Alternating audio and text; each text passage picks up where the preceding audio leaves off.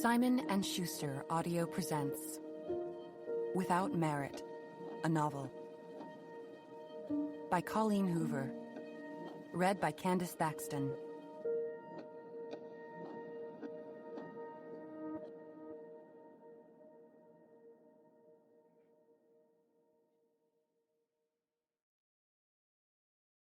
Chapter 1. I have an impressive collection of trophies that I did not win. Most of them I purchased from thrift stores or garage sales. 2 of them I got from my father for my 17th birthday. Only one of them I stole. My stolen trophy is probably my least favorite one. I took it from Drew Waldrop's bedroom right after he broke up with me. We had been dating 2 months, and it was the first time I allowed him to put his hand all the way up my shirt. I was thinking about how nice it felt when he looked down at me and said, "I don't think I want to date you anymore, Merit." There I was, enjoying his hand on my boob, and all the while he was thinking of how he never wanted his hand on my boob again. I stoically slid out from under him and stood up. After straightening out my shirt, I walked over to his bookshelf and snatched the biggest trophy he had. He never said a word. I figured if he dumped me with his hand up my shirt, I should at least get a trophy for it. That district championship football trophy was actually the start of my collection. From there, I'd pick up random trophies from garage sales or thrift shops anytime something shitty happened. Fail my driving test? First place in shot put. Don't get asked to junior prom? All-star cast in 1-act play. My father proposes to his mistress? Little League team champions. It's been 2 years since I stole that first trophy. I have 12 trophies now, although far more than 12 shitty things have happened to me since Drew Waldrop broke up with me. But it's surprisingly difficult to find unwanted trophies, which is why I'm here at a local antique shop, eyeing the 7th place pageant trophy I've been wanting since I first saw it 6 months ago. It's about 1.5 feet tall, and it's from a 1972 Dallas pageant called Boots and Beauties. I like it because of the ridiculous pageant title, but I love it because of the gold-plated woman on top of the trophy. She's wearing a ball gown, a tiara, and a pair of boots with spurs. Everything about it is absurd, especially the $85 price tag, but I've been saving up for it since I first laid eyes on it, and I finally have enough money to purchase it. I grabbed the trophy and turned to walk toward the register when I notice a guy on the 2nd floor of the antique store. He's leaning over the railing, staring at me. His chin is resting casually in one of his hands like he's been in that position for a while. He smiles as soon as we make eye contact. I smile back, which is a bit out of character for me. I'm not the type to flirt, and I'm definitely not the type to know how to reciprocate when someone flirts with me. But his smile is pleasant, and he isn't even on the same floor as me, so I don't feel threatened by potential embarrassment. "What are you doing?" he calls out. Naturally, I look over my shoulder to see if he's directing his comment at me. Maybe the guy isn't looking at me and he's talking to someone behind me, but other than a mother who braved the antique store with her little boy, there isn't anyone else in my vicinity. And the woman and her child are both facing the opposite direction, so he must be referring to me. I look back up at him, and he's still looking down at me with that smile. "I'm buying a trophy." I think I might like his smile, but he's a little too far away for me to tell if I'd be attracted to him. His confidence is attractive in itself. He has dark hair, and it's a bit choppy and spastic, but I'm not judging because I don't think I've brushed my own hair since yesterday morning. He's wearing a gray hoodie with the sleeves shoved above his elbows.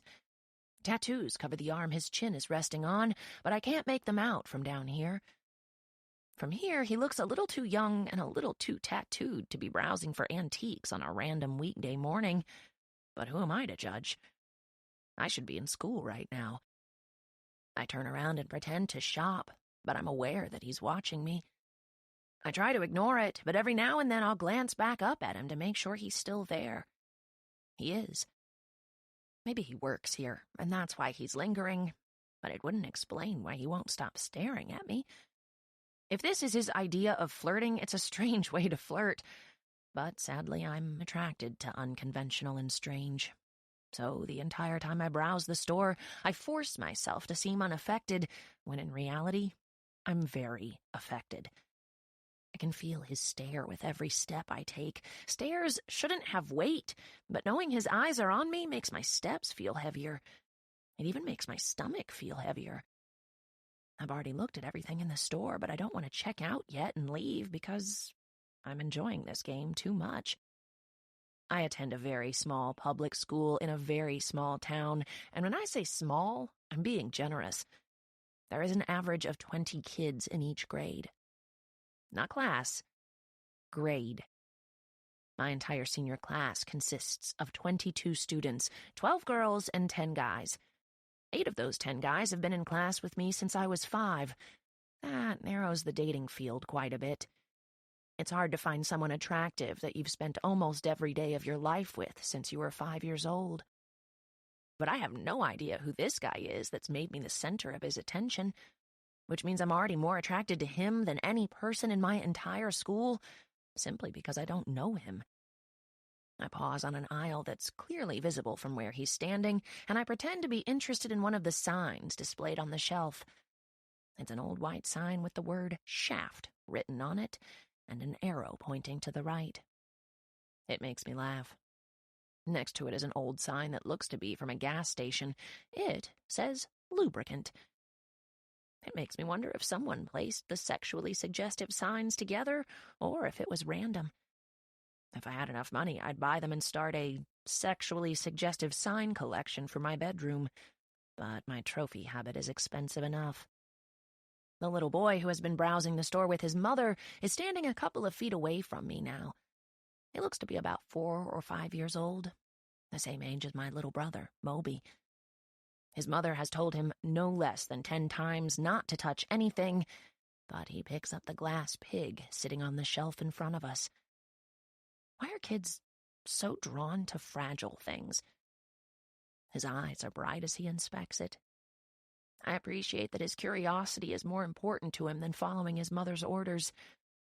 "Mom, can I have this?" His mother is an aisle over, digging through a rack of old magazines.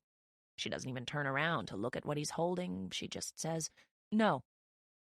The boy's eyes dim immediately, and he frowns as he goes to set the pig back on the shelf, but his little hands fumble when he tries to set it down, and the pig slips from his grasp, shattering at his feet. "Don't move," I say to him, reaching him before his mother does. I bend down and start picking up the pieces. His mother plucks him up and sets him a few feet away so that he's out of reach of the glass. "I told you not to touch anything, Nate." I glance over at the little boy, and he's staring at the broken glass like he just lost his best friend. His mother presses her hand to her forehead like she's exhausted and frustrated, and then bends down and starts helping me pick up the pieces. "He didn't do it," I say to her. "I'm the one who broke it." The woman looks back at her little boy, and her little boy looks at me like he doesn't know if this is a test.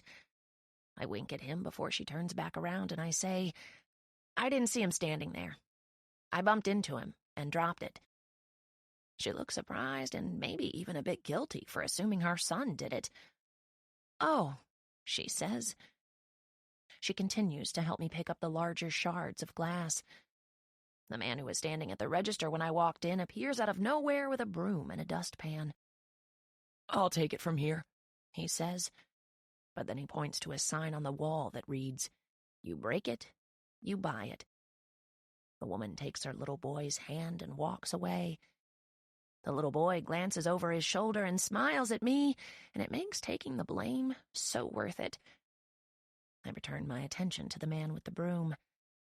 "How much was it?" $49. I'll only charge you 30, though." I sigh.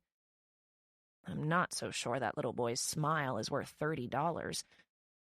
I walk my pageant trophy back to its home and pluck a much cheaper, much less appealing trophy from the shelf. I take it to the register and pay for the shattered pig and my first-place bowling trophy. When the man hands me the sack and my change, I head toward the door. Right when I go to push it open, I remember the guy who was watching me from the second-floor railing. I glance up, before I walk out the door, but he's no longer there. Somehow this makes me feel even heavier.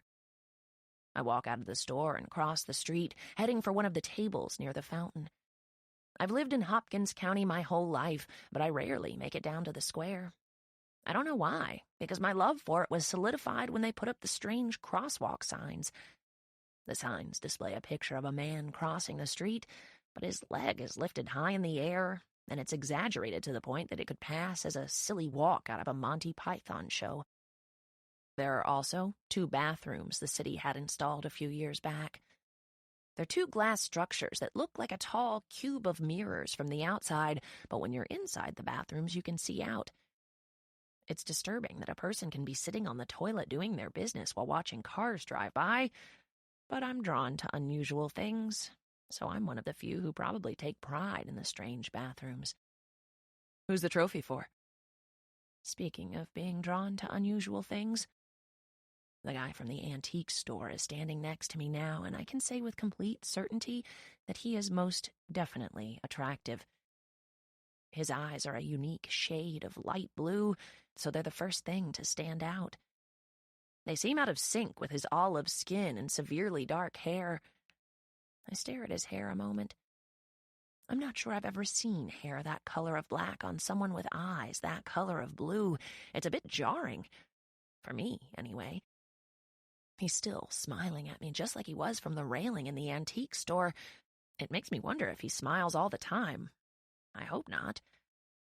I like the thought that maybe he's smiling at me because he can't help it. He nudges his head toward the sack in my hand, and I suddenly remember he asked me a question about the trophy. Oh, it's for me. He tilts his head in amusement or wonder. I don't really know which one he's feeling, but I'm fine with either. You collect trophies you didn't win? I nod, and it makes him laugh a little, but it's a silent laugh, almost like he wants to keep it to himself. He slides his hands in his back pockets. Why aren't you in school right now? I didn't realize it was that obvious that I'm still in high school. I drop my sack on the table next to us and slip off my sandals. It's a nice day. I didn't want to be locked in a classroom.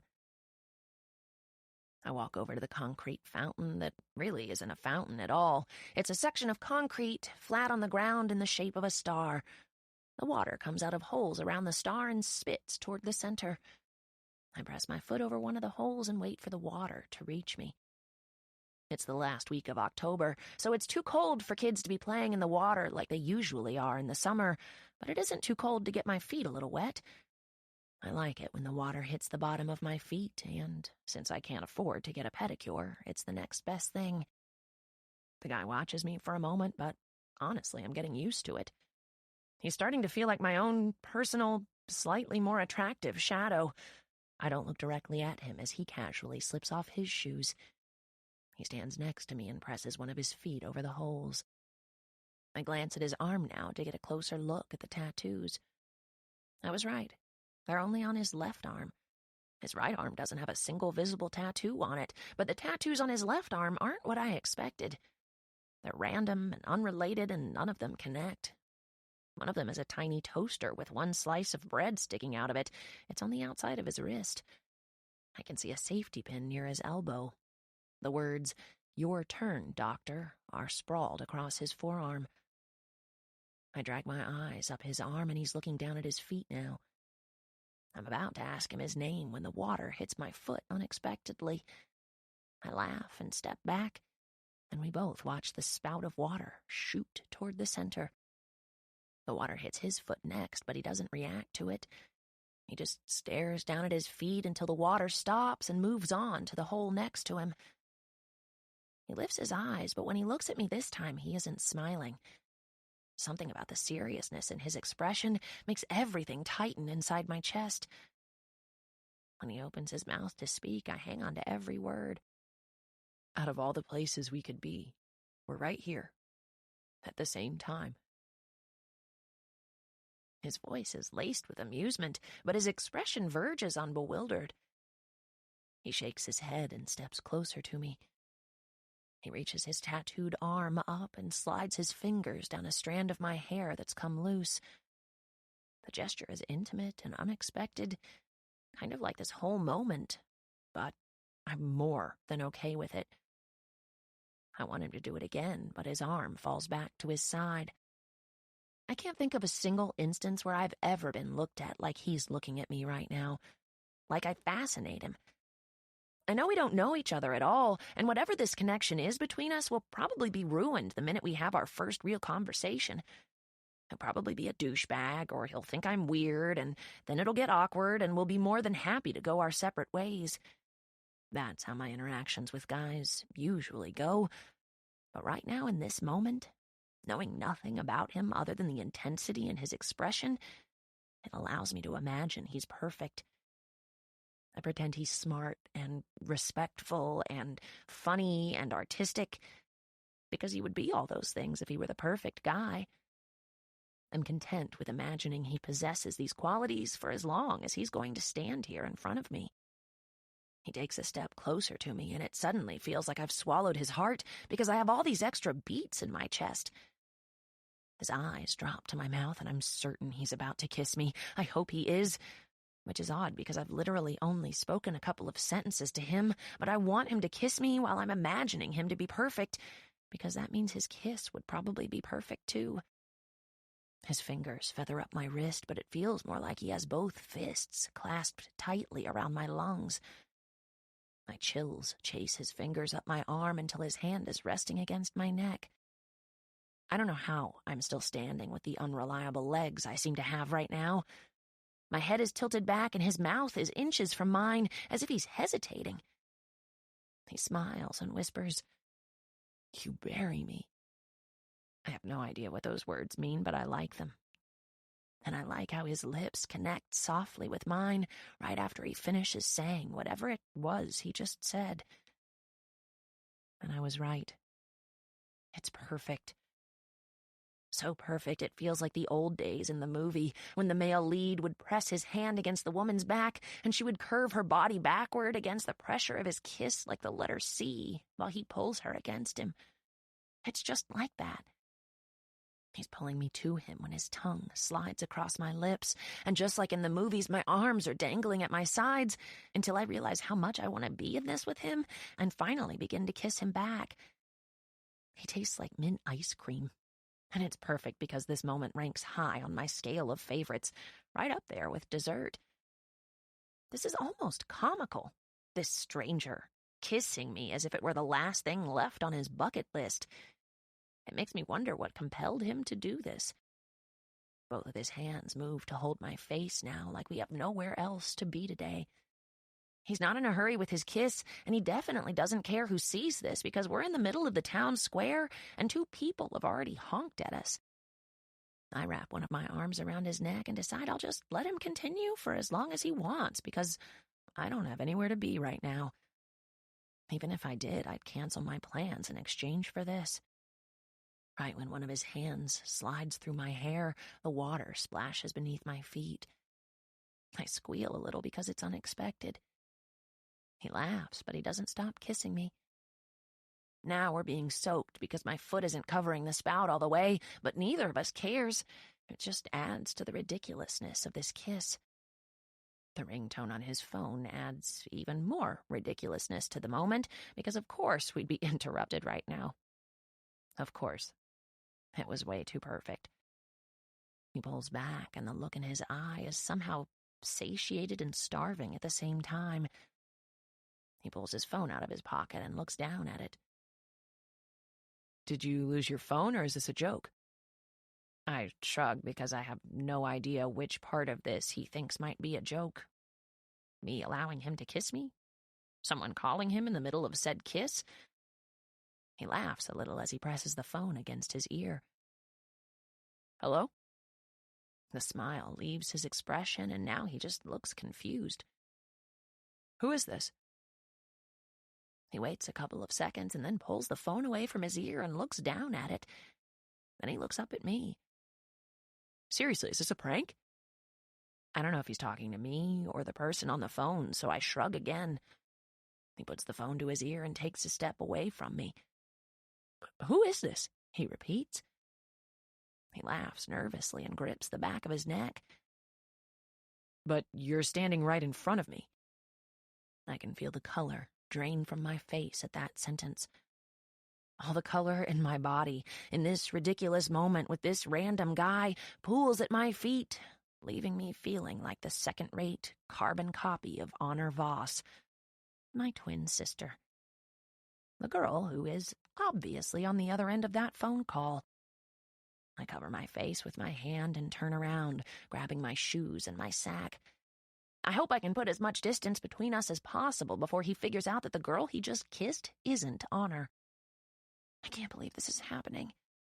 I just kissed my sister's boyfriend. I didn't do it on purpose, obviously. I had a feeling she had just recently started seeing someone because she's been gone a lot. But out of all the guys in the world, how was I supposed to know this particular guy was him? I continue to rush away, but I can't get far enough before I hear him running after me. "Hey," he calls out. This is why he was watching me in the store. He thought I was her. It's why he asked why I wasn't in school, because if he knows Honor well enough to kiss her, he knows Honor would never skip school. It all makes sense now. This wasn't some random connection between two strangers. This was him mistaking me for his girlfriend and me being a complete fool for not immediately realizing what was happening. I feel his hand grip my elbow. I have no choice but to turn and face him because I need to make it clear that Honor can never find out about this. When our eyes meet, he's no longer looking at me like I fascinate him. He's staring at his phone and then me and then his phone and then... "I am so sorry," he says. "I thought you were..." "You thought wrong," I snap, even though it was an honest mistake. Honor and I are identical, but if he knew my twin sister at all, he should know she would never be caught dead in public looking like I look right now. I'm not wearing makeup, my hair is a mess, and my clothes are left over from yesterday. He slides his phone back in his pocket, but it begins to ring again. When he pulls it out, I can see Honor's name flashing across the screen. I grab his phone and swipe my finger across the screen. "Hey." "Merit?" Honor laughs. "What's going on? Why are you with Sagan?" Sagan. Even his name is perfect. "I'm not. I just bumped into him. He thought I was you, but then you called, and let's just say he was confused." I say all this while staring directly at Sagan. He keeps his eyes locked on mine and doesn't even try to take the phone away from me. Honor laughs again. "That's funny. I wish I could have seen his face." "It was priceless," I deadpan. "But you should know to warn your boyfriend that you have an identical twin." I hand the phone back to Sagan. I back away a few steps, and he's holding the phone in his hand, unable to take his eyes off me. "Do not repeat what just happened to her," I whisper. "To anyone, ever." He nods, albeit hesitantly. As soon as I have confirmation that he won't repeat this to Honor, I turn and walk away. Nothing could ever top this level of embarrassment. Nothing. Chapter 2. I am such a fool. But God, it was so beautifully unexpected. His intensity caught me off guard, but the second he kissed me, I was a goner. He tasted like mint, and he was so warm, and then the water was splashing us, and it was a sensory overload that I wanted to be an overdose. I wanted it all. I wanted to feel everything. That unexpected kiss made me feel alive for the first time, and actually, I'm not sure I've ever felt that way. Which is exactly why I didn't come to the realization that he thought he was kissing Honor.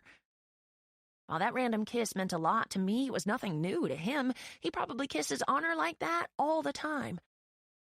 Which is confusing because he seemed to be healthy. Not Honor's type, normally. Speaking of Honor, I turn on my blinker and reach for my phone on the second ring. It's odd that she's calling me. We never call each other. When I come to the stop sign, I answer it with a lazy, "Hey, are you still with Sagan?" Honor asks. I close my eyes and release a tiny bit of air. I don't have much to spare after that kiss back there. No. She sighs. Weird, he's not answering his phone now. I'll try calling him back. Okay. I'm about to hang up when she says, Hey, why aren't you in school right now? I sigh.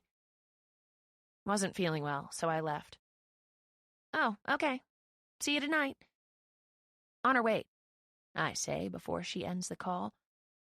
Is something wrong with Sagan? What do you mean? You know, are you with him because... Is he dying? It's quiet for a moment, but then I can hear the irritation in her voice when she says, Jesus, Merit, of course not. You can be a real bitch sometimes. The line goes dead. I look down at the phone. I wasn't trying to insult her. I'm genuinely curious if that's why she's dating him. She hasn't had a single boyfriend with an average lifespan since she started dating Kirk at 13. She's still heartbroken over the way that relationship left her feeling like she was choking on scar tissue. Kirk was a nice farm boy. He drove a tractor, baled hay, knew how to flip an electrical breaker, and once fixed the transmission of a car that my father couldn't even fix himself. About a month before we turned 15 and 2 weeks after Honor lost her virginity to Kirk, his father found Kirk lying on the ground in the middle of their pasture, semi-conscious and bleeding. Kirk had fallen off the tractor, which ran over him, injuring his right arm. Although the injury wasn't life-threatening, while receiving treatment for the injury, the erudite doctor sought answers as to why Kirk might have fallen off the tractor to begin with. Turns out, Kirk had suffered a seizure as the result of a tumor that had been growing in his brain. Possibly since infancy, said the doctor. Kirk lived 3 more months. The entire 3 months he lived, my sister rarely left his side. Honor was the first and last girl he loved, and the last person Kirk saw before taking his final breath. Honor developed an unhealthy affliction as a result of her first love dying from a tumor that had been growing in his brain, possibly since infancy. Honor found it almost impossible to love any boy after who was of average health and normal lifespan. She spends most days and nights in online chat rooms for the terminally ill, falling madly in love with boys who have an average life expectancy of 6 months or less. Although our town is a bit too small to provide Honor with an ample supply of ailing suitors, Dallas is less than a 2-hour drive away. With the number of hospitals devoted to terminal illnesses, at least 2 boys have been within driving distance to Honor. During their last few weeks on Earth, Honor spent the remaining days by their sides, determined to be the last person they saw and the last girl they loved before taking their final breaths. Because of her obsession with being loved eternally by the terminally ill, I'm curious what has drawn her to this Sagan guy. Based on her relationship history, I think it's fair of me to have assumed he was terminally ill, but apparently that assumption makes me a bitch. I pull into my driveway, relieved I'm the only one here, if you don't count the permanent resident in the basement. I grab my sack with the trophy in it. Had I known at the antique store that I was about to experience the most humiliating event in all my 17 years, I would have bought every trophy they had. I would have had to use Dad's emergency credit card, but it would have been well worth it. I glance at the marquee as I make my way across the yard.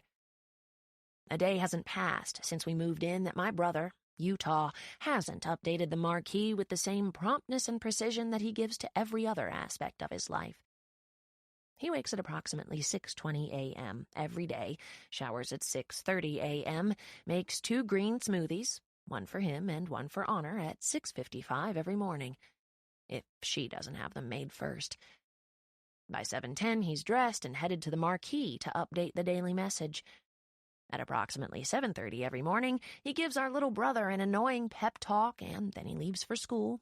Or, if it's a weekend, he heads to the gym to work out, where he walks for 45 minutes at a level 5 on the treadmill, followed by 100 push-ups and 200 sit-ups. Utah doesn't like spontaneity. Despite the common phrase, Utah does not expect the unexpected. He expects only the expected. He does not like the unexpected. He didn't like it when our parents divorced several years ago. He didn't like it when our father remarried. And he especially didn't like it when we were told our new stepmother was pregnant. But he does, in fact, like our half-brother that came as a result of said pregnancy. Moby Voss is hard not to like. Not because of his personality per se, but because he's 4. 4-year-old children are fairly liked across the board. Today, the message on the marquee reads, "You can't hum while holding your nose closed." It's true. I tried it when I read it this morning, and I even try it again as I walk toward the double cedar front doors of our house. I can say with certainty that we live in the most unusual house in this whole town. I say house because it is certainly not a home, and inside this house are 7 of the most unusual occupants. No one would be able to determine from the outside of our house that our family of 7 includes an atheist, a homewrecker, an ex-wife suffering from a severe case of agoraphobia, and a teenage girl whose weird obsession borders on necrophilia. No one would be able to determine any of that from inside our house either. We're good at keeping secrets in this family. Our house is located just off an Oiltop County road in a microscopic northeast Texas town. The building we live in was once the highest-attended church in our tiny town, but it's been our house since my father, Barnaby Voss, purchased the fledgling church and closed its doors to the patrons indefinitely. Which explains why we have a marquee in our front yard. My father is an atheist, although that isn't at all why he chose to purchase the foreclosed house of worship and rip it from the hands of the people. No, God had no say in the matter. He bought the church and closed the doors simply because he absolutely, vehemently, without doubt, hated Pastor Brian's dog, and subsequently Pastor Brian. Wolfgang was a massive black lab who was impressive in size and bark, but lacked a great deal of common sense. If dogs were classified into high school cliques, Wolfgang would most definitely be head of the jocks. A loud, obnoxious dog that spent at least 7 of the 8 precious hours of sleep my father needed each night, barking incessantly. Years ago, we had the unfortunate distinction of being Wolfgang's neighbor when we lived in the house behind the church. My parents' bedroom window overlooked the back property of the church, which also doubled as Wolfgang's stomping grounds, in which he stomped quite regularly, mostly during the hours my father would rather Wolfgang have been sleeping. But Wolfgang didn't like to be told what to do or when to sleep. In fact, he did the exact opposite of what anyone wanted him to do. Pastor Brian had purchased Wolfgang when he was just a pup, not a week after a group of local teens broke into his church and stole the week's tithe. Pastor Brian felt that a dog on the premises would deter future robberies. However, Pastor Brian knew very little in the way of training a dog, much less a dog with the intellect of a high school football jock. So the first year of Wolfgang's existence, the dog had very little interaction with humans outside of his master. Being that Wolfgang got the short end of the stick when it came to intellect and interaction, all of his boundless energy and curiosity were placed solely on the unsuspecting and possibly undeserving victim who occupied the property directly behind the church. My father, Barnaby Voss. My father had not been a fan of Wolfgang since the moment they became acquainted. He prohibited me and my siblings from interacting with the dog, and it was not uncommon for us to overhear my father threatening to murder Wolfgang under his breath and at the top of his lungs. My father may not be a believer in the Lord, but he is an avid believer in karma. As much as he fantasized about murdering Wolfgang, he did not want the murder of an animal hanging over his head, even if that animal was the worst he'd ever encountered. Wolfgang's feelings were mutual. Or so it was assumed by the way Wolfgang spent the better part of his life barking and growling at my father, inconsiderate to whether it was day or night or weeknight or weekend, only occasionally distracted by a rogue squirrel. Dad tried everything over the years to put an end to the incessant harassment, from earplugs to cease-and-desist warnings to barking right back at Wolfgang for 3 hours straight after a Friday evening of consuming 3 glasses more than his usual evening glass of wine. He attempted all of these things to no avail. In fact, my father was so desperate for a peaceful night's sleep, he once spent an entire summer attempting to befriend Wolfgang in hopes that the barking would eventually cease. It didn't. Nothing worked. And from the looks of it, nothing would ever work, because Pastor Brian cared for Wolfgang a significant deal more than he cared for his neighbor Barnaby Voss. Unfortunately for Pastor Brian, his fledgling church was at an all-time financial low, while my father's used car lot and thirst for revenge were at an all-time high. My father made a bid the bank couldn't refuse, and one Pastor Brian could not himself raise the funds to match. It helped that my father also threw in quite a deal on a used Volvo for the loan officer in charge of the church's foreclosure. When Pastor Brian announced to his congregation that he'd lost a bidding war to my father and that my father would be closing the doors to the public and moving our entire family into the church, our family became fodder for gossip, and it hasn't subsided since. After signing the closing papers almost 5 years ago, my father gave Pastor Brian and Wolfgang 2 days to vacate the premises. It took them 3. But on the 4th night, after our family moved into the church, my father slept 13 hours straight. Pastor Brian was forced to relocate his Sunday sermons, but with divine intervention on his side, it took no more than just 1 day to find an alternate venue. He reopened a week later in an upscale barn that was used by a deacon to house his collection of tractors. For the first 3 months, the parishioners sat on bales of hay while Pastor Brian preached his sermon from a makeshift platform constructed out of plywood and pallets. For 6 solid months, Pastor Brian made it his personal mission to publicly pray for my father and his wayward soul every Sunday before dismissing church. "May he see the error of his ways," Pastor Brian and the parishioners would say, "and return us to our house of worship at an affordable price." This news of being at the top of Pastor Brian's prayer list was unsettling to my father, for he did not feel he had a soul, much less a wayward soul. He certainly did not want the churchgoers praying for said soul. Approximately 7 months after we turned that old church into our family dwelling, Pastor Brian was seen driving a brand-new-to-him Cadillac convertible. The following Sunday, Barnaby Voss was coincidentally no longer a subject in Pastor Brian's passive-aggressive closing prayer.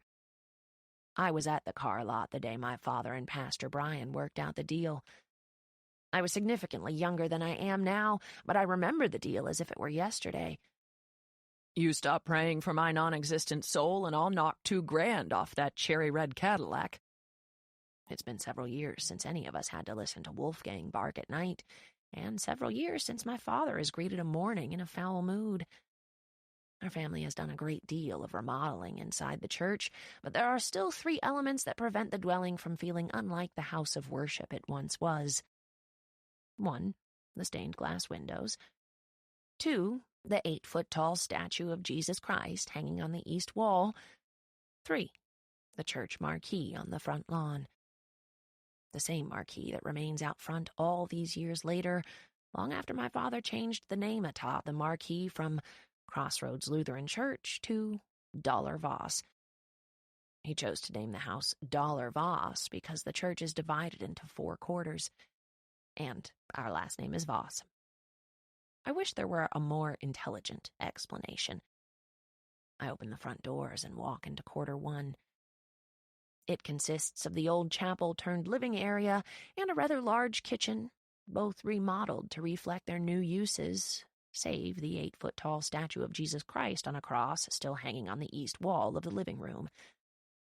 Utah and my father worked tirelessly one summer to dismount the 8-foot-tall statue to no avail.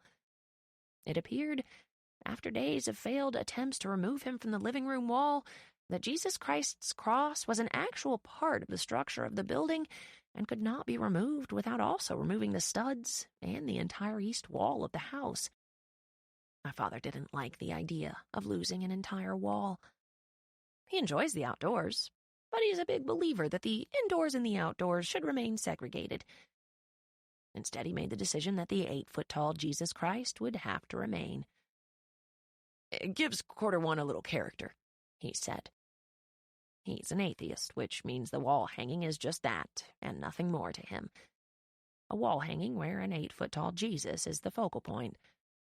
Nonetheless, I make it a point to ensure Jesus Christ is dressed to reflect the appropriate holiday, which is why the 8-foot-tall statue of Jesus Christ is currently covered in a white bedsheet. He's dressed as a ghost. Quarter 2, which at one time consisted of 3 Sunday school classrooms, has since had walls added and is now divided into 6 rather small bedrooms, large enough to contain 1 child, 1 twin-sized bed, and 1 dresser. My 3 siblings and I occupy 4 of the 6 bedrooms. The 5th bedroom is a guest room, and the 6th bedroom is used as my father's office, which I've never actually once seen him use. Quarter 3 is the old dining hall turned master bedroom. It's where my father sleeps soundly for at least 8 hours every night with Victoria Finney Voss. Victoria has lived in Voss for approximately 4 years and 2 months. 3 months prior to the finalization of my father's divorce from my mother, and 6 months prior to the birth of my father's 4th and hopefully final child, Moby. The last quarter of Voss, quarter 4, is the most secluded and controversial of the 4 quarters. The basement.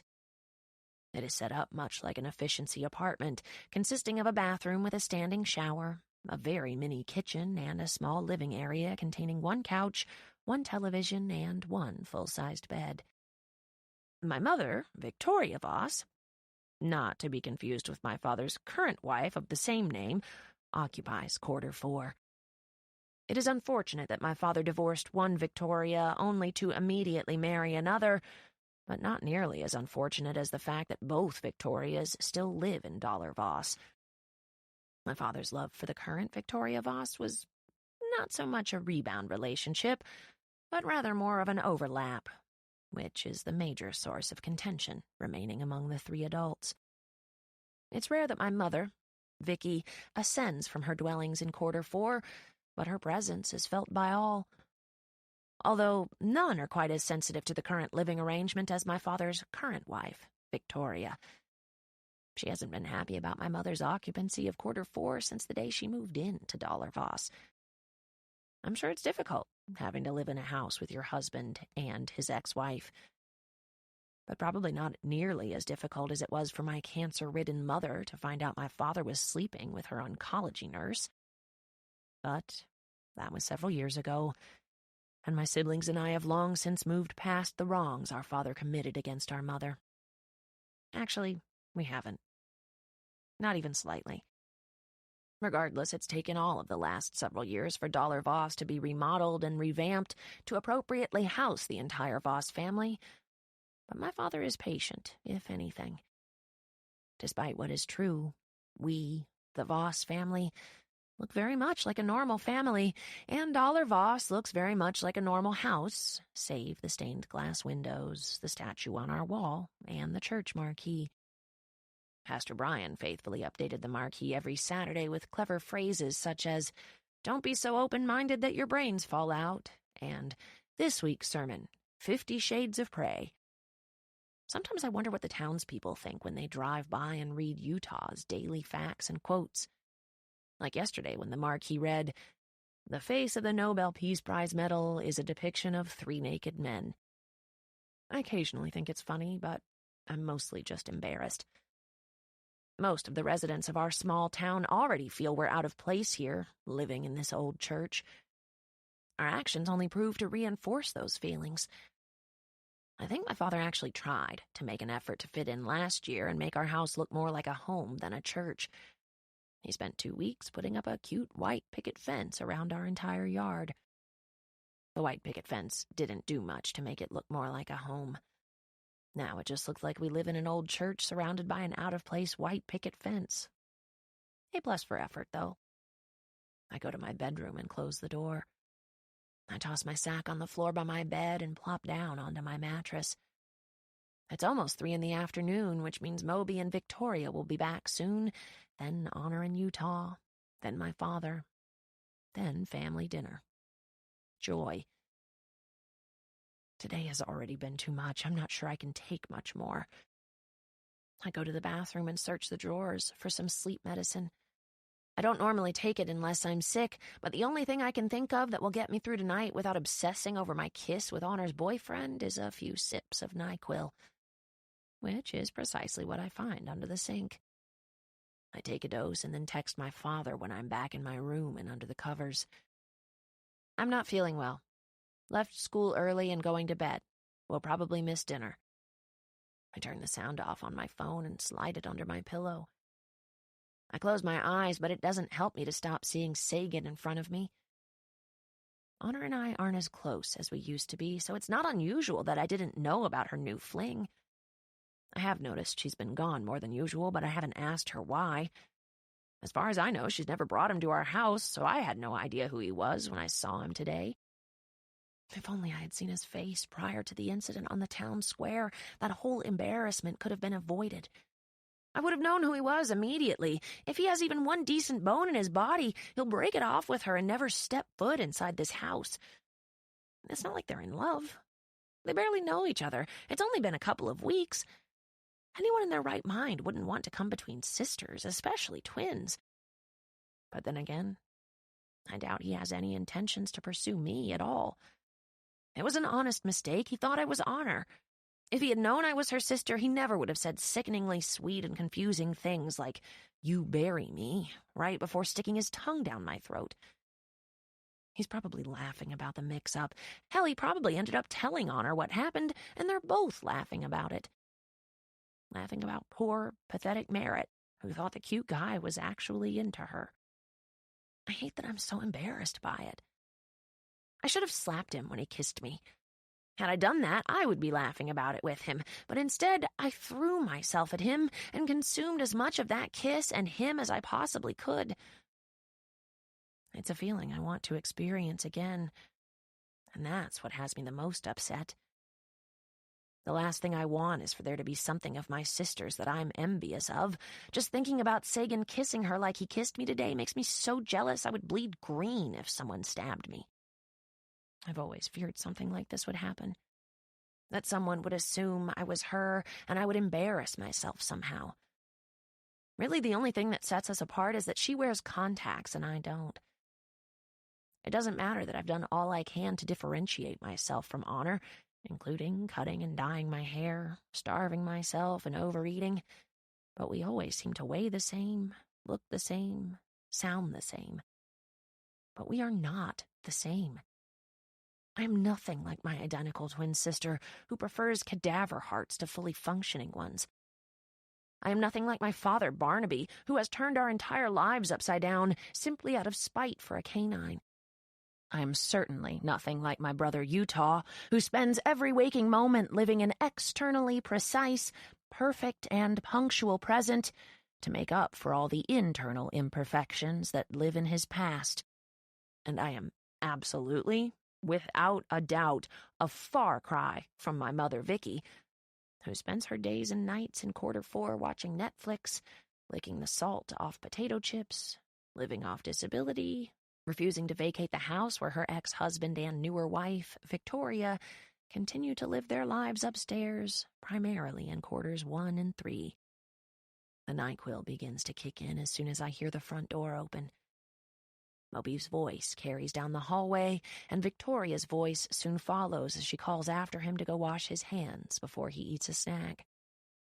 I reach to my nightstand and grab my headphones. I'd much rather fall asleep listening to Seafret than to the sound of my family right now.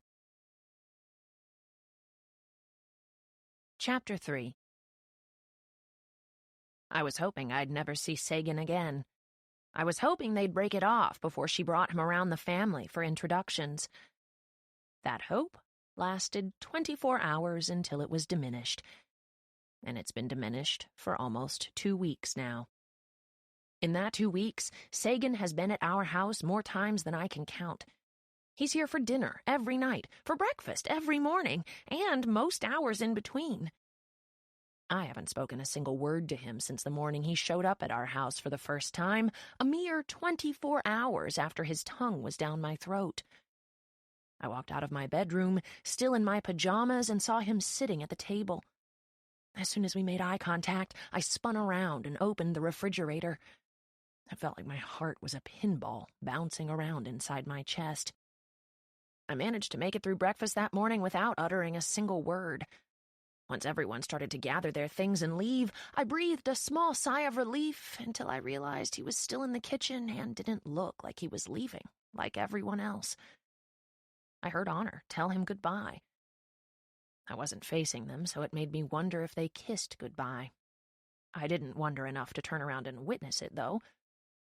I was curious why he wasn't walking out with her. It was a bit odd that he'd linger in a house he wasn't acquainted with after his girlfriend left for school, but that's exactly what he did. Once everyone was gone but him, I grabbed a rag to wipe down the counter. It didn't need cleaning, but I didn't know what else to do with my hands or my eyes. He stood up and picked up the 3 glasses left behind on the table. He walked them into the kitchen and stood next to me while he poured the contents in the sink. There was such a heavy silence in the room. It made the moment between us seem much more dramatic than it should have been. "Do you want to talk about what happened?" he said. He opened the dishwasher like he had the right to be doing dishes in this house. He put the 3 glasses on the top shelf and then closed it. He dried his hands on a towel and dropped it on the counter while he waited for a response from me. I merely shook my head, uninterested in bringing it up again. He sighed and then said, "Merit." I made eye contact with him, which was a terrible idea because he dipped his head and looked at me apologetically, which made it impossible to hold on to any form of undeserved anger I held toward him. "I'm really sorry. I thought you were her. I never would have kissed you had I known otherwise." He appeared to be genuine in his apology, but as much as I tried to grasp the sincerity, I couldn't help but analyze that last part. "I never would have kissed you had I known otherwise." Somehow that felt more like an insult than an apology, and I knew the whole thing was stupid, and it really was an honest mistake. Honor didn't know it happened, so I should have been able to laugh it off, but I couldn't. It was hard to laugh off something that affected me like it did, but I did my best to fake it. "That's fine," I said with a shrug. "Really, it was such an awkward kiss anyway. I'm glad it was an accident because I was about 2 seconds away from slapping you." Something in his expression faltered. I forced a smile as I turned and walked to my bedroom without looking back at him. That was the last time we spoke. We don't speak at breakfast.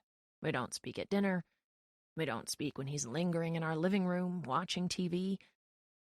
But just because we don't speak doesn't mean I don't feel it every time he looks at me.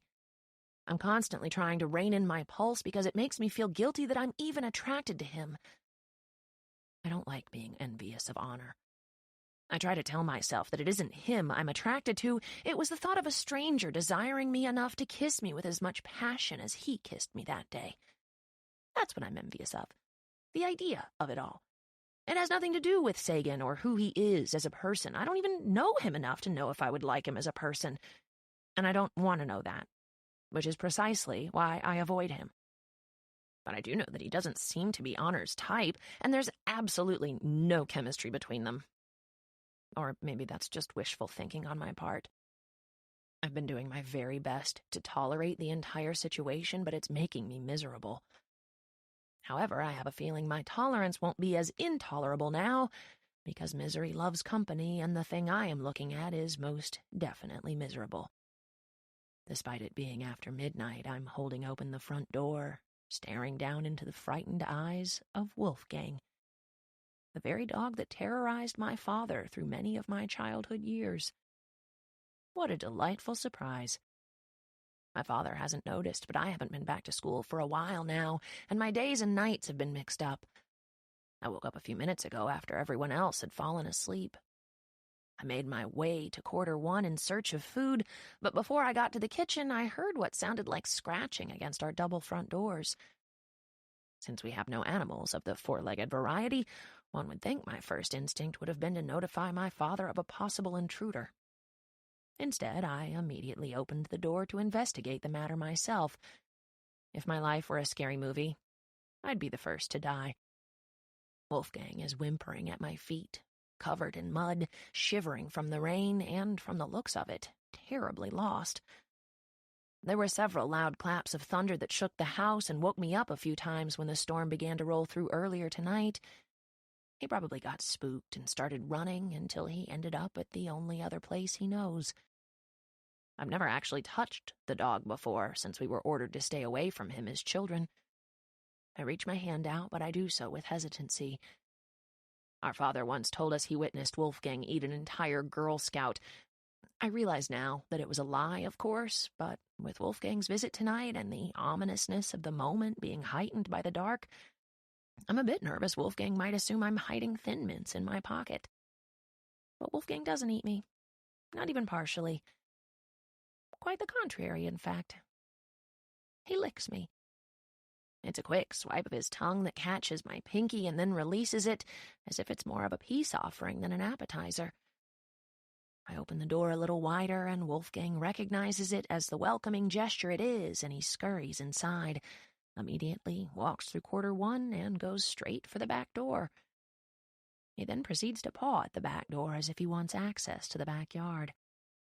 I've always assumed Wolfgang was an ignorant dog, so it surprises me he found his way back to his old stomping grounds.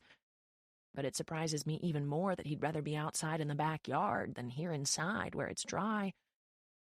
I would ask him why he's making such a poor choice, but he's a dog. I open the back door and Wolfgang whimpers once more and then pushes against the screen door until it opens, as if he's on a mission. I flip on the light to the backyard and watch as Wolfgang descends the steps and rushes through the rain to the doghouse that hasn't been moved or used since he was evicted by my father years ago. I want to warn Wolfgang that there could be spiders or other occupants who have since taken over his old residence, but he doesn't seem to mind. He disappears inside the old doghouse, and I watch for a moment to see if he comes running back out, but he doesn't. I close the screen door, and then the back door, and lock the deadbolt. I'll return him to Pastor Brian in the morning. That is, if he doesn't figure out how to scale the backyard fence and get home on his own. I make myself a sandwich and turn on the TV, but by the time I'm done eating, I still haven't found anything interesting to watch. I slept so long tonight, I feel completely energized, and I'm hardly even thinking about Honor and her boyfriend. I decide to use my unusual burst of energy to clean my room. I pop in my headphones and start to clean, but it's surprising how many songs talk about forbidden love or kissing someone. I change the song every time my mind goes there in hopes it will spark an unrelated memory. I skip songs until I get to Ocean, and then I grab an old t-shirt to wipe down all my trophies. Every time I buy a new one, I dust them and rearrange them. The new bowling trophy I bought a couple of weeks ago will go front and center. I reach to the back of my shelf and grab the football trophy I stole from Drew Waldrop. I set it aside for when I change Jesus Christ's outfit later tonight. I spend the next several hours enjoying a house of solitude while everyone sleeps. I take an uninterrupted shower. I watch the first 10 minutes of 8 different shows on Netflix. I might have an issue with my attention span because I can never make it through an entire show without getting bored. I do 1.5 crossword puzzles before I get stumped on a 4-letter word for word. When I notice the first tease of sun shining through one of the stained glass windows, I decide to change Jesus Christ's clothes before anyone wakes up. I gather all the stuff I need. Once I have the ladder set up in the living room, I climb it with my stolen football trophy in hand. I slide the roll of tape off my wrist and place the trophy in Jesus' right hand, then secure it there with the tape. I readjust the cheese hat on top of his crown of thorns. When I finish, I descend the ladder and stand back to admire my creation. I normally give Jesus a temporary nickname, depending on the theme of his outfit. Last month, he was referred to as Holy Ghost for obvious reasons. And now, considering he is currently dressed as a Packers fan, complete with a home team jersey, a Wisconsin cheese hat, and now Drew Waldrop's missing trophy, I think I shall deem him Jesus Christ. Dad and Victoria are going to be pissed when they see that. I turn around and a freshly showered and dressed Honor is staring up at Jesus. I smile because that's precisely why I went through all this effort, My father is a huge Cowboys fan, and he's been talking about tonight's game between Dallas and Green Bay incessantly. He's only going to be mad that I dressed him as a Packers fan. Victoria, on the other hand, will be mad that I dressed him at all. Unlike my father, Victoria believes in God and Jesus and the sanctity of religion. She hates it when I dress up Jesus. She says it's sacrilegious and disrespectful. I disagree. It would be disrespectful if the actual Jesus Christ were in our living room and I forced him to change clothes all the time, but this Jesus is fake, made out of wood and plastic. I tried to explain that to Victoria. I told her one of the 10 Commandments is not to worship false idols, dressing this idol of Jesus up for fun, that rather than worshiping it, is actually following the commandment. She didn't see it that way. But her opposition obviously hasn't persuaded me to stop. I grab the ladder and take it back to the garage. Dad should be waking up any minute now, so I get rid of the evidence, even though it's a given that I'm the only one in the house who makes an effort to dress Jesus Christ anymore. Honor hasn't seemed to care about eternal life since she became obsessed with the terminally ill a few years ago. Honor and I may look identical, sound identical, and share identical mannerisms, but we couldn't be more opposite. Most identical twins finish each other's sentences, know what each other is thinking, and share common interests. But Honor and I confuse the hell out of each other. We tried our best to live up to the identical twin standard, but once we hit puberty, we just kind of gave up. Then when she started dating Kirk, his death put an even bigger wedge between us, because up until that point, we had experienced almost everything together. But after Kirk died, she had experienced things I hadn't. Being in love, losing her virginity, experiencing grief. We no longer felt like we were on the same level after that. Or at least she felt she was on a different level than me, and the more time that passes, the more we drift apart. I walk back into the kitchen from the garage, and my steps falter at the sight of Sagan. His back is to me as he sits at our kitchen table, in our house, at a highly inappropriate time of day. Who visits their girlfriend at 7 a.m? He's becoming a constant fixture in Voss, which makes me feel less and less envious of my sister every time he chooses to be here. Who in their right mind would willingly return to this house? Has he not met my family? Is he that blinded by his unrequited love for Honor? He's hunched over, focused intently on his sketch pad in front of him. When I realized he was actually an artist, I laughed at my luck. I had hoped he was an artist right before he kissed me, but it's only fitting that the more I'm around him, the more perfect he seems. It's karma for being attracted to my twin sister's boyfriend. Moby walks into the kitchen and shuffles over to the table. Moby is quite possibly the only part of this family that brings me joy, but 4-year-olds are fairly liked across the board. There's still plenty of time for Moby to disappoint me. "Morning, buddy." Sagan ruffles Moby's hair, but Moby is not a morning person despite his age. He shifts his head away and climbs into the seat next to him. Sagan tears off a sheet of blank paper from the sketchbook he's been hunched over. He slides the piece of paper in front of Moby and plucks a crayon out of a basket in front of him, winning Moby over instantly. There isn't a 4-year-old on Earth who doesn't love a crayon and a sheet of paper. Moby is always trying to copy the things Honor's boyfriend sketches, which is humorous considering the morbid themes her boyfriend is always sketching. Just yesterday, I found a picture he sketched of Honor. She was sitting in an empty grave, putting on lipstick. On the back, he had written, "Till death do us part." I never know what any of his drawings mean, but they fascinate me. I just don't want him to know that. I also don't want him to know that every time he draws a sketch for Honor and she leaves it lying around like it doesn't even mean anything to her, I steal it. I have several of his drawings now, wrapped in a bathrobe and stuffed in the bottom of my dresser drawer. Sometimes I look at them and pretend they're pictures of me and not Honor. I'm sure the one he's sketching now will end up at the bottom of my drawer as well, because Honor doesn't appreciate the artistic side of him. Moby glances at me and covers his mouth with his hand, mumbling something intended for only me to hear.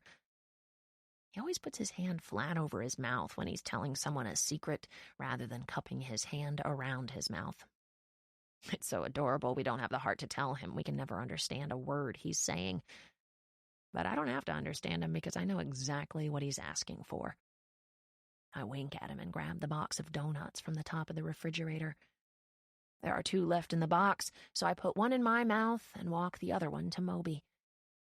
He takes the donut from my hand and immediately crawls under the table to eat it.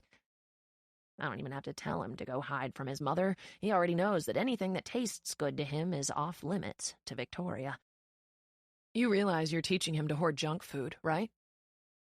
Utah enters the kitchen in his usual holier-than-thou mood. If he grows up to be morbidly obese, it's your fault. I disagree with this theory, but I don't say anything to defend my actions. It would ruin my 3-day streak of not speaking. But despite my lack of a rebuttal, Utah is wrong. If Moby grows up to be morbidly obese, that's all on Victoria. She's eliminated entire food groups from his diet. She doesn't allow him to have sugar, carbs, gluten, or any ingredient that ends in "ose." The poor kid eats steel-cut oatmeal for breakfast every day without butter or sugar. That can't be good for him. At least I sneak him sweets in moderation. Utah walks past me, heading for his smoothie. He takes it from Honor's hand and leans in to give her a quick thank you kiss on top of her head. He knows not to come near me with his cheerful sibling affection. If the proof weren't in our DNA, I would say that Utah and Honor seem more like identical twins than she and I do.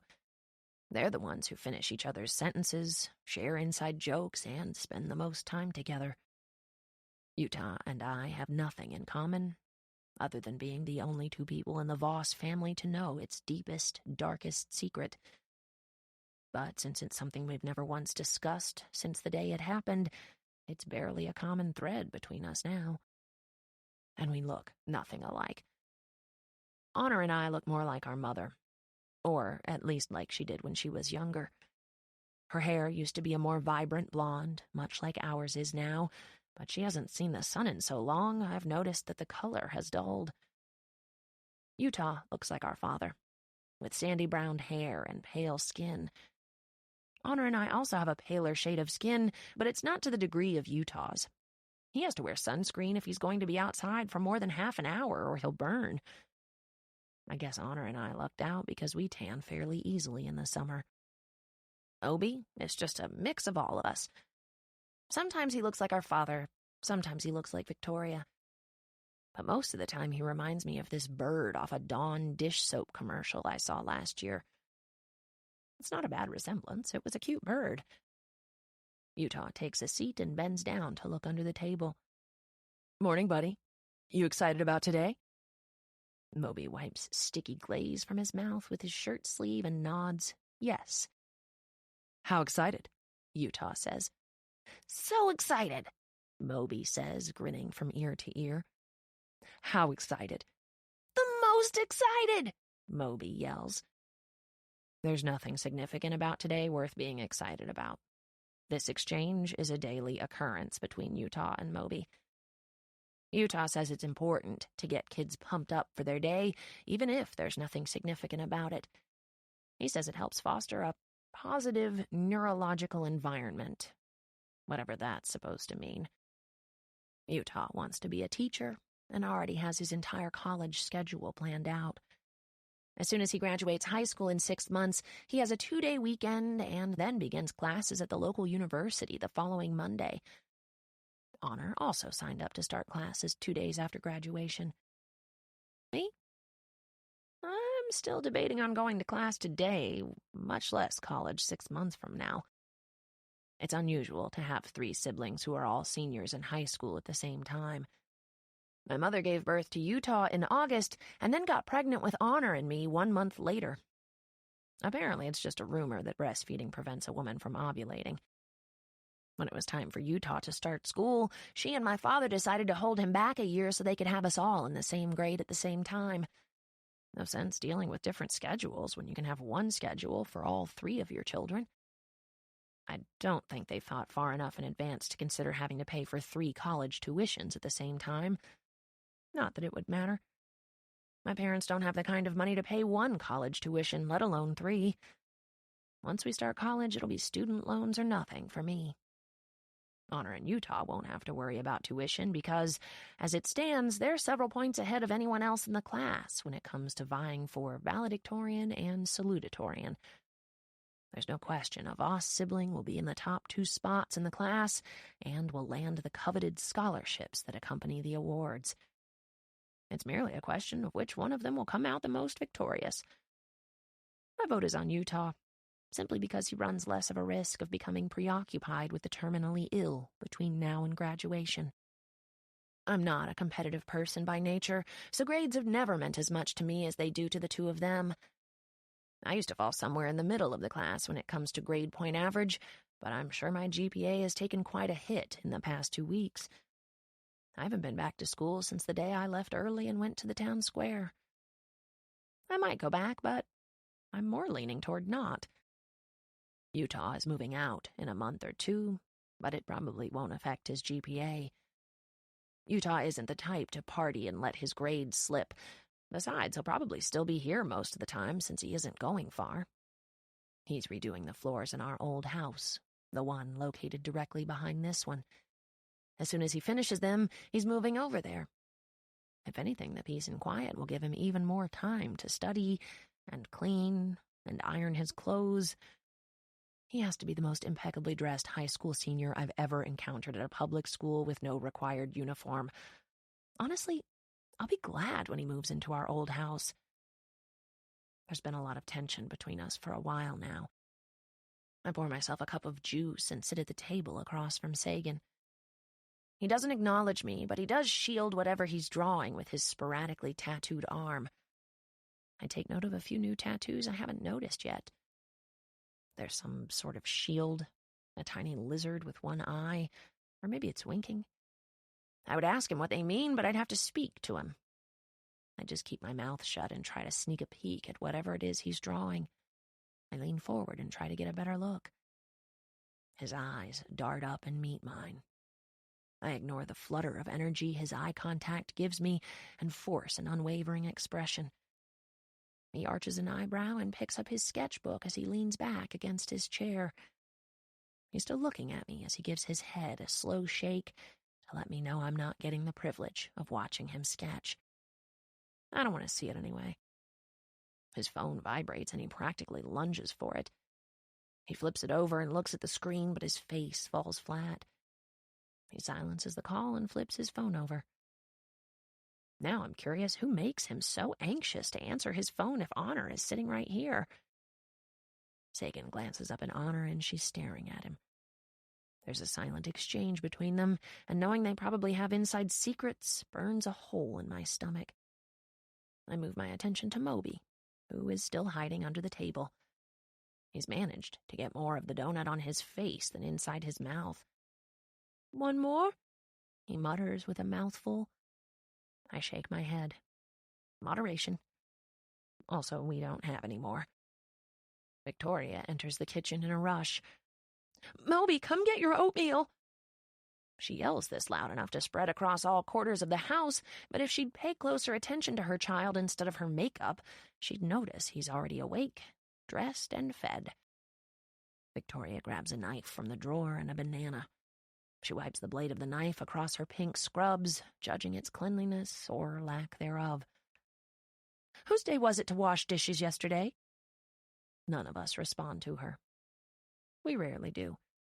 Unless our father is in the room, Victoria is of little importance to us. "Well, whoever unloaded the dishwasher, make sure the dishes are clean before you put them away. These are disgusting." She puts the knife in the sink and pulls another knife out of the drawer. She glances across the kitchen at all her stepchildren sitting around the table. I'm the only one looking at her. She sighs and begins peeling the banana. I have no idea what my father sees in her. Sure, she's cute for her age, having just turned 35, a good 10 years younger than my mother. But that's the extent of Victoria's qualities. She's an overbearing mother to Moby. She takes her job as a nurse way too seriously. Not that being a nurse isn't a reputable career, but the issue with Victoria is she doesn't seem to know how to separate her work life from her home life. She's always in caregiver mode to Moby like he's ill, but he's a very viable 4-year-old.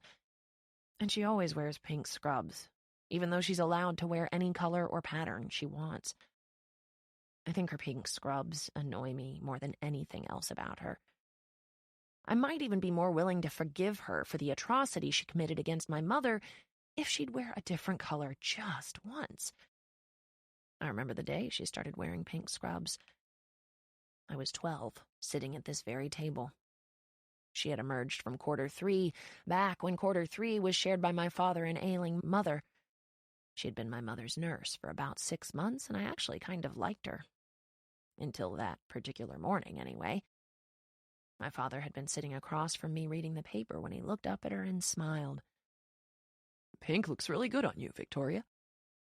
I know I was young, but even kids can recognize flirting, especially when that flirting only involves one of their 2 married parents.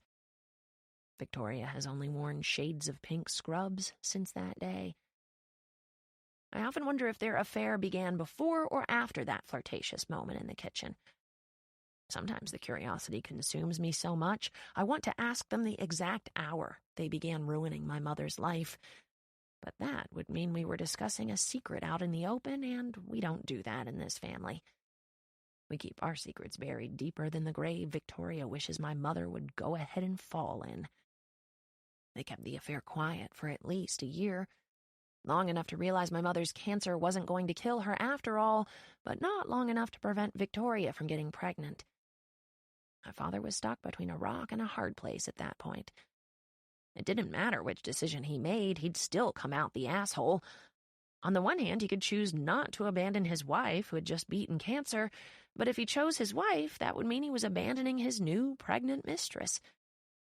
It was so long ago, I'm not sure how he came about making the decision he made. I don't have much recollection of any fighting taking place between the adults. I do, however, remember when my mother and father discussed where his new wife and child would live. She suggested he move to our old home behind Voss and leave her here to manage us children. He refused on the grounds that she wasn't mentally or physically competent enough to manage us children without his help. And, sadly, he was right. My mother had been in a car accident when she was pregnant with my sister and me, and she never fully recovered. To us kids, she's the same person she's always been, considering we didn't know her before the accident. But we know she changed because of how our father references things. He would say, "Before the accident, when your mother could," or "Before the accident, when we would take vacations," or "Before the accident, when she wasn't so ill." He never said any of those things out of spite, I don't think. They were just matter of fact. There is the Victoria Voss before the accident, and the Victoria Voss we now have as a mother. If you don't count her bad back, her 2-year fight against brain cancer, a slight limp in her step, a severe social anxiety that's kept her in the basement for over 2 years, a few scars on her right arm, and her inability to make it through an entire day without at least 2 naps, she's relatively normal.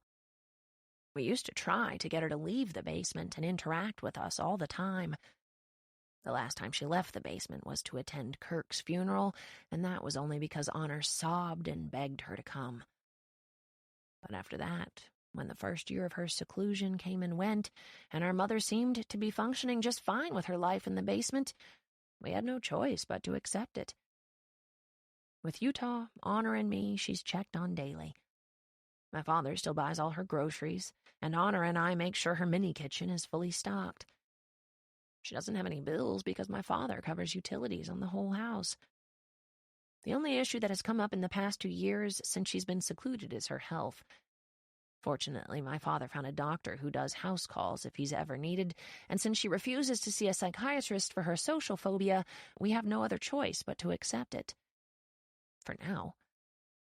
I have a feeling after all 3 of us kids are out of the house next year, Victoria is going to demand my mother move out.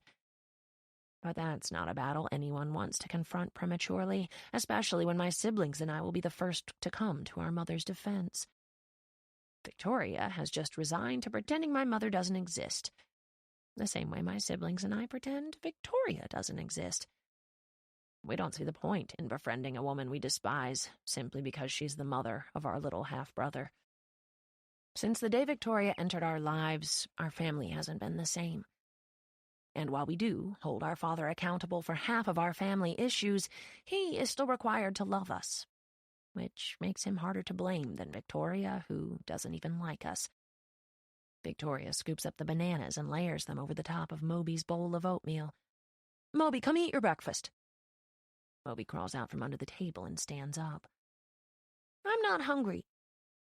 He wipes glaze off his mouth with the sleeve of his shirt. There's no hiding that he just inhaled a donut, and there's no sense in trying to hide that I'm the one who gave it to him. "Moby," Victoria says, taking him in, "what in the world is all over your—" Here we go. "Merit, I told you not to give him donuts." I look at Victoria innocently, just as my father walks into the room. She turns her attention to him, waving the knife in the air that she was just using to slice bananas. "Merit gave Moby a donut for breakfast." My father gently slides his fingers around her wrist and grabs the knife. He leans in and kisses her on the cheek and then sets the knife on the counter, finding me in his crowd of children. "Merit, we talked about this. Do it again and you're grounded." I nod, assuming that's the end of it. But Victoria doesn't stop there, because a donut for breakfast is the equivalent to Armageddon, and it deserves all the panic. "You never ground them," she accuses. She grabs the bowl of oatmeal and walks it over to the trash. She angrily scoops the contents of the bowl into the trash. "I've never seen you actually follow through with a single punishment, Barnaby. It's why they act like this." They being my father's 3 oldest children. And it's the truth. He's full of empty threats and very little follow-through. It's my favorite thing about him. "Sweetie, lighten up. Maybe Merit didn't know she wasn't supposed to give him a donut today." Nothing irks Victoria more than when my father takes our side over hers. "Of course Merit knows not to give him a donut. She doesn't listen to me. None of them do."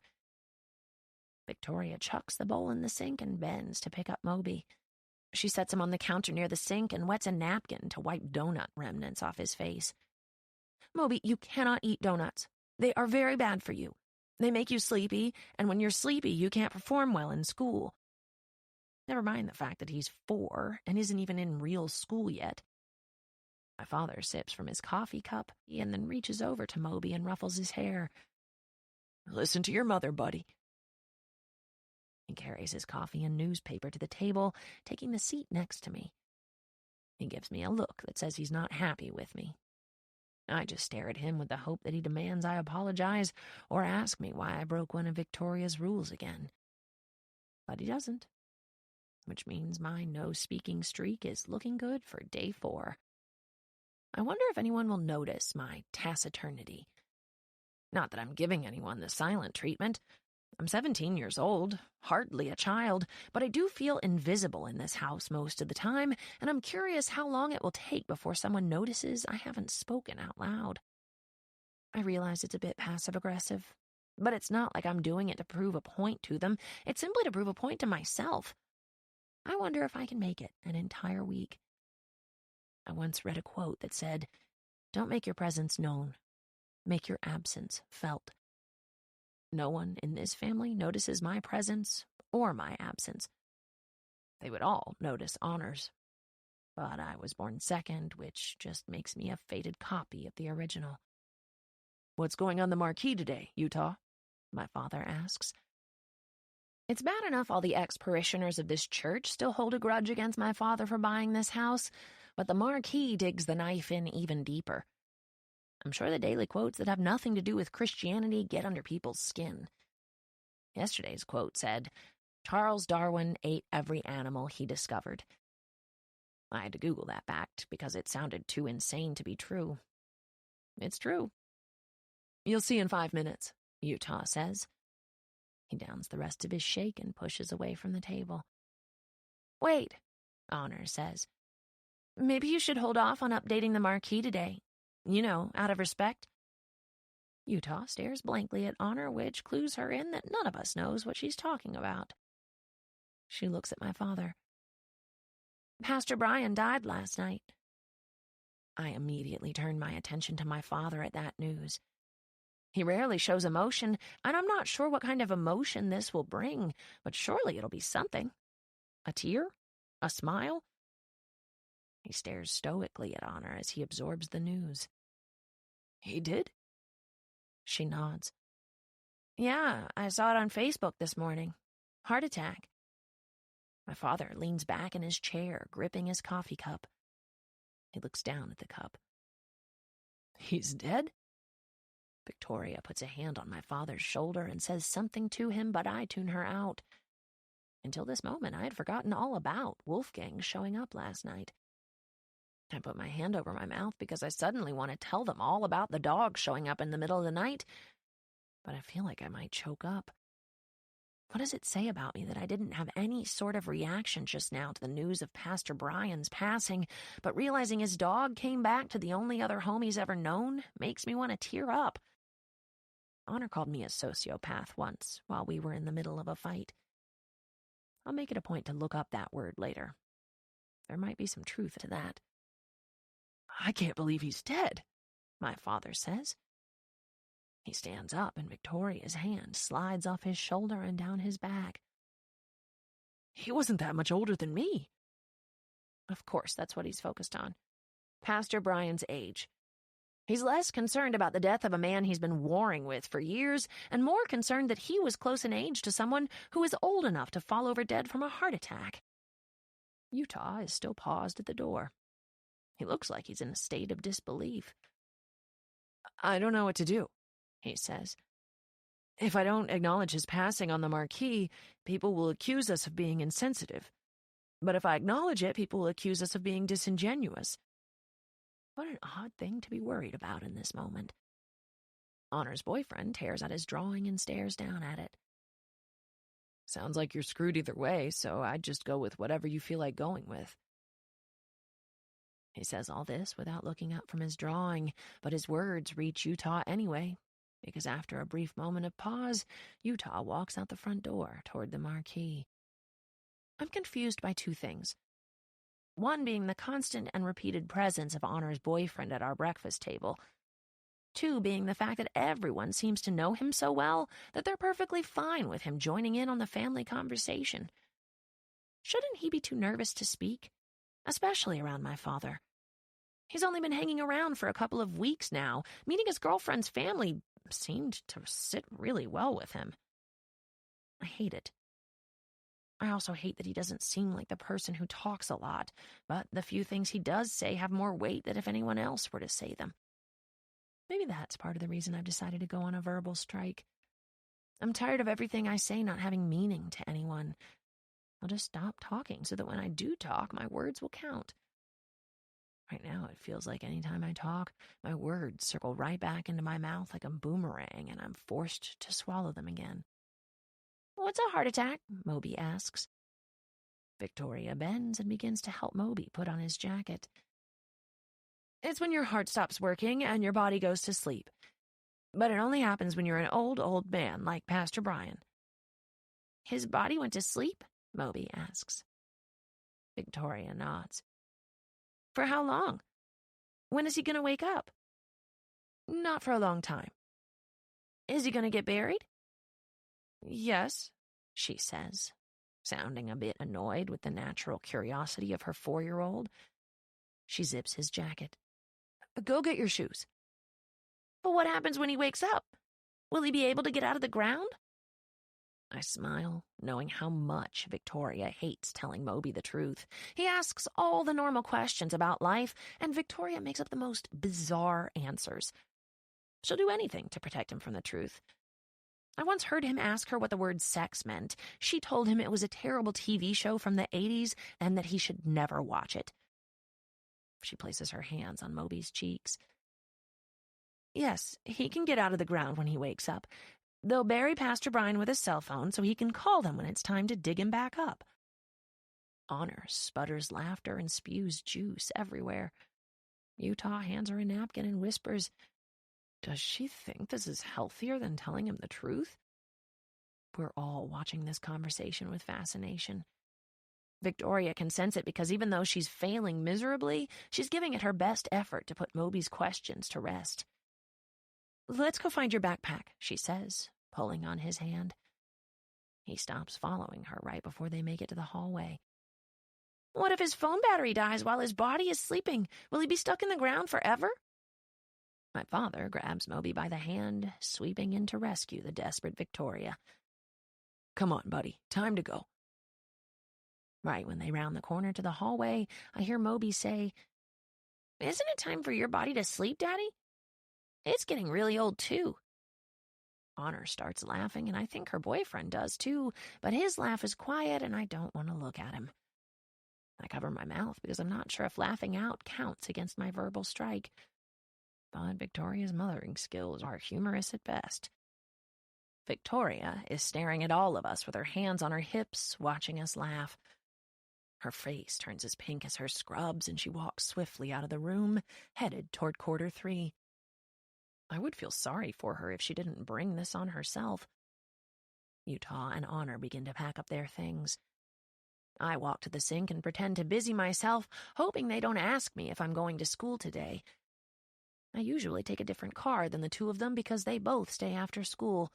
Honor for cheerleading practice and Utah for whatever it is Utah does after school. I'm not even sure. I go to my room, mostly to avoid looking at Honor's boyfriend, because every time I do, I feel a little bit of his mouth on mine from that day on the square. I wait in my room and listen for the front door to open and close, and even then I wait several more minutes. When the house is finally quiet and I'm certain he's gone, I open my bedroom door and slowly walk toward the kitchen to ensure the coast is clear. My mother is downstairs, but the chances of her coming out of the basement to ask why I've skipped school are less than the chances of the Cowboys beating the Packers tonight. Speaking of, I'm a little disappointed my father or Victoria didn't notice Jesus before they left. On my way into the kitchen, the marquee outside the window catches my attention. I squint to read the words Utah selected to display. There are more fake flamingos in the world than real ones. I sigh, a little disappointed in Utah. If it were me, I would have paid my respects to Pastor Brian. Either that, or I wouldn't have updated it at all. But to update it without acknowledging the death of the man who erected that very marquee seems a little, I don't know, like something people would expect from a Voss. I don't like validating their negative perception of us. I glance in the living room and then the kitchen, wondering what I'm going to do with myself today. Another crossword puzzle? I'm getting really good at them. I sit down at the table with my half-completed book of crossword puzzles. I flip it to the puzzle I finished on Friday and start the next one. I'm on the third question across before the doubt begins to seep in. It's no big deal. This has been happening every day since I stopped going to school. A sense of panic rears its ugly head, making me question my choice. I'm still not quite certain why I stopped going.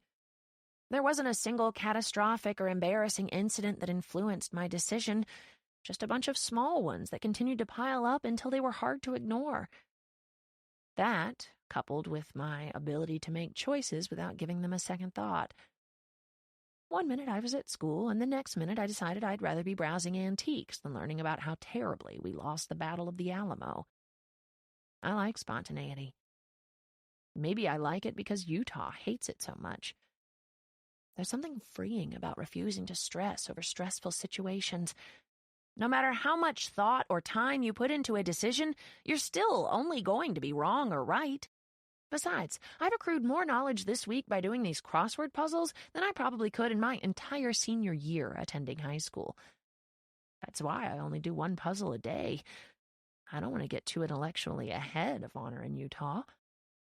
It isn't until I finish the puzzle and close the book that I notice the sketch left on the table. It's placed upside down in front of the spot I was seated at this morning. I reach across the table, slide the sketch toward me, and flip it over. His drawings make no sense. What would possess him to draw a picture of someone swallowing a boat? I flip it over and look at the back of it. At the very bottom it reads, "If silence were a river, your tongue would be the boat." I flip the drawing back over and stare at it a moment, completely taken aback. Did he draw this for me?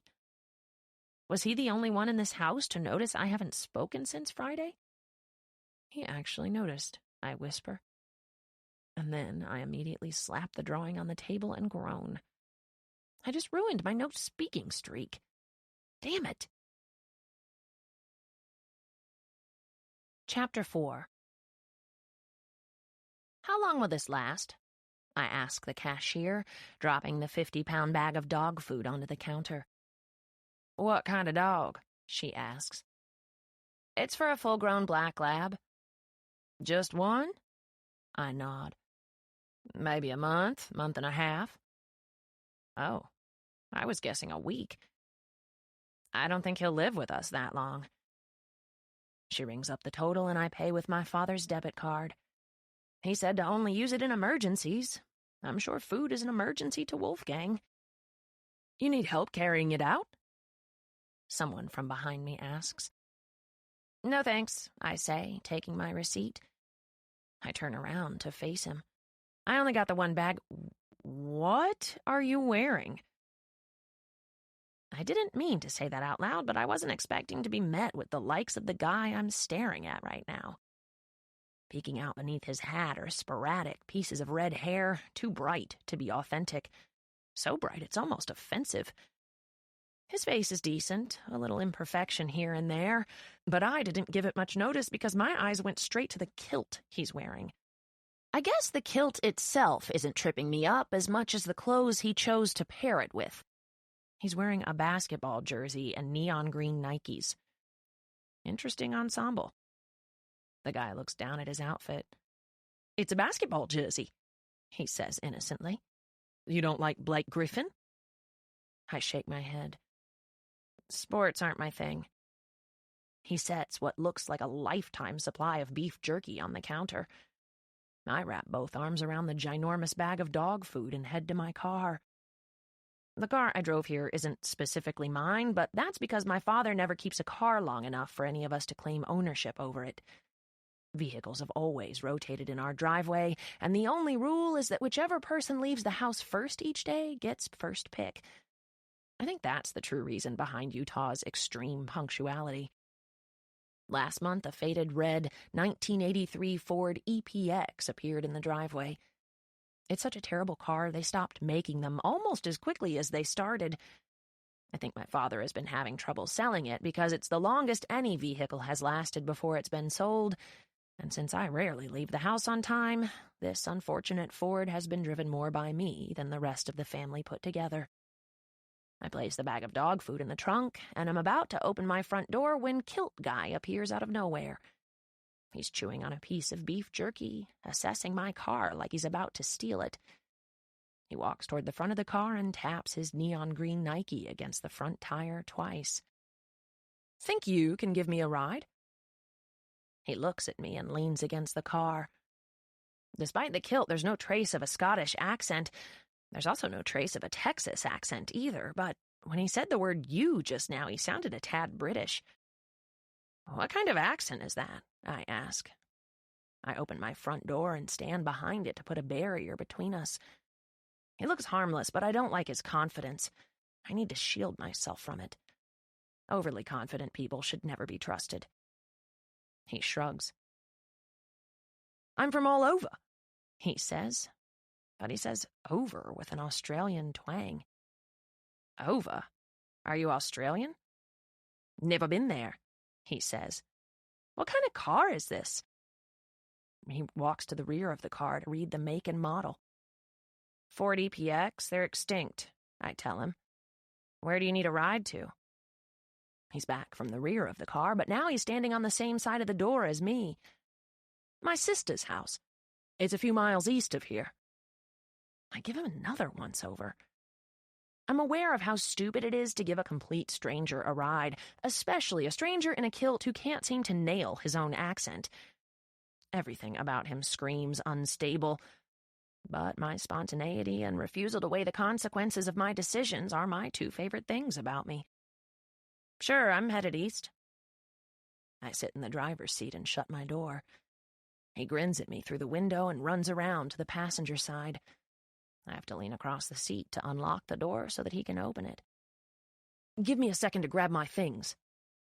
He takes off in a sprint across the parking lot until he reaches a pile of stuff propped next to the front entrance of the store. He grabs the backpack and throws it over his shoulder, then a 30-gallon black trash bag and a small suitcase on wheels. I agreed to give him a ride, not him and everything he ever owned. I pop the trunk and wait for him to finish loading his belongings. When he's back inside the car, he puts on his seatbelt and smiles at me. Ready? Are you homeless? Define homeless, he says. A person without a home. His eyes narrow in thought. Define home. I shake my head. You are the strangest person I've ever met. I crank the car and put it in reverse. You obviously haven't met very many people. What's your name? Merit. I'm Luck. I shoot him a quick glance before pulling out onto the highway. Luck? Is that a nickname? Nope. He opens his container of beef jerky and offers me a piece. I shake my head. You a vegetarian or something? No, I say. I just don't want any beef jerky. I've granola bars in my suitcase. I'm not hungry. You thirsty? Why? You don't even have a drink to offer me if I am. I was going to suggest a drive-through, Luck says. Are you thirsty? No. How old are you? I'm starting to regret my spontaneity. 17. Why aren't you in school right now? Is today a holiday? No, I'm finished with high school. It's not a lie. Finished and completed are two different things. I'm 20, he says, moving his attention out his window. His knee is bouncing up and down, and he's tapping the fingers of his right hand on his leg. All his fidgeting has me questioning my decision to give him a ride to his sister's house. I make a mental note to look at his pupils if he faces me again. It would be my luck to pick up a random stranger who is coming down from a high. How many dogs do you have? He's still staring out the window as he asks me this. None. He faces me and arches a brow. I use the opportunity to assess his pupils. Normal. Why are you buying dog food if you don't have dogs? It's for a dog at my house, but he's not our dog. Are you dog sitting? No. Did you steal him?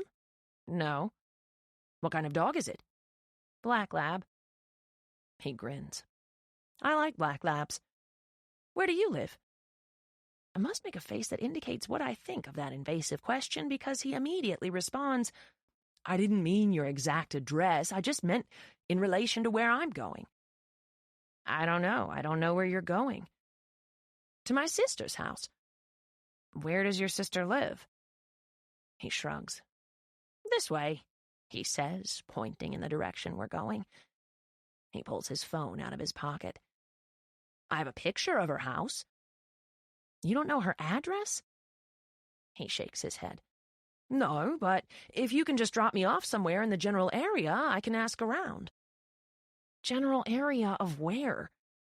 The general area of my sister's house. I press my hand against my forehead. I've known this guy all of 5 minutes, and I'm already overwhelmed. I have no idea if I like him or if I can't stand him. He's a little bit fascinating, but in a slightly annoying sense. He's probably one of those people that can only be tolerated in spurts, kind of like a thunderstorm. They're fun if they only appear when you're in the mood for one, but if they show up when they aren't wanted, like at an outdoor wedding, they ruin everything. How did you finish school already? Are you one of those people that's better at everything than everyone else? Like Adam Levine? You probably play guitar. What does that even mean? No, I don't play guitar, and I'm not better at everything. I'm not as good at asking questions as you. You're also not good at answering them. Is he seriously insulting my conversation skills? I've answered every question you've asked. Not in the way you're supposed to answer questions. There's another way to answer questions other than giving the correct answer? He nods. You're giving short answers like you aren't interested in having a conversation. It should be a two-man sport, like a ping-pong match. But with you, it feels more like bowling, just going one way down the lane. I laugh. You should learn social cues. If someone is answering your questions like they don't want to answer them, maybe you should stop asking questions. He stares at me a moment and then opens his container of beef jerky again. You want a piece yet? No, I say again, growing more agitated with him by the second. Are you dumb? Like, are you a legit stupid person? He closes his container and sets it on the floor between his legs. No, I'm actually very smart. What's your issue then? Are you on drugs? He laughs. Not any illegal ones. He's smiling at me, taking this entire conversation in stride. This is normal for him? He's completely at ease. It makes me wonder what other kind of people he's encountered in his life for him to think what's happening right now is normal. I exit the highway and decide the best course of action would be to drop him off at the only gas station in our town. You got a boyfriend, Merit? I shake my head. Girlfriend? I shake my head again. Well, is there anyone you find intriguing? Are you hitting on me, or is this just you asking questions? I'm not actively hitting on you, but that's not to say I wouldn't. You're cute. But right now I'm just making conversation. Ping pong. I blow out a frustrated rush of air. You're about to hit a turkey, he says, matter of fact. I slam on my brakes. Why would there be a turkey on this road?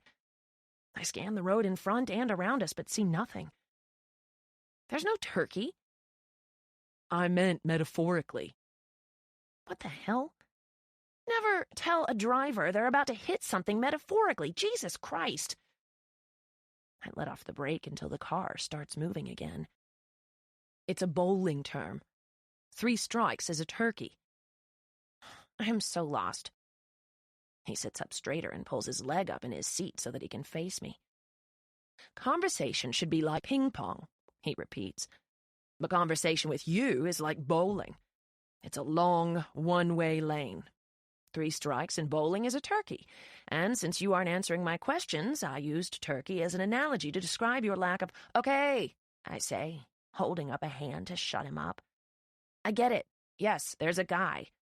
Anything else you want to know before you start over-explaining metaphorical roadkill again? I can already sense his excitement that I'm agreeing to participate in his conversation, even if it is just to shut him up. Does he know you like him? He asks.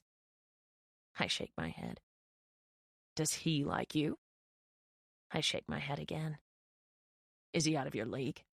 No, I say immediately. That's so rude. But even though his question was rude, it does give me pause. When I first saw Sagan at the antique store, I had a quiet fear that he was out of my league. But when I found out he was dating Honor, it never even crossed my mind that she was out of his league. I hate that I might have thought she deserved him more than I did. Why isn't he your boyfriend? I grip the steering wheel. I'm a mile away from the gas station. One more stop sign and I can drop him off. Don't hit the metaphorical turkey, he says.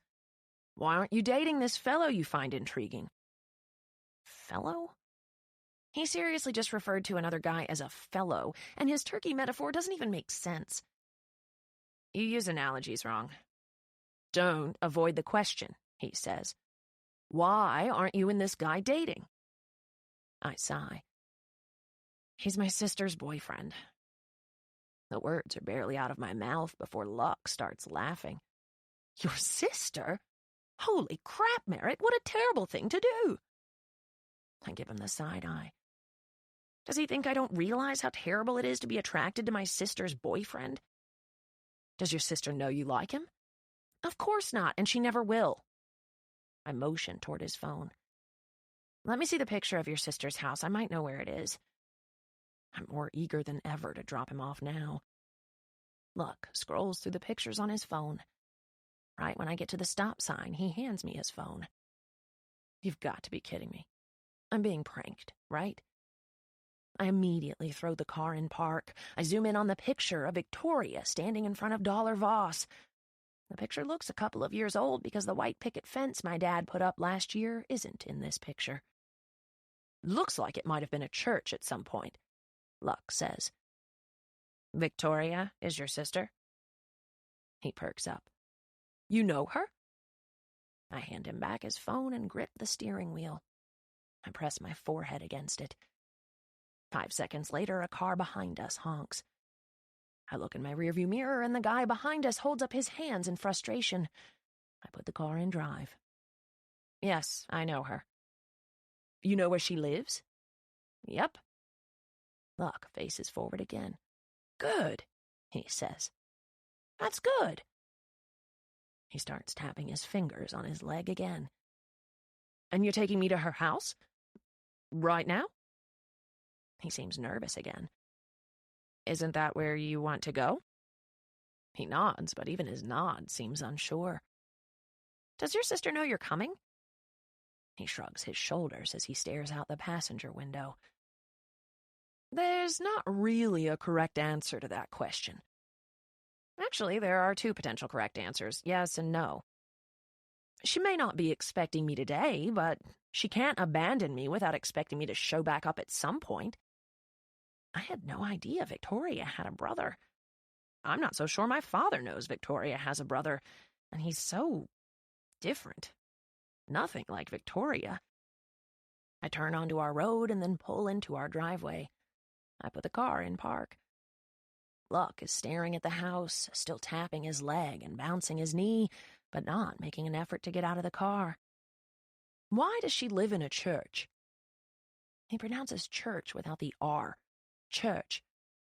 All of his annoying confidence is gone, replaced by an equally annoying amount of vulnerability. He swallows and then reaches to the floorboard to pick up his container of beef jerky. Thanks for the ride, Merit.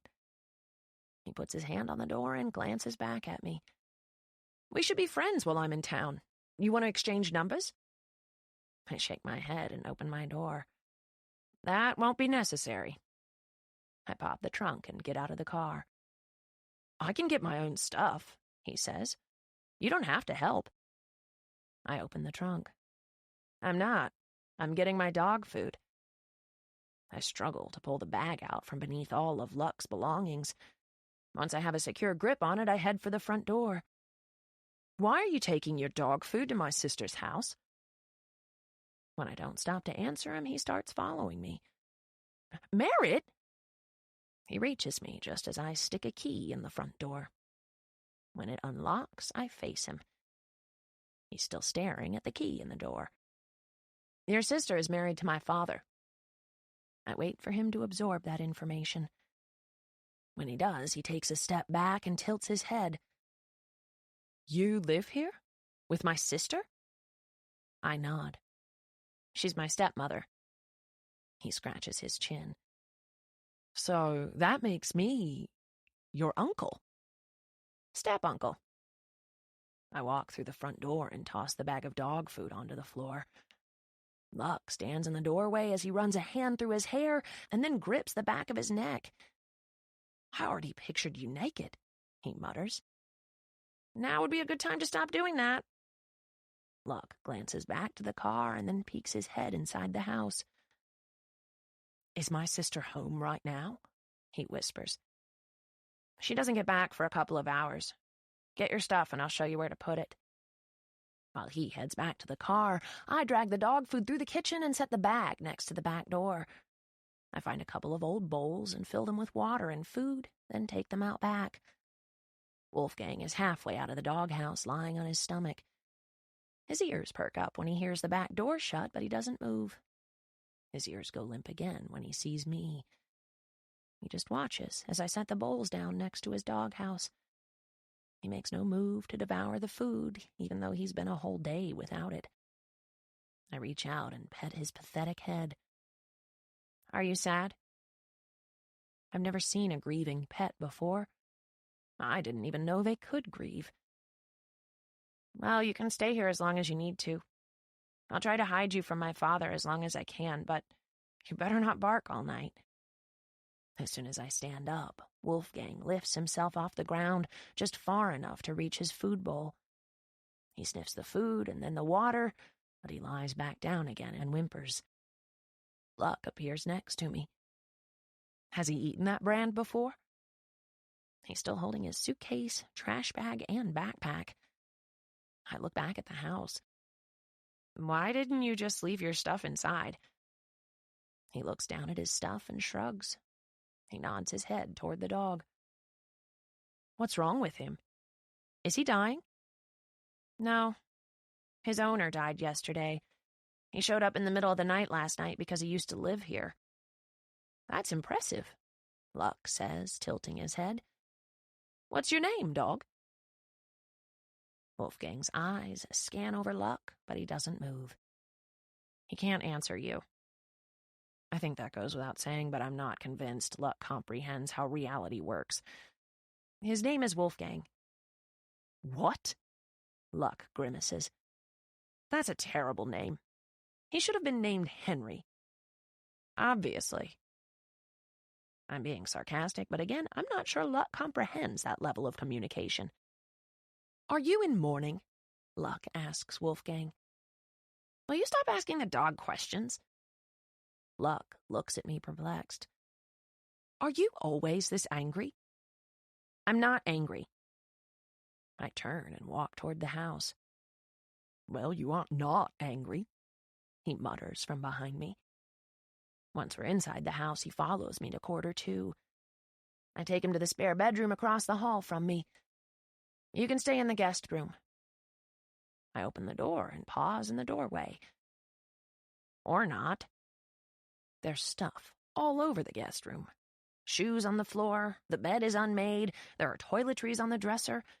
Who's staying here? I walk to the closet and open the door to find several of Sagan's shirts hanging up. You've got to be kidding me. How could my father allow him to sleep in the same house as her? This is further proof that he doesn't care. He doesn't even care if Honor gets knocked up at 17. Luck slides past me and walks to the wall opposite the door. Several sketches are lying on the dresser. He focuses on a sketch of a man hanging from a ceiling fan by a string of feathers. Looks like I have a very morbid roommate. You don't have a roommate, I say. He doesn't live here. I don't know why all his stuff is here. Luck picks up a toothbrush on the nightstand. You sure he doesn't live here? You can sleep in my father's office. I have Luck follow me to the end of the hallway. There's a sofa bed in here. When Sagan leaves, you can have the guest bedroom. His name is Sagan? Luck follows me into the room and drops his backpack on the sofa. I can see why you find him intriguing. His art is interesting. I don't find him intriguing. He laughs. You said in the car that you found him intriguing. Is Sagan not the guy who's dating your sister? I close my eyes and release a frustrated breath. I only told him that because I never thought I'd see him again. Luck props his suitcase against the desk and looks around the room. It's not much, but it's already better than where I've been sleeping. You better not repeat that, I say to him. He looks at me like I'm the weird one of the two of us. That this is better than where I've been sleeping? No, the other thing. I only told you about my sister's boyfriend because I didn't think I'd ever see you again. Luck smiles. Relax, Merit. Your love life doesn't interest me enough to repeat it. I don't know why, but I believe him. Thanks. You want a tour of the house? He nods. Eventually. I'd like to unpack first. Okay. I turn, expecting him to want privacy, but instead he says, Why is there a statue of Jesus Christ on the living room wall? He opens his suitcase and begins pulling out clothes. Or better yet, why is he dressed like a Packers fan? This used to be a church. I take a seat on the sofa and watch as he unpacks. Is your father a preacher or something? Quite the opposite, actually. What's the opposite of a preacher? An atheist mime? My dad doesn't believe in God, but he got a good deal on the church, so he moved us in a few years ago. right before he started sleeping with my mother's nurse. He glances over his shoulder. Your father sounds like an asshole. I chuckle. You're being way too kind. Luck pulls a shirt out of his suitcase and walks it to the closet. What happened after your mom found out about the affair? He divorced her and married his mistress. I guess the mistress would be my sister. I nod. How do you not know any of this? Has it been that long since you last saw Victoria? He walks over to the couch and drops down next to me. He falls back against the arm of the couch and props his arms behind his head. Why don't you live with your mom? I do. She moved to the basement. I wait for the shock to register on his face, but he just casually raises an eyebrow. She lives here, in the basement of this house. I nod. Why did you say your sister abandoned you? It's complicated. Where are your parents? Mostly dead, he says, matter of fact. I should try to get a nap in before she gets here. It's been a while since I've slept. He does look tired, but I've never seen him before today, so I have no point of reference. I nod and head for the door. Good night. I step out into the hallway and acknowledge what a weird 24 hours this has been. Pastor Brian dies, Wolfgang returns, I randomly pick up a hitchhiker in a kilt who turns out to be my step-uncle. This day might call for an addition to my trophy collection by the time it's over. As I'm making my way through quarter 2, I pause at the door to the guest room. I glance left and right, even though no one is here but Luck and me, and my mother, of course. I open the door and inspect the room Sagan is staying in. I've always been kind of oblivious, but this takes oblivion to a new level. How long has his stuff been here? I just assumed he'd been coming over for breakfast every morning and staying late at night. I'm surprised my father is allowing this, even with how lenient he is sometimes. I sit down on the guest bed and pull his sketchbook onto my lap.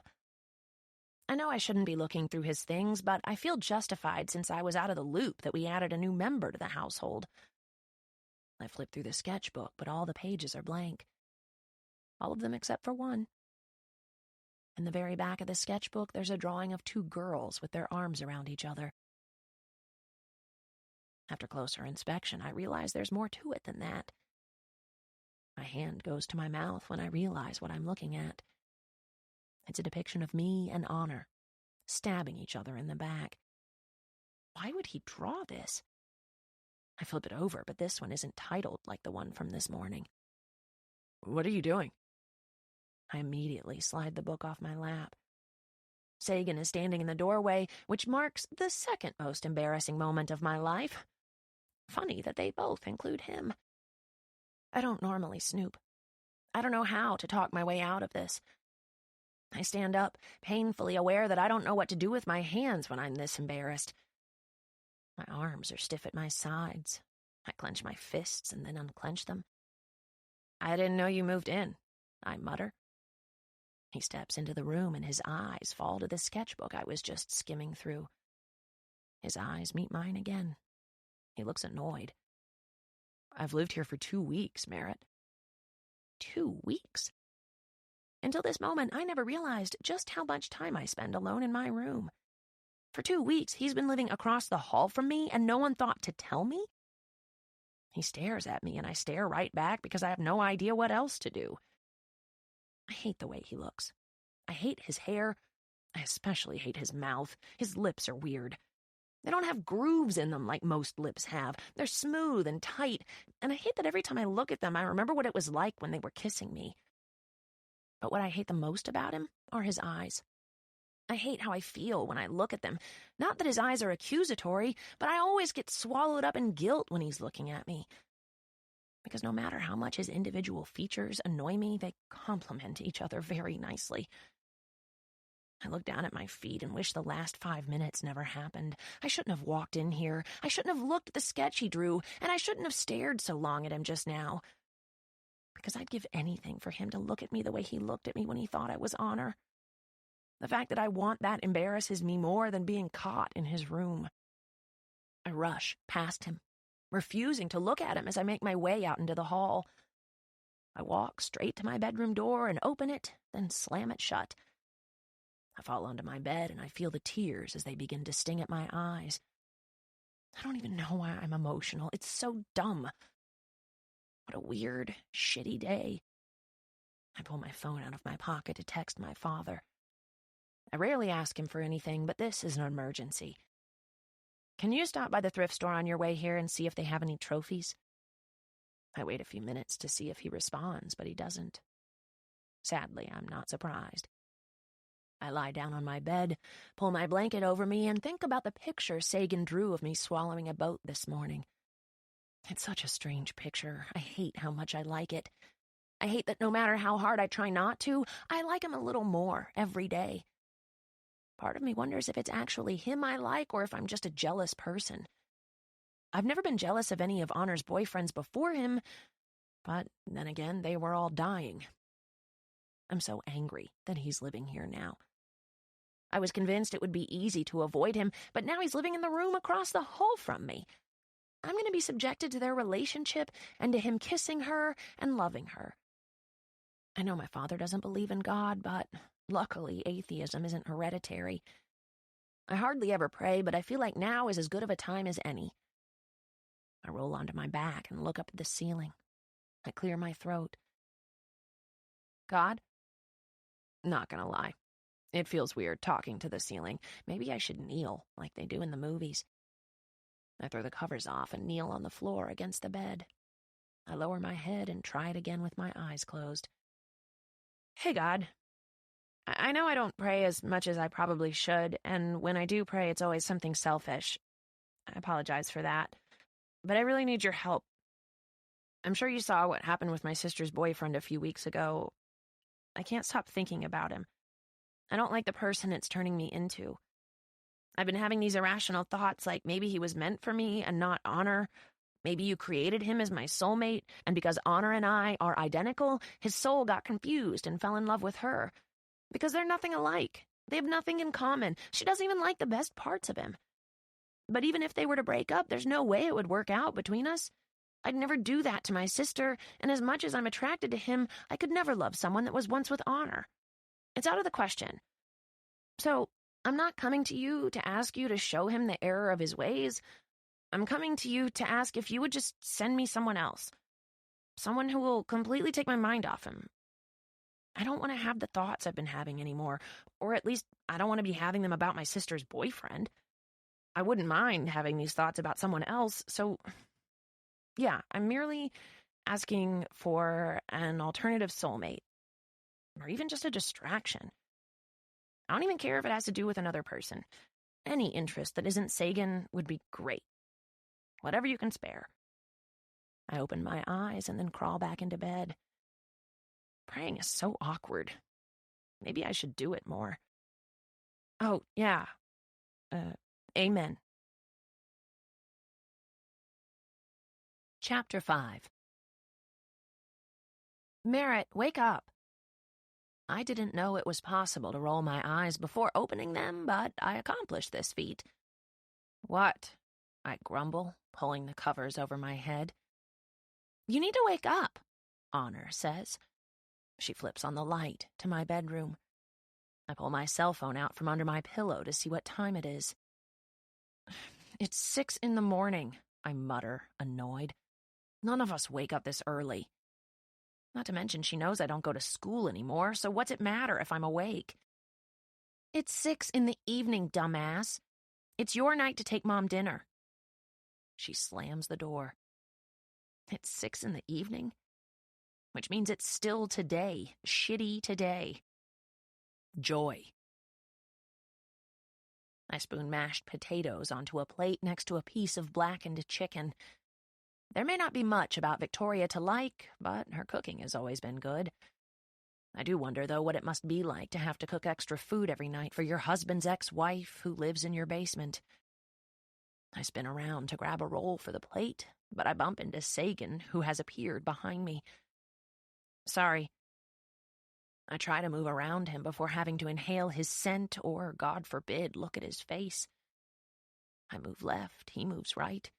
We're still in each other's way. I move right, he moves left. Are you freaking kidding me? He laughs at our little dance, but that's because he can breathe when he's around me. He only loses his breath around Honor. I finally spin and walk the other direction and go around the bar.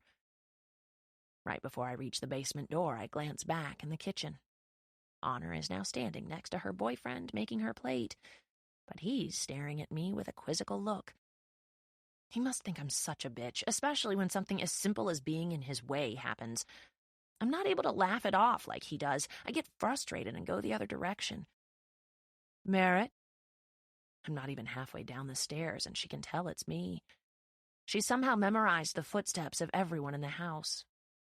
I guess when all you do is watch Netflix and play on Facebook, you get pretty good at listening to footsteps. Yeah, it's me. She's sitting on the couch when I make it down to the basement. She closes her laptop and slides it to the floor. What's for dinner tonight? Chicken and potatoes again. I hand her the plate and take a seat next to her on the couch. She looks at the plate and sets it down on the table next to her. I'm not really that hungry, she says. I'm trying to lose 10 pounds. Maybe you should go for a run. The weather is nice. She frowns. I think I'm the only one who still tries to encourage her to go outside, but at this point it's not really encouragement. It's more a sarcastic suggestion. You haven't been down to see me since last week. She reaches up her hand to brush my hair over my shoulder, but she hesitates before touching me. Her hand falls back to her lap. Have you been sick? Frustrated is a better word. The older I get, the harder it is to understand her phobia. I get not wanting to leave your house, but to hole yourself up in a basement for years while your children continue to live their lives upstairs seems more like the world's longest temper tantrum than a social phobia. Yeah, I haven't been feeling well, I say. Is that why you've been out of school? I narrow my eyes a bit, wondering how she knows I haven't been going to school. Your principal called today to check on you. Oh, what did you tell him? She shrugs. I didn't answer my cell phone. He left a voicemail. I let out a quiet sigh of relief. At least the school doesn't know the extent of her social phobia. They still call her before calling our father whenever an issue arises. My mother tosses the blanket off her lap and stands up. Can you mail something for me tomorrow? She walks the length of her living room, all 4 feet of it, and grabs an empty box from her shelf. I have some books I promised I'd get to Shelley. My mother may not leave the basement, but she's got more friends than Honor and I put together. She's obsessed with reading and has joined several online reading groups. If she isn't watching Netflix, she's reading a book or doing video chats with her book friends. I sometimes walk in on her video chats and she'll introduce me and make me talk to her friends. She tries so hard to put on the air of a normal mother leading a normal life. But sometimes when I'm forced to be in one of her videos, I get the urge to scream, she hasn't left the basement in 2 years. Shelley said she mailed me a package last week. It should be here tomorrow. I'll bring it down when it gets here, I assure her. She writes an address on the box, and while she has her back to me, it's the first I've noticed of her outfit. She's wearing a black maxi dress that goes all the way to her feet. Your dress is cute. Is it new? My mother nods, but doesn't reveal how she got it. She must order her clothes online because she hasn't had a visitor other than her children and occasionally my father when they need to discuss a parenting issue. It's a shame, too, because she's gorgeous for her age. It doesn't matter that she hasn't left the basement in forever. She still takes very good care of herself. She applies makeup every morning and her hair is always washed and styled. She probably still shaves her legs every day, which makes no sense because if I decided to never leave the house again, the first thing I would do is stop shaving. Maybe she's in an online relationship. Normally, I wouldn't advocate for those, but I support anything that might give her motivation to leave the basement in the future. I take the box from her and head toward the stairs. I used to hang out with her for longer periods of time, but it's gotten hard to do that lately.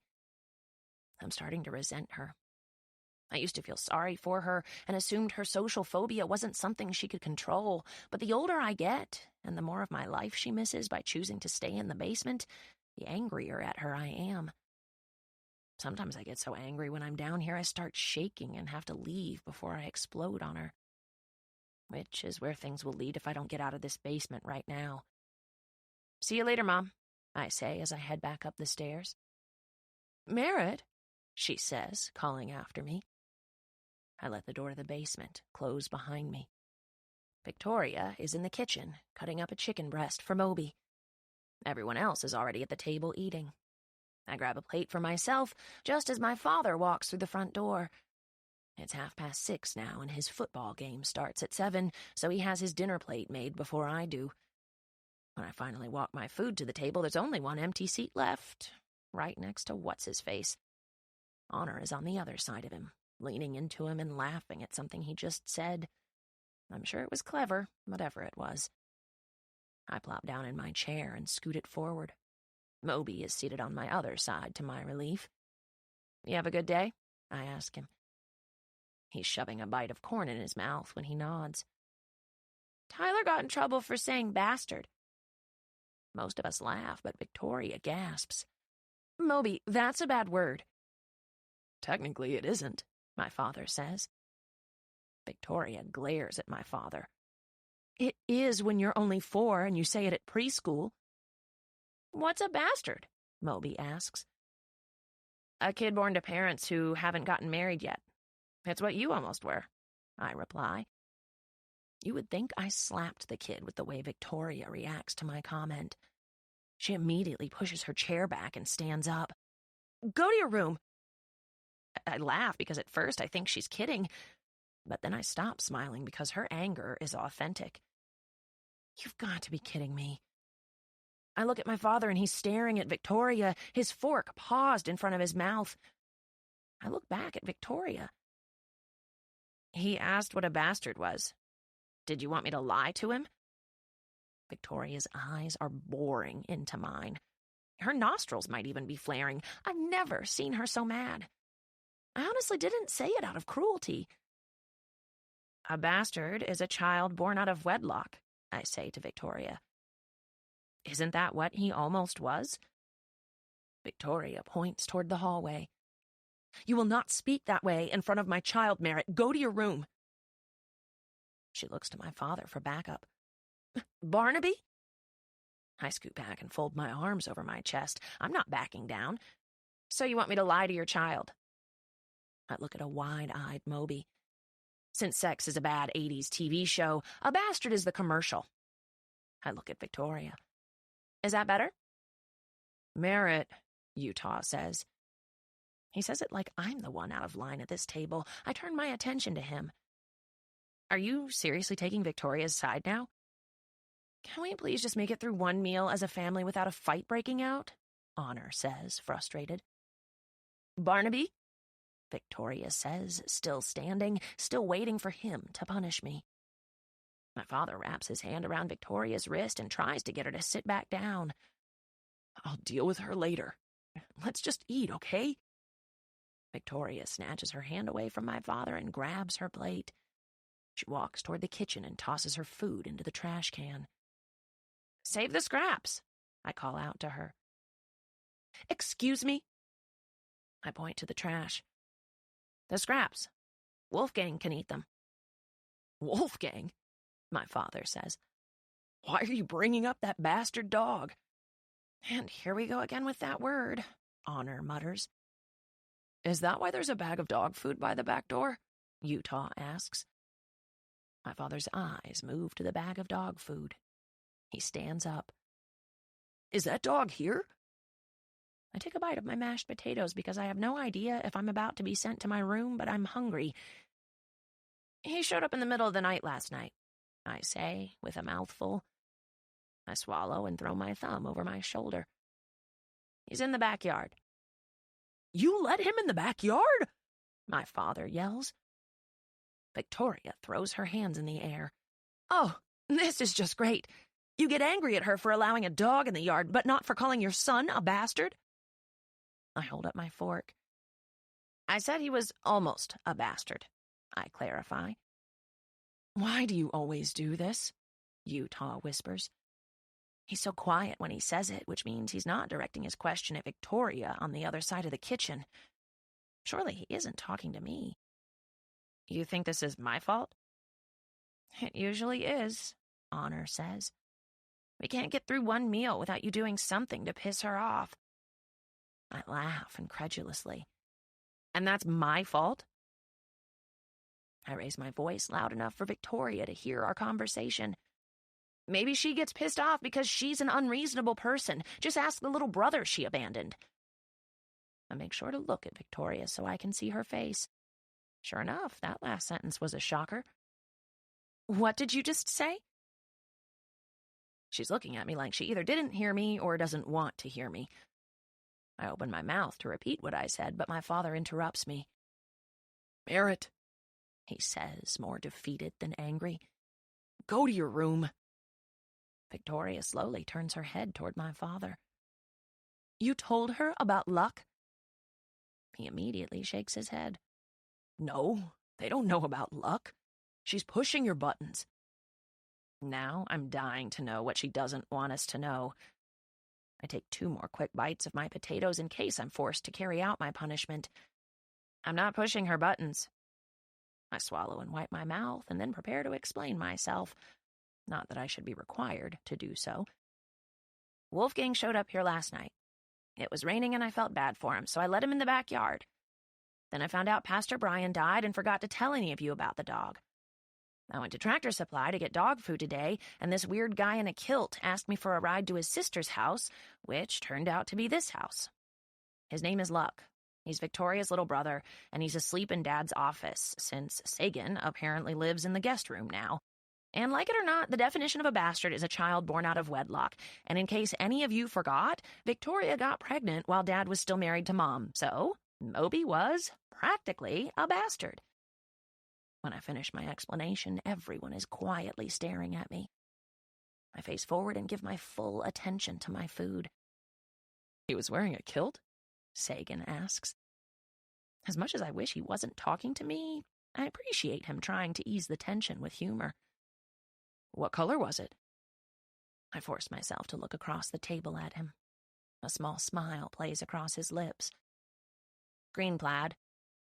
He nods appreciatively. Can't wait to meet him. My brother is here? Victoria says. Her voice is much quieter now. Luck is here in this house? I start to respond, but I don't have to because Luck is now standing at the end of the hallway.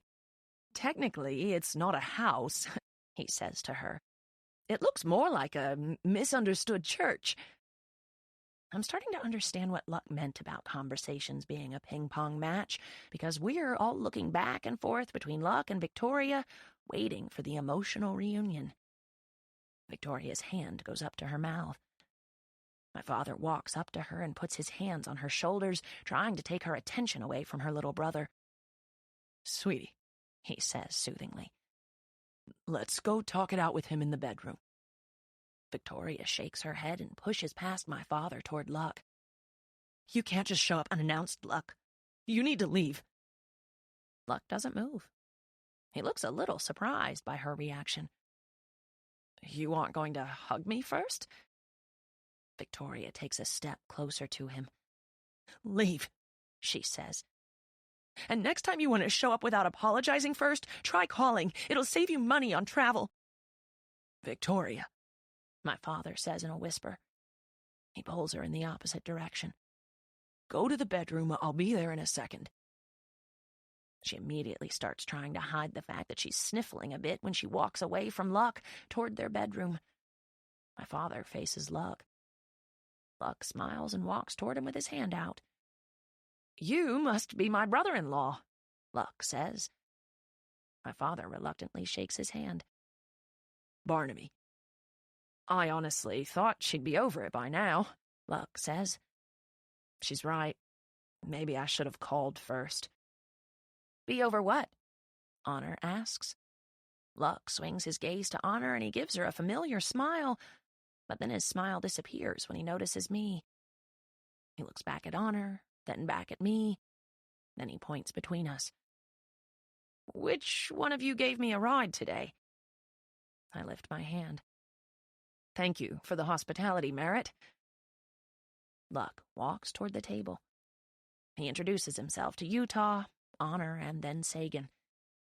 When he gets to Moby, he kneels down in front of him. "You must be my nephew." "I'm a nephew?" Moby asks. "Merit said I'm a bastard."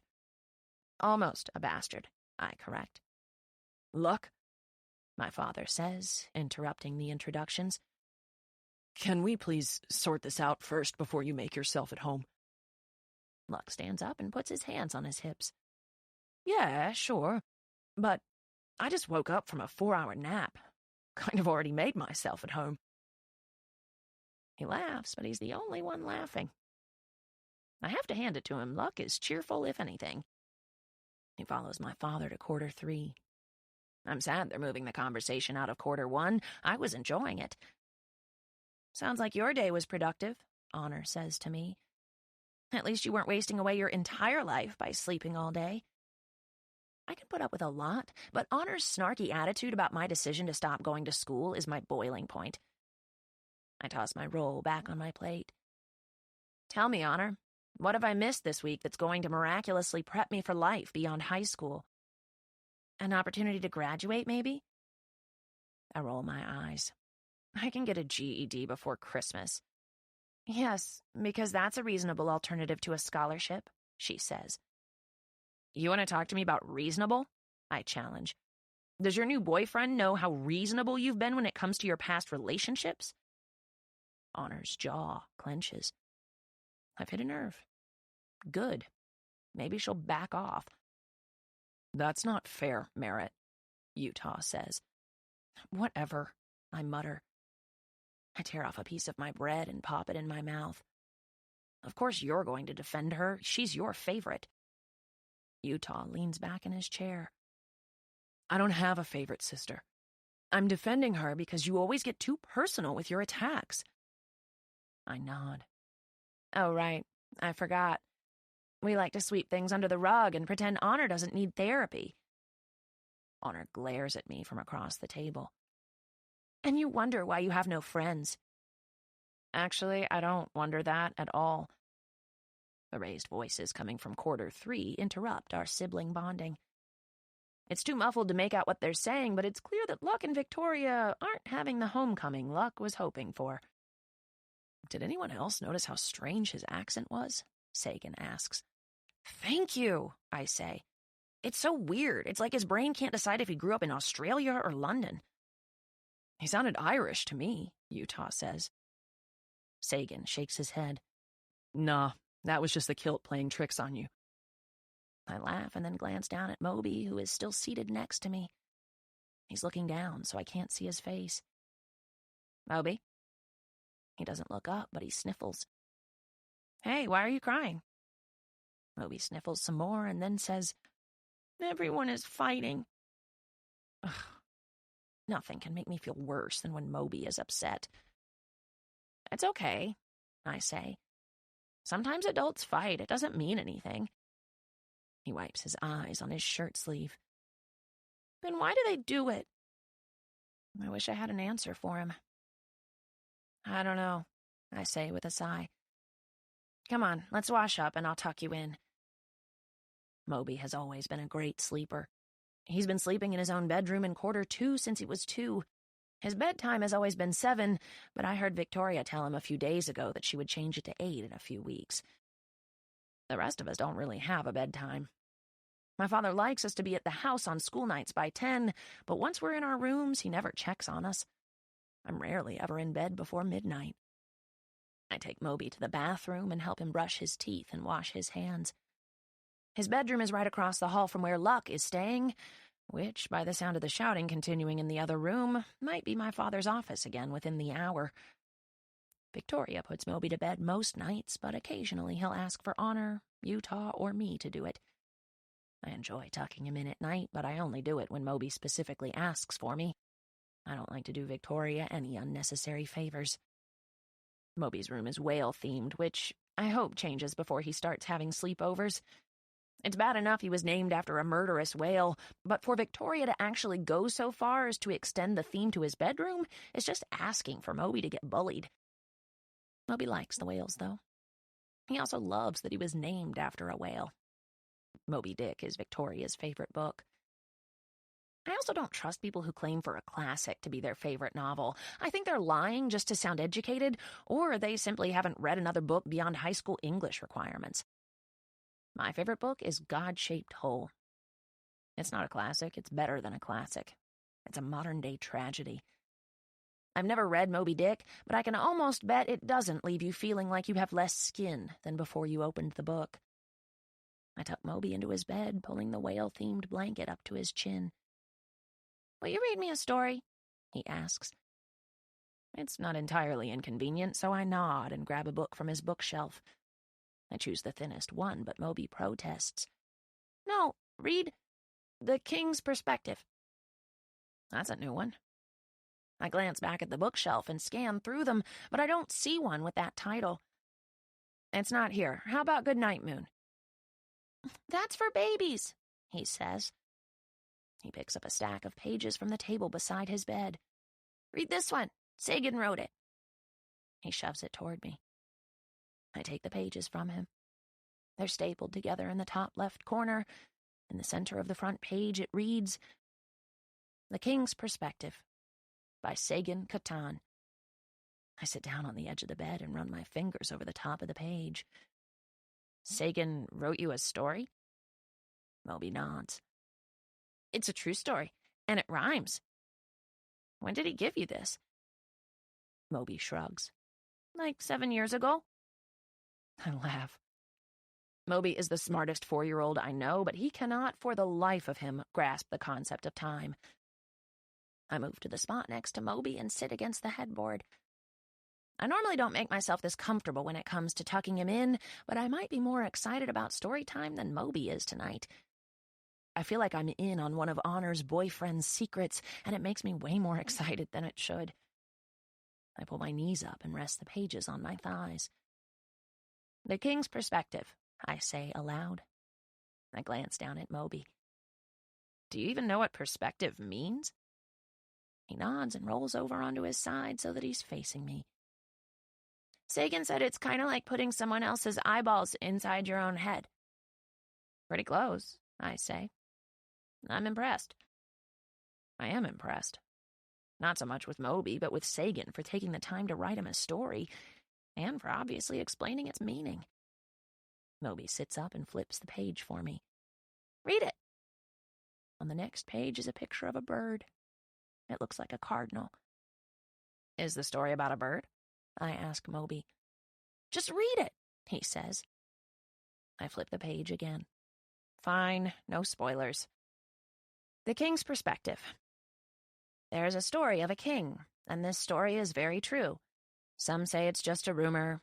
Some say it's just a ruse. They called the man King Flip, but that wasn't really his name. His name was Philippolitus, but that's too hard to say. King Flip had a penchant for really expensive things. He liked anything shiny and anything with bling. He had the nicest castle out of all the lands, but that didn't stop him from wanting one even more grand.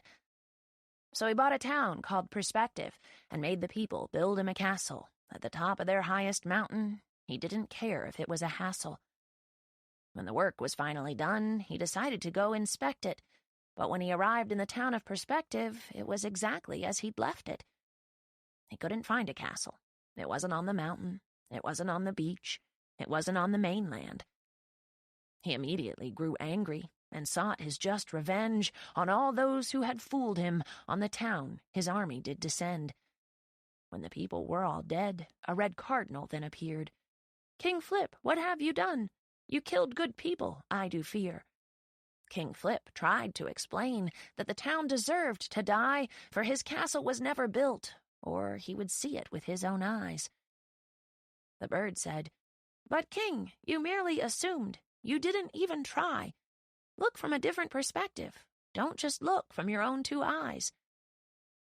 The bird then led him over to where the castle should surely be. He then moved aside a boulder, and King Flip fell to his knees. For inside the mountain was the castle, the most magnificent one ever built. King Flip couldn't believe his eyes. He quickly became wrecked with guilt. He had killed so many people. People he should have protected, simply because he couldn't see the castle from their perspective. "Hide their bodies," King Flip yelled. "Hide every last one. Put them inside the mountain, and then close the doors for good." The king's army hid the bodies, and King Flip fled the land. He went back to his old castle and never spoke of perspective again. Some say this story isn't true. Some say the town never existed. But look at any map and you'll see there is no longer a town called Perspective. I flip back to the first page of the poem, a little in shock by what I just read. This is a children's poem? This is just as morbid, if not more morbid, than the art he creates, and the fact that Moby now believes it's a true story. You know this is fiction, right? I look down at Moby, but his eyes are closed. I didn't even notice he had fallen asleep while I was reading. I place the story back on his nightstand. I turn off the light before I leave the room and head straight to quarter 1. Sagan is in the kitchen helping Honor wash the dishes. "What is wrong with you?" They both look up at me, but I'm staring at him. "Is that an open-ended question?" he asks. "You slaughtered an entire town of innocent people." He nods as registration marks his expression. "Oh, you read to Moby." "That's disturbing. It's his favorite story now." "What are you talking about?" Honor asks me. I flip a hand in her morbid boyfriend's direction. "He wrote a poem for Moby, but it's the worst children's story I've ever read." "It's not that bad," he says in defense. "It has a good message." "Does it?" I ask, flabbergasted. "Because the message I got was that a materialistic ruler wasn't happy with the peasants he hired to build his castle, so he slaughtered them all, hid their bodies in a mountain, and went on with his happy life." Honor makes a face to show how disturbed she is. I make it a point never to make that expression. Seeing it on her lets me know how unappealing it would be on me. "You completely missed the message, then," he says. "It's a poem about perspective." "What are we talking about?" Utah asks as he walks into the kitchen. "The story I wrote for Moby." Utah laughs as he grabs a soda from the refrigerator. "I loved that story," he says, right before he takes a sip. He wipes his mouth. "I can't listen to this all night," he says, referring to the arguing still coming from quarter 3. "Want to go swimming?" "We're in," Honor says, referring to Sagan and herself. "Anything to get out of this house." They all look at me. No one verbally invites me, but with the way they're all looking at me, I assume this is their way of asking if I'd like to come along. "I'm good," I say, turning down their nonverbal invite. I've never gone swimming at the hotel with Honor and Utah before. It's gotten to where they don't even invite me, but since I'm standing right in front of them, they probably feel pressured. When I turn them down, Honor almost looks relieved. "Suit yourself," she says, tossing the dish towel on the counter. Sagan is still looking at me, but with a touch of curiosity in his expression. "You sure you don't want to come?" he asks. The fact that he looks like he'd appreciate my company makes me want to change my mind. With Honor and Utah, it's obvious they prefer to hang out without me. They don't find my presence an added bonus. To them, my presence is an inconvenience. But the way he's staring at me, it seems he might actually value my presence. It confuses me. It makes me want to go swimming with my siblings for the first time since they started going, the day Utah got his license. The bedroom door to quarter 3 opens and Luck appears. He walks into the kitchen with his hands shoved in his pockets. My father and Victoria are close behind. My father clears his throat and he addresses all of us. "Luck will be staying with us for a while. Victoria and I would appreciate it if you would all make him feel welcome." It's odd because even though it seems Luck won this argument, his demeanor says otherwise. "Welcome," Utah says to him. "Feel like going swimming?" "You have a pool?" Luck asks. Utah shakes his head. "No, but there's a hotel in town with an indoor heated pool, and Honor has connections." "Nice," Luck says. "Let me grab some shorts." He begins to walk out of the kitchen, but turns to me. "You're coming too, right?" Luck says this as if it's a plea not to leave him stranded with the rest of my siblings. I am the only one he's had any interaction with beyond an introduction. I nod. "Yeah, I'll come." Sagan is just about to round the corner when he hears me accept Luck's invite. He looks over his shoulder at me with a moment of pause, but then continues walking. "Where's Moby?" Victoria asks. "I put him to bed already." I let that be the end of our conversation as I head toward my room. Earlier today I was regretting running into Luck at the store, but now it seems I might finally have a friend in this house. I never go swimming with Utah and Honor because they never seem to want me to, but I'm afraid if I don't go tonight, Luck will bond with the three of them and I'll be odd man out again. I grab a one-piece and an oversized t-shirt and head back into the hallway. Sagan is walking out of his room and pauses when he sees me. He opens his mouth, but before he says whatever he's about to say, Honor opens her door. His mouth clamps shut. Now I'll be wondering what he was about to say for the rest of the evening. They follow Utah and Luck outside. I stop by the bathroom and grab a few towels. Before I reach the front door, I look up at the statue of Jesus Christ. I wonder if God answers prayers before they're asked of him. Is that why Luck is here? Is he the distraction from Sagan that I prayed for earlier? Are you responsible for his sacrilegious outfit? My father's voice jolts me from my thoughts. He's standing a few feet away, staring at the statue. Nope, I lie. It must have been an immaculate conception of wardrobe. I go to close the front door, and I hear my father's muffled voice from the other side. If the Cowboys lose, you're grounded. The Cowboys' chances of losing are good. The chances of my father actually following through with a threat are not. Chapter 6.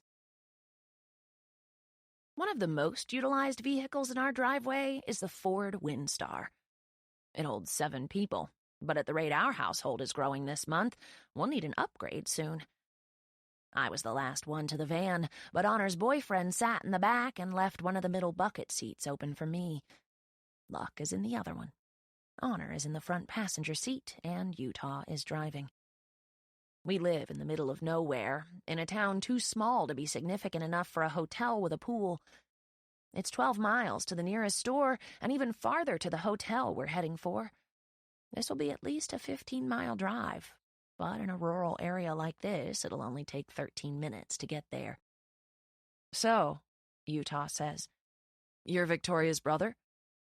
Half-brother, he specifies. I chuckle under my breath because he seems to want to claim Victoria as much as we do. Where are you from? Everywhere, Luck says. Victoria and I have the same father, different mothers. She lived with her mom, and I lived with our father and my mother. We moved around a lot until my parents divorced. Sorry to hear that, Honor says. It's fine. Happens to everyone, he says, matter of fact. No one follows that comment up with a question. You didn't tell me you had an identical twin, Merit, Luck says, directing his attention to me. You talked the whole time we were in the car, I respond, looking away from him and out the window. Wasn't much room to fit in my whole life story. Not true, because your life story was precisely what I was trying to get out of you, he says with a laugh. And you didn't get very far, did you? Far enough to know all about the guy you have a crush on, he says. My head snaps in his direction. I raise an eyebrow in warning, letting him know he went too far with that comment. Wait, Honor says, turning around in her seat. She looks at me. You have a crush on someone? I roll my eyes and look out the window again. No. Who is it? Honor says, directing her question at Luck. I scratch at my jeans nervously, hoping he doesn't open his mouth. I don't know him at all. He might get a kick out of embarrassing me. I can't remember his name, Luck says. Ask Merit. Honor turns back around in her seat. Merit doesn't tell me things like that. Her voice is accusatory. I glance at Luck and he's staring at me. You two have a weird dynamic for identical twins. No, we don't. I disagree. There's a false stigma attached to twins. Exactly, Honor says in agreement. Not all twins have things in common beyond their appearance. I think you two have more in common than you think, Sagan says from the back seat. Honor glances over her shoulder and glares at him. I'd like to turn around and glare at him too, but I actually feel things when I look at him, unlike Honor. I don't even know if Honor is attracted to him. She doesn't look at him like I would look at him if he were my boyfriend. And if he were my boyfriend, I'd be sitting in the back seat with him and not in the front seat, where Honor is sitting. I feel bad for him. He's got so much more invested in this relationship than she does. I could tell that simply by the way he kissed me when he thought he was kissing her. He's moved in and committed, and she's just waiting around until a less healthy guy comes along. Luck turns around and faces Honor's boyfriend. How do you fit into this family? He fits in with me, Honor says from the front seat, answering Luck's question that was actually posed to Sagan. If he were my boyfriend, I'd let him answer his own questions. How did you and Honor meet? Luck asks him. I keep staring out the window, but I listen closely.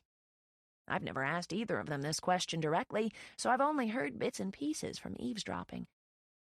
I had an allergic reaction to something I ate, Sagan says. Ended up in the hospital, and that's where I met Honor. Luck faces forward. Were you in the hospital too? He asks Honor. Honor just shakes her head, but she doesn't elaborate on why she was in the hospital. I have half a mind to tell Luck that Honor was there saying goodbye to yet another boyfriend when she unknowingly set her sights on Sagan, incorrectly assuming he was about to meet his demise. Honor was visiting a friend, Sagan says, now answering for Honor. They can't answer their own freaking questions. No one speaks for a few minutes, even though I have a million questions for Luck and a million more for Sagan. When we pull into the long driveway of the hotel, Utah finally throws a question over his shoulder. Why does your sister hate you so much? Half-sister, Luck clarifies. She's still mad at me for something I did over 5 years ago. What'd you do? Honor asks, unbuckling her seatbelt. I killed our father. My hand pauses on my seatbelt. I look up, and Luck unbuckles his seatbelt and slides open the minivan door. He gets out, but the rest of us are paralyzed by his last comment. Once he's outside the van, he straightens out his kilt and then looks back inside at all of us.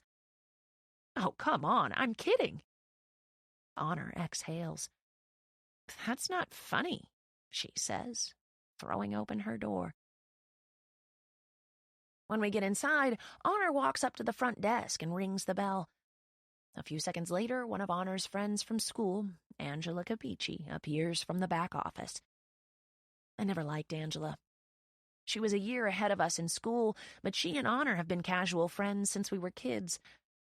Being as though most of our friends aren't allowed over at our house due to the rumors, founded or not, about our family, the friendships Honor and I form with other people are almost always casual. I keep more to myself than Honor does. I'm not as good at hiding my distaste, and I've always distasted Angela. She's the type of girl who allows the attention from guys to value her worth. And from the way she's eyeing Luck right now, she must be in need of a little valuing. Hey, she says to him with a flirty grin. You're new. Luck nods and returns her flirtatious smile. Fresh off the boat. She raises an eyebrow, unsure of how to respond to his comment. She looks back at Honor. My shift ends at 11. If you guys are still here, I'll join you. We have to be home by 10, Honor says. She holds up the key card. Thanks for this. Angela nods, bringing her gaze back to Luck. Anytime, she says, her voice dripping with invitation. Her eyes remain glued to Luck as we make our way toward the bathrooms to change. Honor and I walk into the girls, and she immediately pulls her shirt off and begins changing without walking into one of the stalls. I'm a bit more modest than she is, and the idea of someone walking into the bathroom while I'm squeezing into my bathing suit is enough to force me into the stall to change. I have my jeans and t-shirt off when Honor says the inevitable. "So who was Luck referring to?"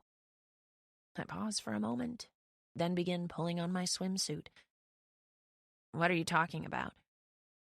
"In the van," she says, clarifying what I already know.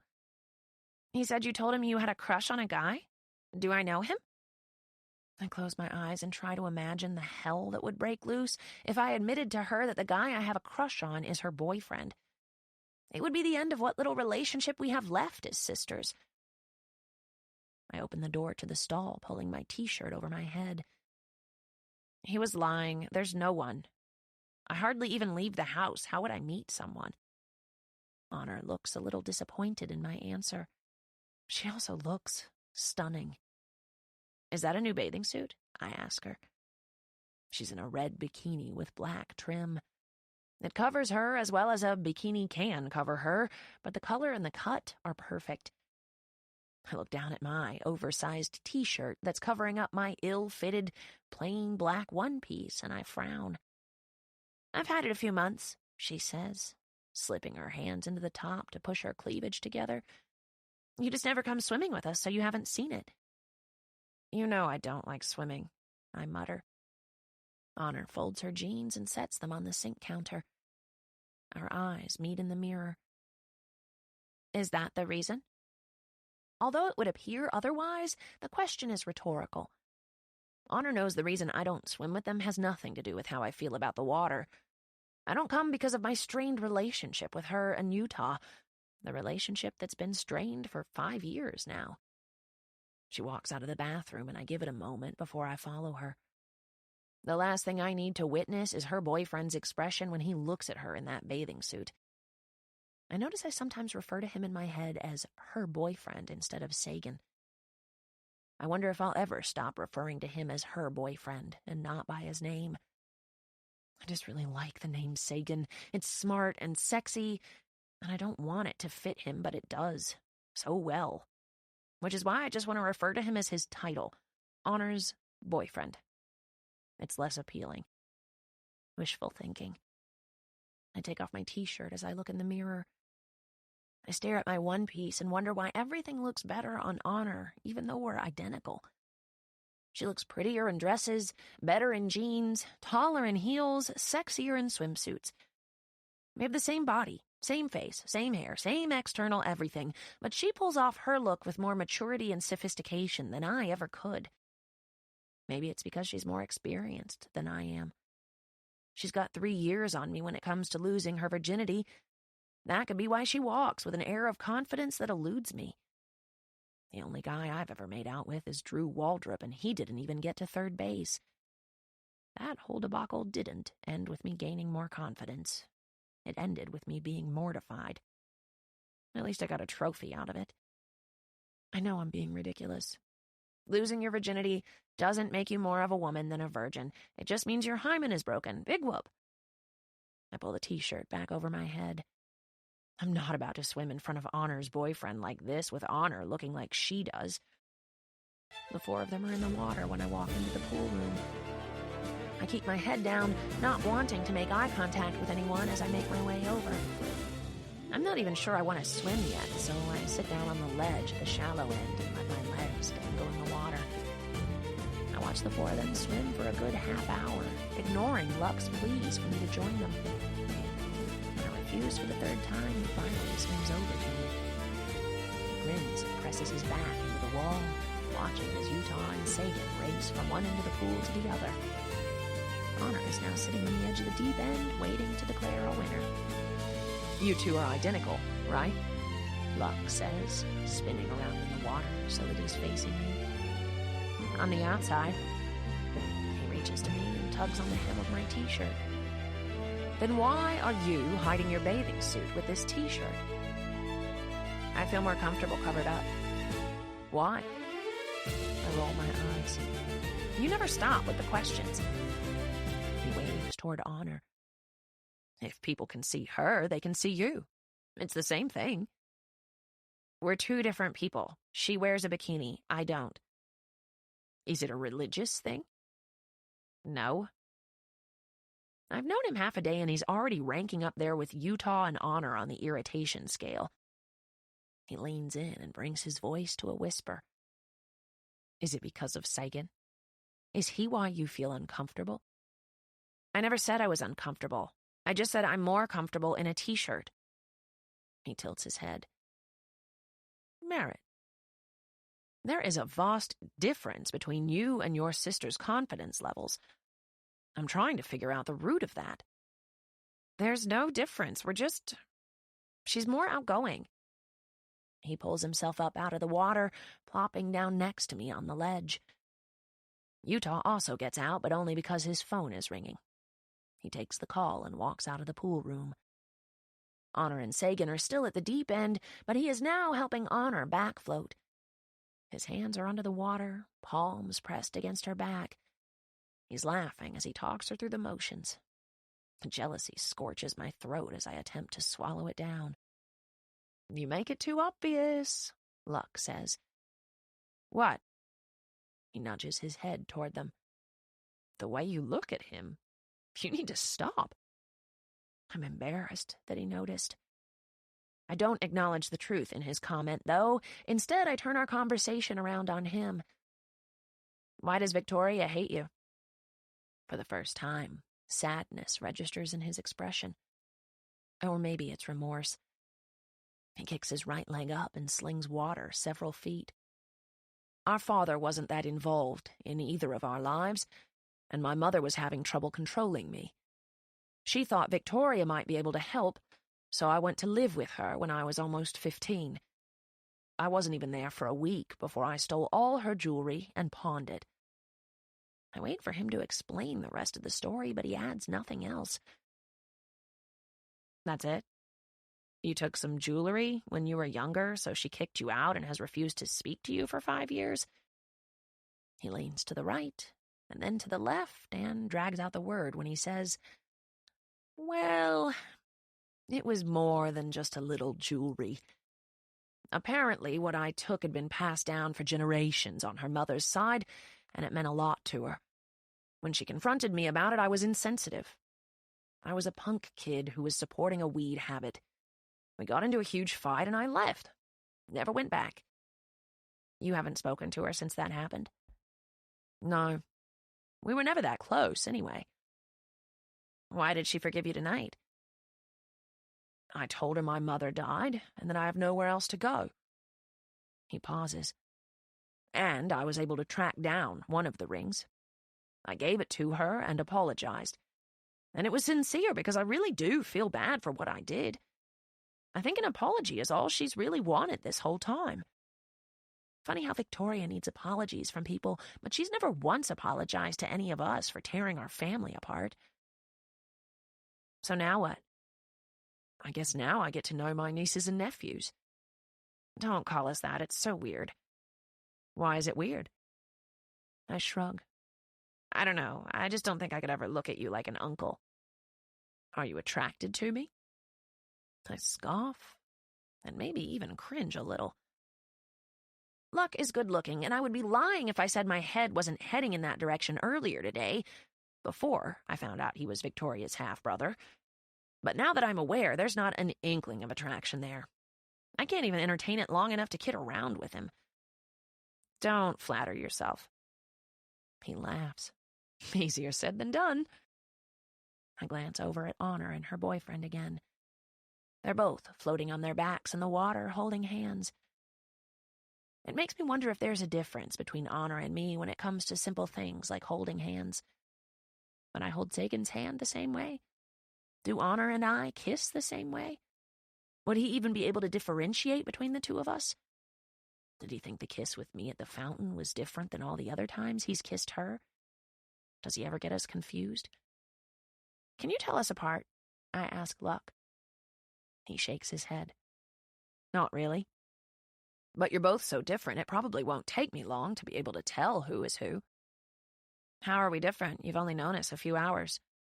I can just tell. You both give off different vibes. I don't know, it's hard to explain. You just seem more serious than her. You mean she seems more fun than me? He looks at me pointedly. Not at all what I said, Merit. I know, but that's the consensus.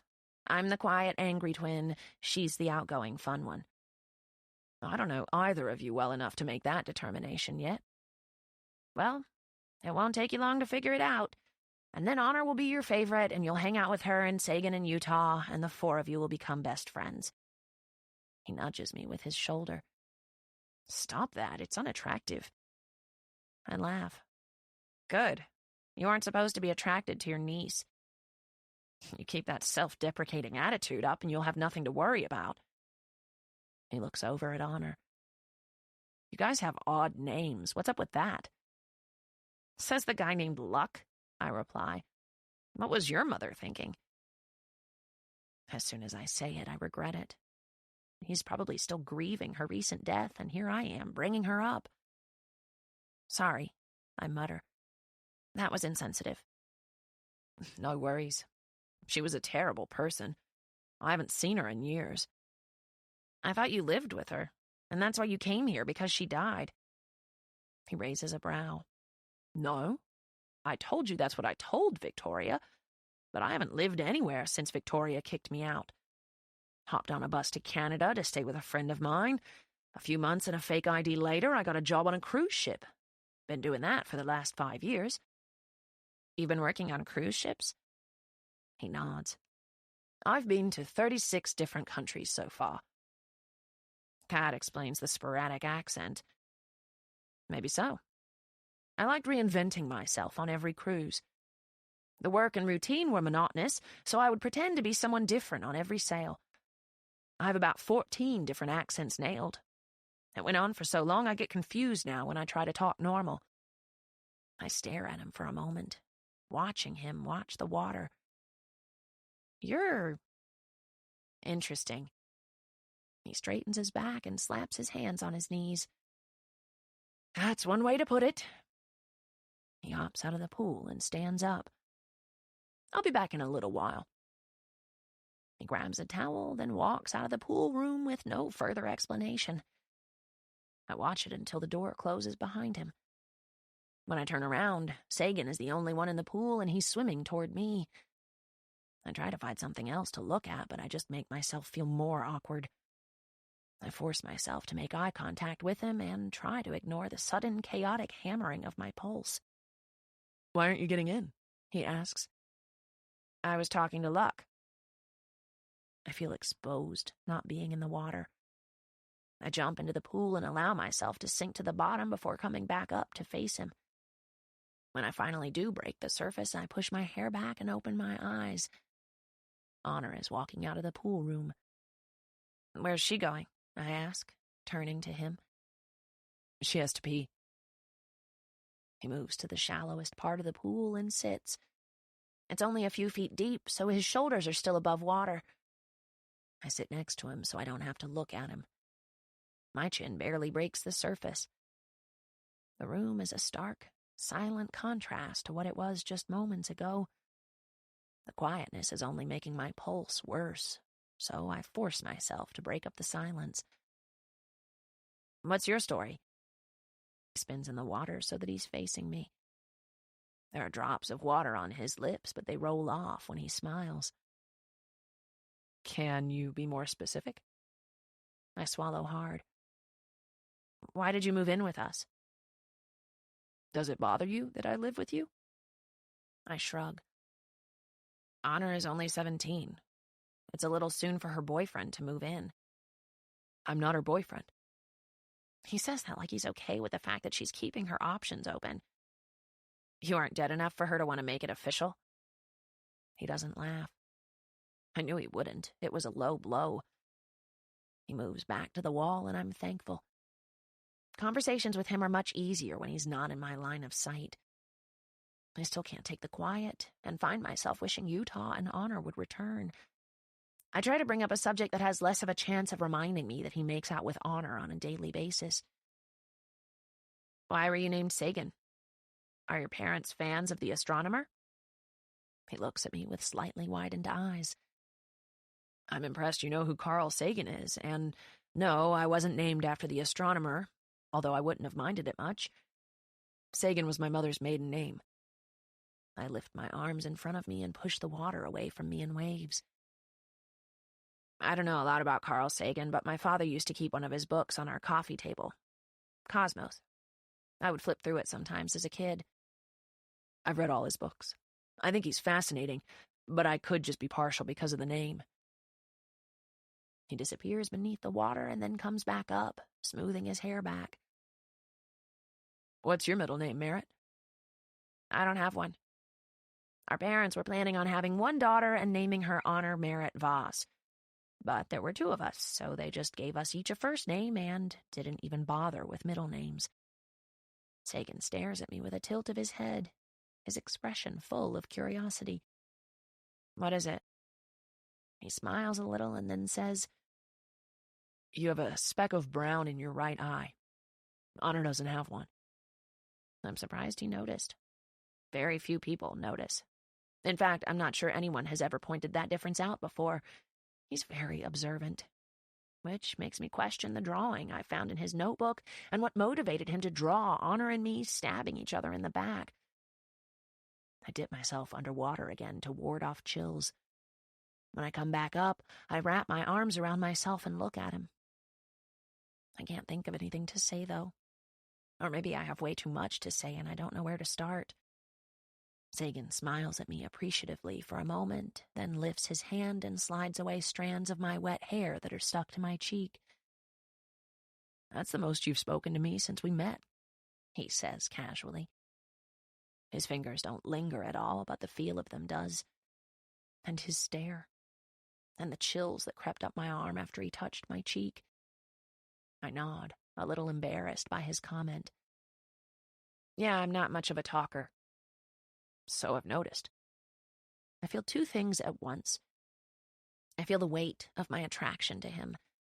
It's so heavy it feels like an anchor wanting to pull me under the water, but I also feel very defensive of my sister. If I had a boyfriend and he touched Honor's cheek like Sagan just touched mine, I'd find it highly inappropriate. A person can't help their attraction to another person, but a person can help their actions toward another person.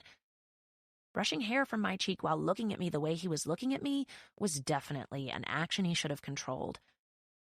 I know this because since the moment I found out he was Honor's boyfriend, I've done everything in my power to fight my attraction for him out of respect for my sister. But he doesn't seem to be fighting it very hard because he's looking at me right now like he wants to pull me underwater and breathe his air into my lungs.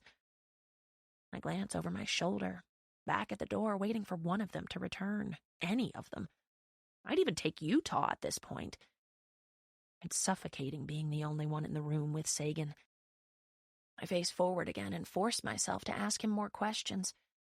Maybe I'll find out something terrible about him that will make me stop feeling this way. You never said why you moved in with us. He forces a tight-lipped smile. It's kind of a depressing story. Well, now I'm even more curious. He narrows his eyes as if he's sizing up my trustworthiness, but then he just gives me a clipped answer. My family situation is a little complicated right now. He doesn't elaborate. You mean they're worse than mine?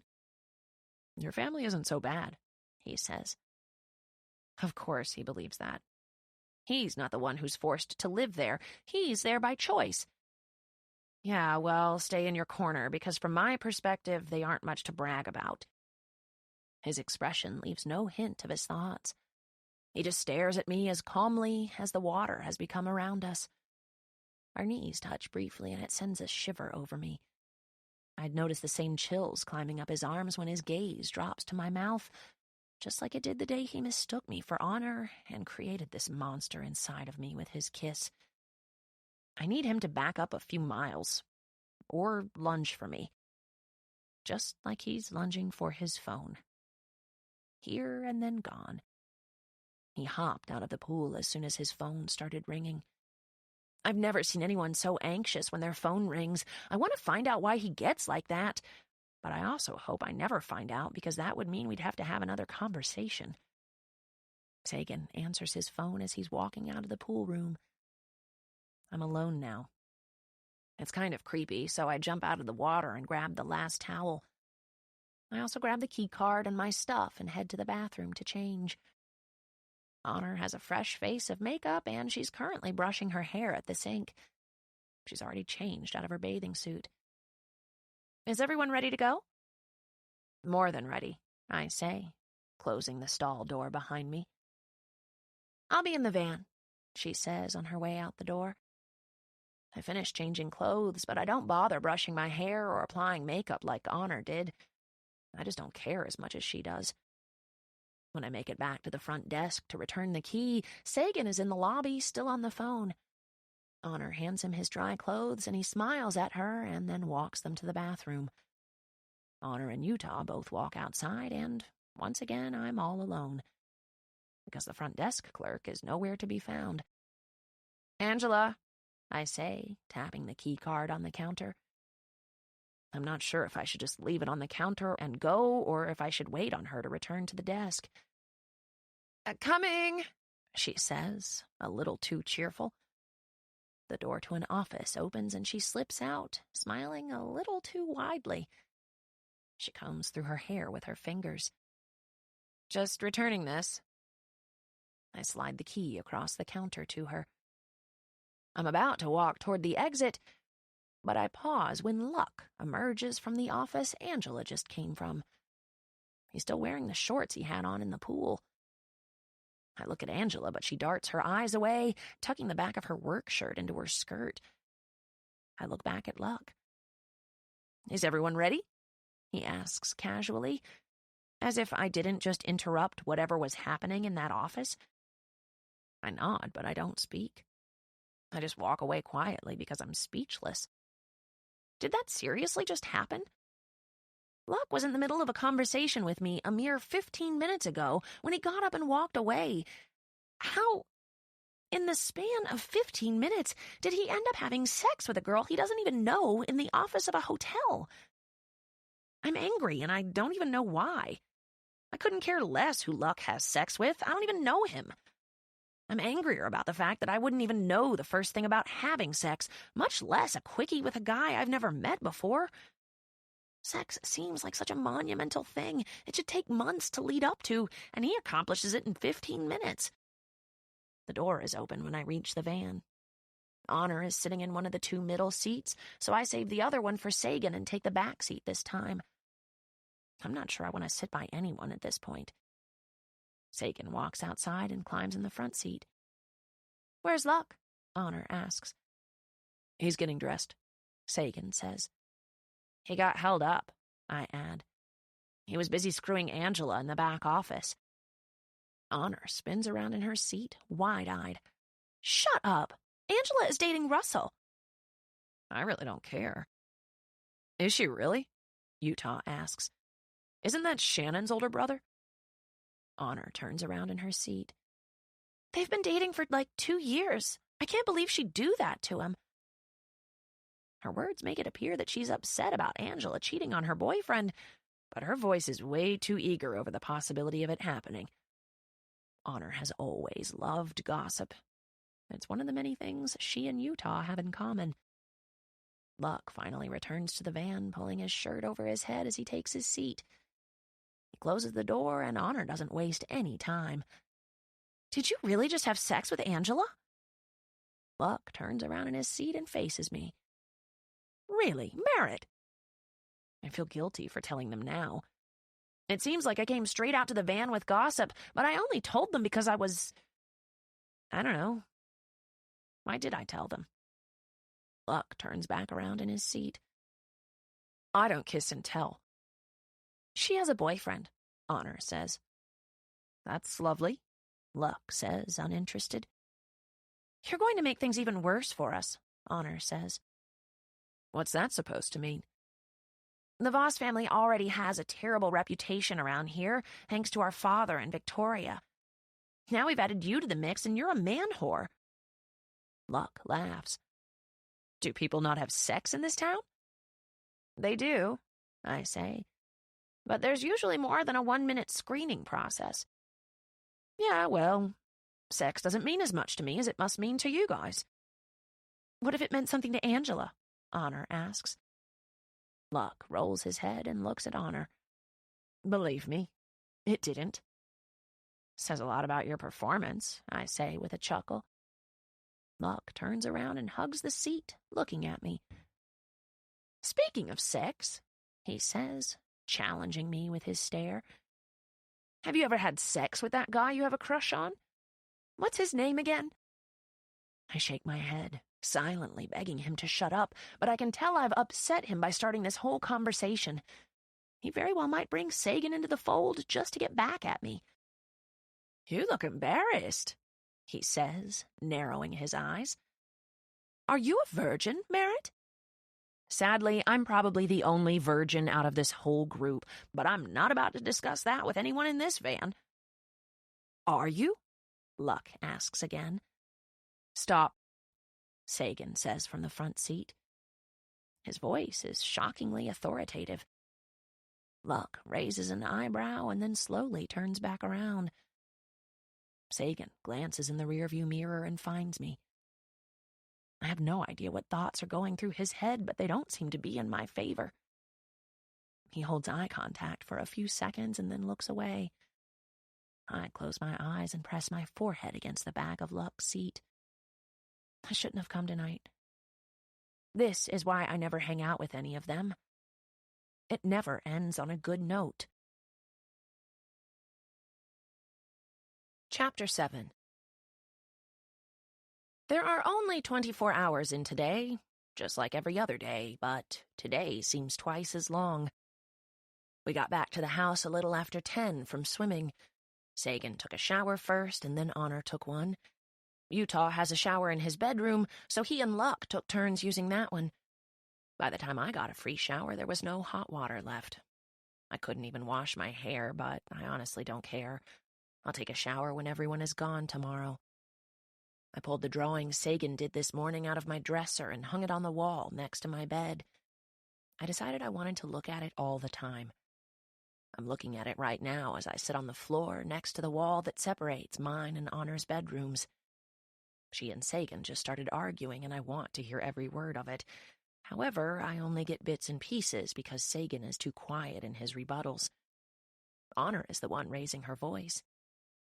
You knew this when we met, she yells. He quietly responds with something inaudible, and then she says, You sound like my father. He says something else, and she completely loses it. I am not, she yells. I knew him before I knew you, so don't you dare make me feel guilty. Oh, that sounds bad. A few seconds later, the door to Honor's bedroom slams shut. Then the door to Sagan's bedroom slams shut. Then someone knocks on my door. I jump up because it's probably Honor, and the last thing I want her to see is me sitting on the floor next to the wall, eavesdropping on her conversation. I open the door, but it isn't Honor. It's Luck. Oh, I say. Hey. Can I come in? I open the door wider, and he walks in, assessing my room. I close the door while I assess him. He's wearing a pair of navy blue sweatpants and mismatched socks. He doesn't have a shirt on, but he's wearing a scarf. Why are you wearing a scarf? It's cold in my room. Why don't you put on a shirt? They're all in the wash. He's so matter-of-fact, like a scarf without a shirt is completely normal. He walks over to my bed and falls down on it, propping his head up with his hand. Are you mad at me? He asks. Mad at you? I sit down on the bed and relax against the headboard. No, why? He rolls onto his back and sees the drawing I hung up. He reaches out and touches it. I'm not everyone's cup of tea. I laugh. Yeah, well, you're in good company. He continues tracing the drawing with his finger. Did Sagan draw this for you? Yeah. I don't know why, but there's a little bit of guilt in my response. Maybe Sagan shouldn't be drawing pictures for his girlfriend's sister. I know it was innocent for him, but my reaction to his gesture was anything but. It just made me like him even more than I did before he gave me the picture. I can see why you like him, Luck says. He rolls back onto his side. Does he flirt with you? No, I say immediately. He likes honor. I doubt he even notices me. Are you blind? Were you not in the car earlier when he took up for you? He wasn't taking up for me. He just wanted everyone to stop talking about sex. Luck shakes his head. He got defensive when I asked if you were a virgin. I think your feelings might be mutual. Luck has no clue what he's talking about. He's been here less than a day. He wasn't defending me. Okay, Luck says. Do you have a shirt I can borrow? Look in my closet. Luck crawls off the bed and walks over to my closet. He thumbs through the clothes for a bit. I can see why you're a virgin. Do you own anything other than boring t-shirts? I ignore his insult. Probably not. I like t-shirts. He pulls one of my favorites off the hanger and pulls it over his head. It's a purple shirt that says, "Ask me about my purple shirt." He leaves the scarf on and then sits back down on the bed, but relaxes against the headboard next to me. I never said I was a virgin, I clarify. He rests his chin on his shoulder and stares at me with a smirk. You didn't have to. You get uncomfortable every time I say the word. I roll my eyes. Are you an expert? How many people have you had sex with? 42. I'm being serious, Luck. I am too. You've had sex 42 times? He shakes his head. No. You asked me how many people I've had sex with. That answer is 42. But I've had sex 332 times. I laugh. You are so full of shit. I can prove it. Please do. He hops off the bed and leaves my room. I use his absence to try and imagine how anyone could possibly have sex with that many people, let alone know exactly how many times they've had sex in their life. He just keeps getting weirder. Luck returns and closes the door, then sits in the same spot again. He's holding a small, worn notebook. I keep track. He opens the first page, and there's a list of initials on the left-hand side of the page, locations in the middle, and a date on the right-hand side. I snatch the notebook from him. I flip through it and read a few of the lines off. PK, Crew Quarters, November 7th, 2013. AV, Lido Deck, November 13th, 2013. AV, Lido Deck, November 14th, 2013. BN, Hotel in Cabo, December 1st, 2013. I continue flipping through the notebook through 2014, 2015, 2016. Oh my God, Luck, you're sick. He grabs the notebook from me. Am not. I shake my head in disbelief. Why would you keep track of that? He shrugs. I don't know. I like sex. I figured someday I might break a record, or maybe I'll want to write a book about my adventures. Keeping track of it helps me to remember everything. I grab the notebook from him and flip straight to the back page. I look at the last entry, and sure enough, he's already added Angela and today's date, although he only put the letter A. I didn't catch her last name, he says. I reach to my nightstand and grab a pen for him. It's Capici. He smiles and adds the letter C to the entry. Thanks. He sets the pen and the notebook down on the bed and leans his head back.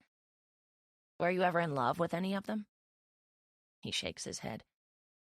Not a reciprocated love. I sigh. I know how that feels. We're quiet for a moment, but then he says, Thanks for the shirt, Merit. I need to get to sleep. Have to look for a job tomorrow. I was enjoying the company, oddly enough. Wait. Luck pauses and waits for me to keep talking, but he can see in my expression that I'm a little hesitant to ask him what I want to ask him. He sits back against the headboard. What is it? I spit it out before I change my mind. What was your first time like? He laughs. Terrible. For her. Not so terrible for me. Did she know it was your first time? No. She didn't even speak English. Her name was Inga. I was the new guy on crew, so I was a hot commodity among the ladies. The whole thing lasted about 30 seconds. Oh, that's embarrassing. He shrugs. It was at the time, but everyone's first time is always the worst.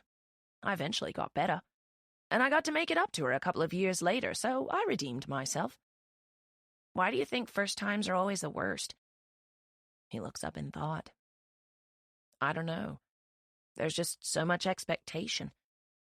Society puts a lot of weight on losing your virginity, but in my opinion, it's better to just get it over with. Sleep with someone who doesn't mean much to you, so it'll be less embarrassing than it already is. Then, when you finally do meet someone you really like, you can be with them without all the awkwardness. I think about what he's saying, and surprisingly, it makes sense. I hate the anticipation of what my first time will be like and who it'll be with and how old I'll be. I hate worrying that it might never happen and I'll grow old, never experiencing sex or love or relationships. I'm not like Honor. I don't fall in love easily. I don't even know how to flirt easily, and I'm definitely nothing like Luck. I still can't fathom what happened with Angela earlier. I don't understand how someone can meet a person and within minutes be sharing such an intimate experience with them. Maybe that's why I can't understand it, because I'm equating intimacy with sex. Any more questions? He asks. I shake my head. No, I think that's enough to keep me awake all night. Luck laughs and stands up. Before he walks out, he pauses in front of my trophy shelf. He picks up the first place fencing trophy. Fencing? He looks at me suspiciously. He replaces it and reads a couple more of the plaques on the other trophies. Then he looks at me over his shoulder with an arched brow. Did you actually win any of these? I smile. Define win. Luck shakes his head. I've met a lot of people in my life, Merit, but you might be the strangest of them all. Friends in the family. He closes the door just as my phone vibrates under my pillow. Speaking of strange, it's a text from my mother. If you're still awake, could you bring me a razor? I'm in the shower and mine broke. I roll my eyes dramatically and drop my phone onto my bed. Why does she even need to shave? No one would ever notice how hairy her legs are. She doesn't interact with anyone. I grab a disposable razor from the bathroom and run it down to 4:15. She's in the shower, so I walk into her tiny bathroom and hand it to her over the shower curtain. Thanks, sweetie, she says. While you're down here, do you mind taking those dishes on the fridge back upstairs? Sure. I close the bathroom door and find a few days' worth of dishes on top of her mini-fridge. They're clean, even though she has no kitchen sink. She must have washed them in the bathroom sink. You would think she'd be desperate enough for her own kitchen by now.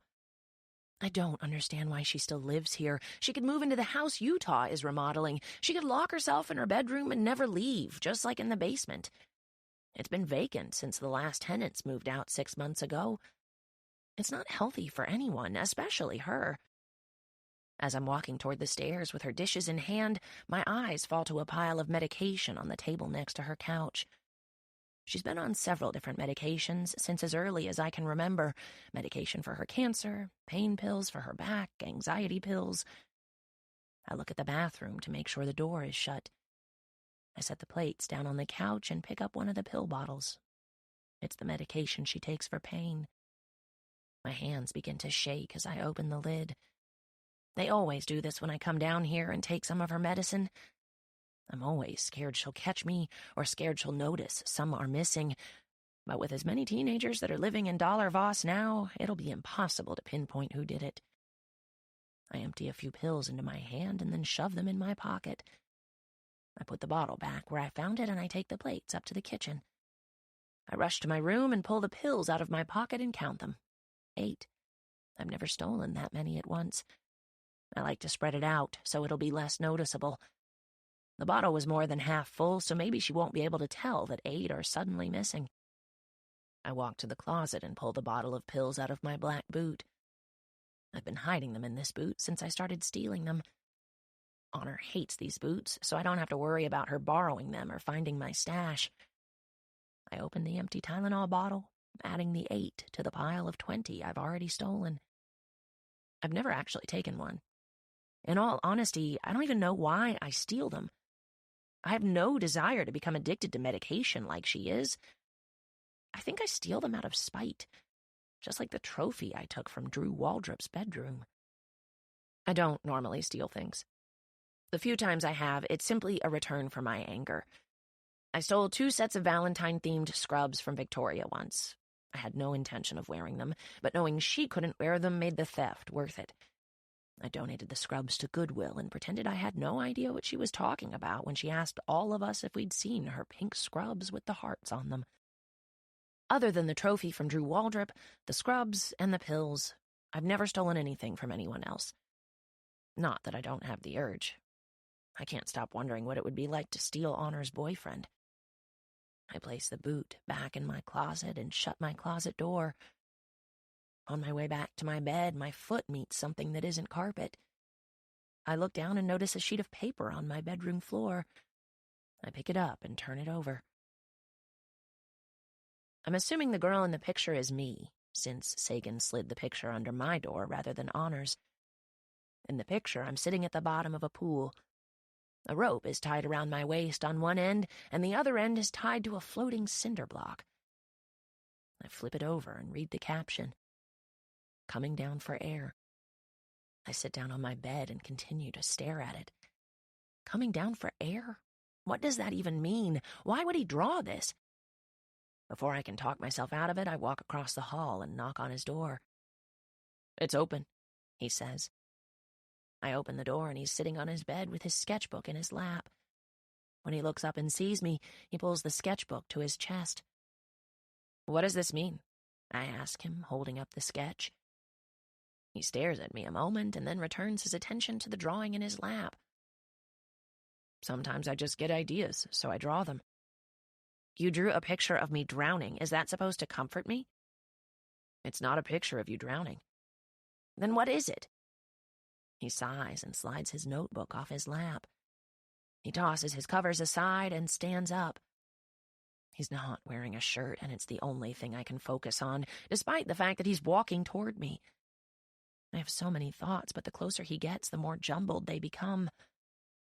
When he reaches me, he takes the drawing out of my hands, but he doesn't break eye contact with me. I like that you like my drawings, Merit. I drew this one, and I thought you might like it. It doesn't mean anything.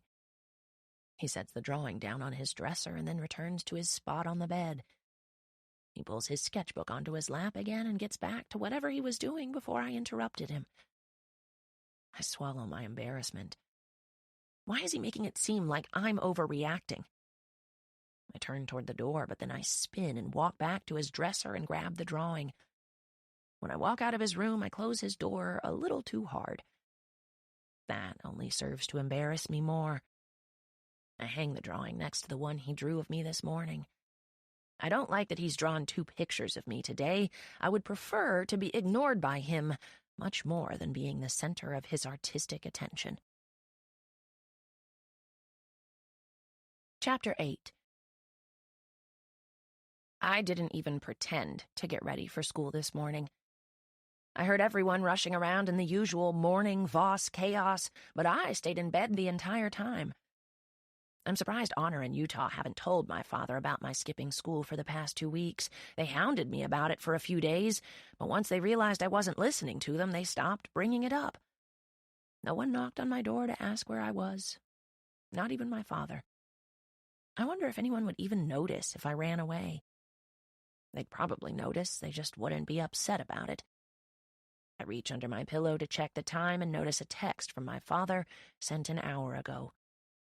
Cowboys lost last night. I blame you. Please undress Jesus and burn his clothes as soon as you get home from school today. I know he's trying to be funny, but the fact that he incorrectly assumes I'm at school negates the rest of his text. It's like we don't even have parents. We have a mother living in our basement and a father living in his own world. No one has a clue what's going on with anyone around here. I check the time, and it's just afternoon. I get dressed and go scour the kitchen for something to eat. No one is here, and I notice the door to Luck's room is open, so he must be out looking for a job, like he mentioned he was going to do last night. I eat a sandwich and then go to the garage to get the ladder. Thanksgiving is the next holiday, but I'm not really in the mood to dress him. I take the ladder to the living room and begin pulling off the duct tape that's securing the trophy to his wrist. The door to the basement opens unexpectedly. I'm hoping my mother is about to walk out, but it's not my mother. It's my father. He quietly closes the door and then walks to the kitchen counter where he downs a bottle of water. He tucks in his shirt, grabs his jacket off the back of one of the chairs, and heads for the door. He opens it and is about to shut it when he finally sees me. It's like we've both seen a ghost. He glances back to the basement door, then looks back up at me. Why was he in the basement? Why was he tucking in his shirt? Why does he look so guilty? I can't move. I'm holding the football trophy in one hand and the cheese hat in the other. My father is still staring at me, frozen in place. He finally looks down at his feet. He goes to pull the door shut, but then opens it again and looks at me. Merit. His voice is timid and regretful. I don't say a word. He doesn't follow my name up with anything else. Instead, he hesitates, then shuts the door and leaves me alone with Jesus Christ. It takes me a moment to gather my thoughts enough to climb down the ladder. I walk over to the couch and sit down as I stare at the basement door. Did he just have sex with my mother? Did my mother just let him? I can't process what just happened. I can't. I immediately rush across quarter 1 and open the door to quarter 4. I run down the stairs to the basement and find my mother zipping up her dress. I look at her unmade bed and then look back at her disheveled hair and flushed cheeks. Did you just have sex with him? When the words leave my mouth, my mother looks just as shocked as my father looked a few minutes ago. Excuse me? I point up the stairs. I just saw him walk out of here. He couldn't even look me in the eye. My mother sits down on the bed, dumbfounded. Merit, there are some things you're too young to understand. I laugh. Age has nothing to do with it, Mother. Are you seriously having sex with him, knowing he sleeps in bed with Victoria every night? Is that why you refuse to move out? Because you think he'll leave her for you? She stands up and walks past me, heading for her bathroom. She looks in the mirror and wipes her fingers under her eyes, getting rid of the mascara streaks. Is that why you still dress up every day? Because you're trying to steal him back? She spins around and takes a step forward. I'm your mother, and you will not disrespect me like this. Now that makes me laugh. You call yourself a mother? I can't even look at her. I turn around and make my way to the stairs. When I get halfway to the top, I spin and walk 2 steps back down. She's at the base of the stairs, looking up at me. You haven't been a mother to me since I was 12.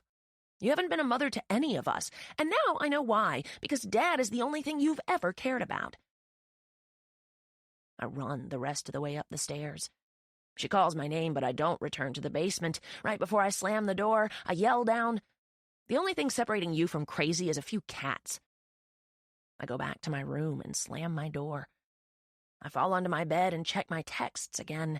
There are 2, one from Dad and one from Honor. Dad, I'm sorry you saw that. Please let me talk to you about it before you jump to any conclusions. Delete. Honor. Do you think you can cover for me tomorrow night? Oh, great. Another adulterer in the making. The apple didn't fall far from the tree. Me.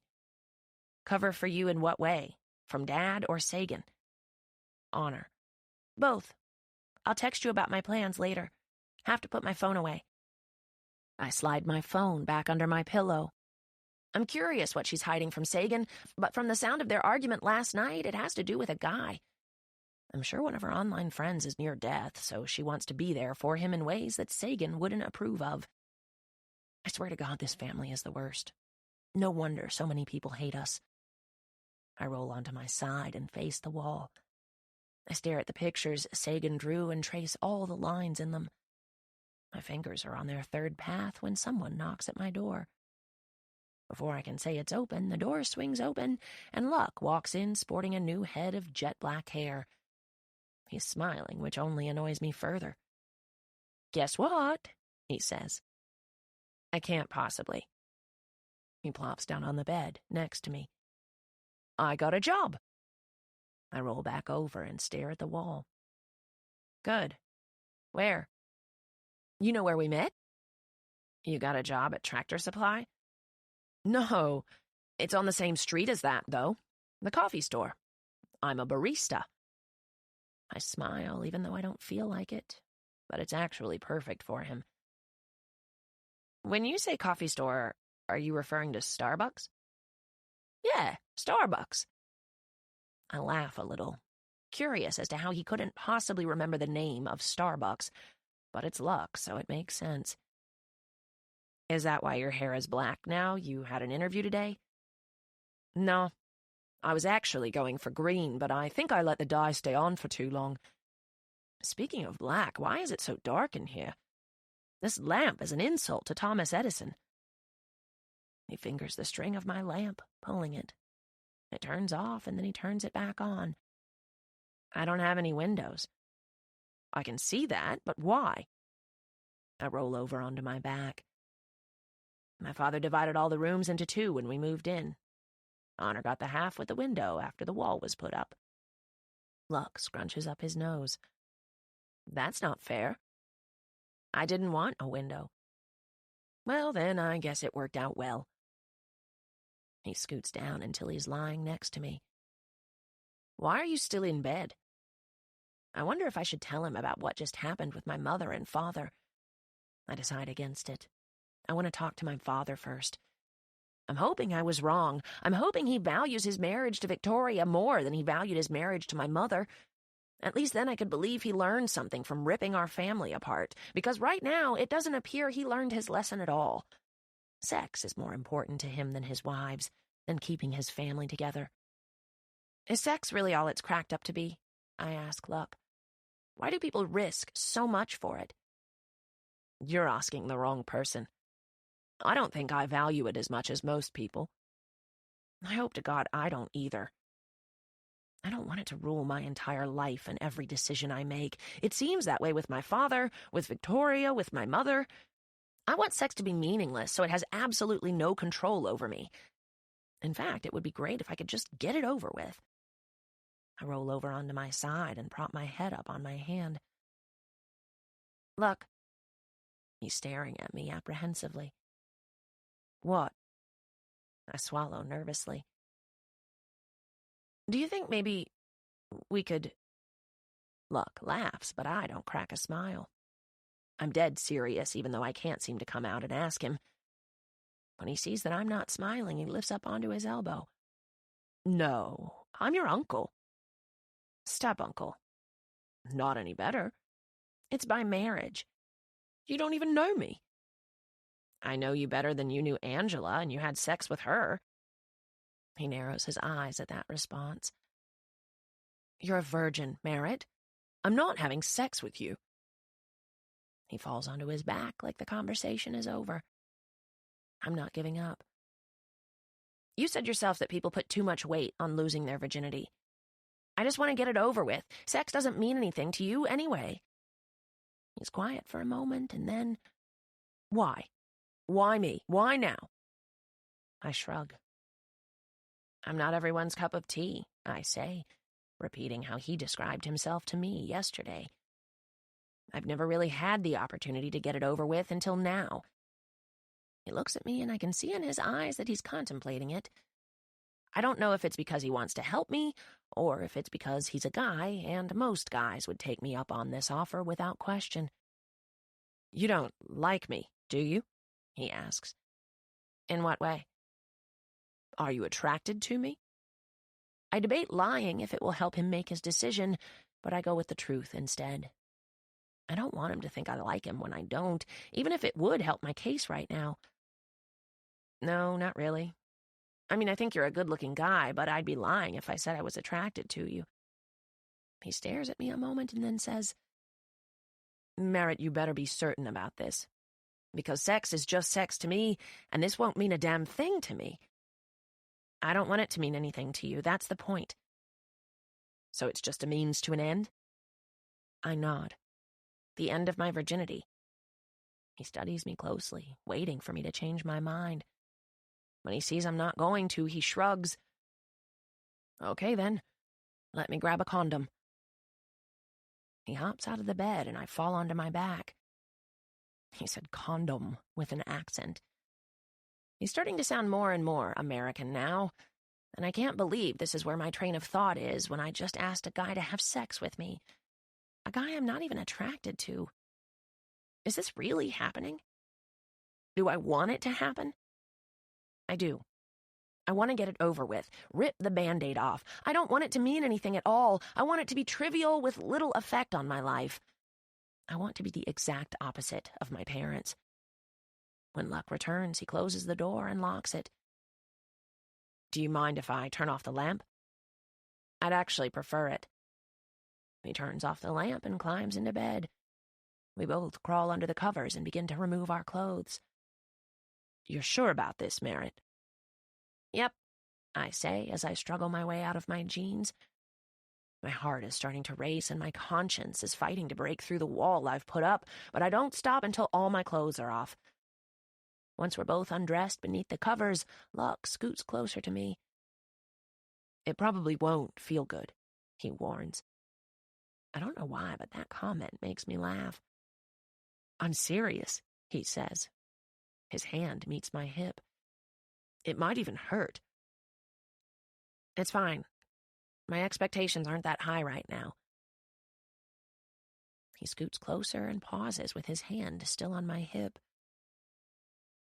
You want me to kiss you? I think about his question for a moment. I'm not sure that I even want to kiss him. Is that weird? Of course it is. This whole thing is weird. I'll leave that up to you. Luck nods just as his hand slides up to my waist. It isn't until he reaches my breast that I feel the weight of what's about to happen. I try not to let it weigh too heavily. It's just sex. I can do this. Almost every adult in the world has done this. I can do this. He gently rolls me onto my back and then reaches for the condom. As he's putting it on, a good 30 seconds go by that I could use to change my mind, but I don't. Luck then rolls on top of me, holding his weight up with his hands on either side of my head. He brushes my hair back, which is an oddly sweet gesture, and then he reaches between us and spreads my legs.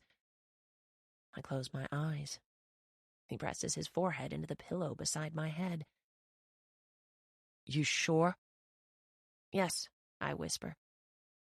I keep my eyes closed and I try not to focus on the fact that I made such a spontaneous decision, but I can't really think of any negative consequences that will come of this.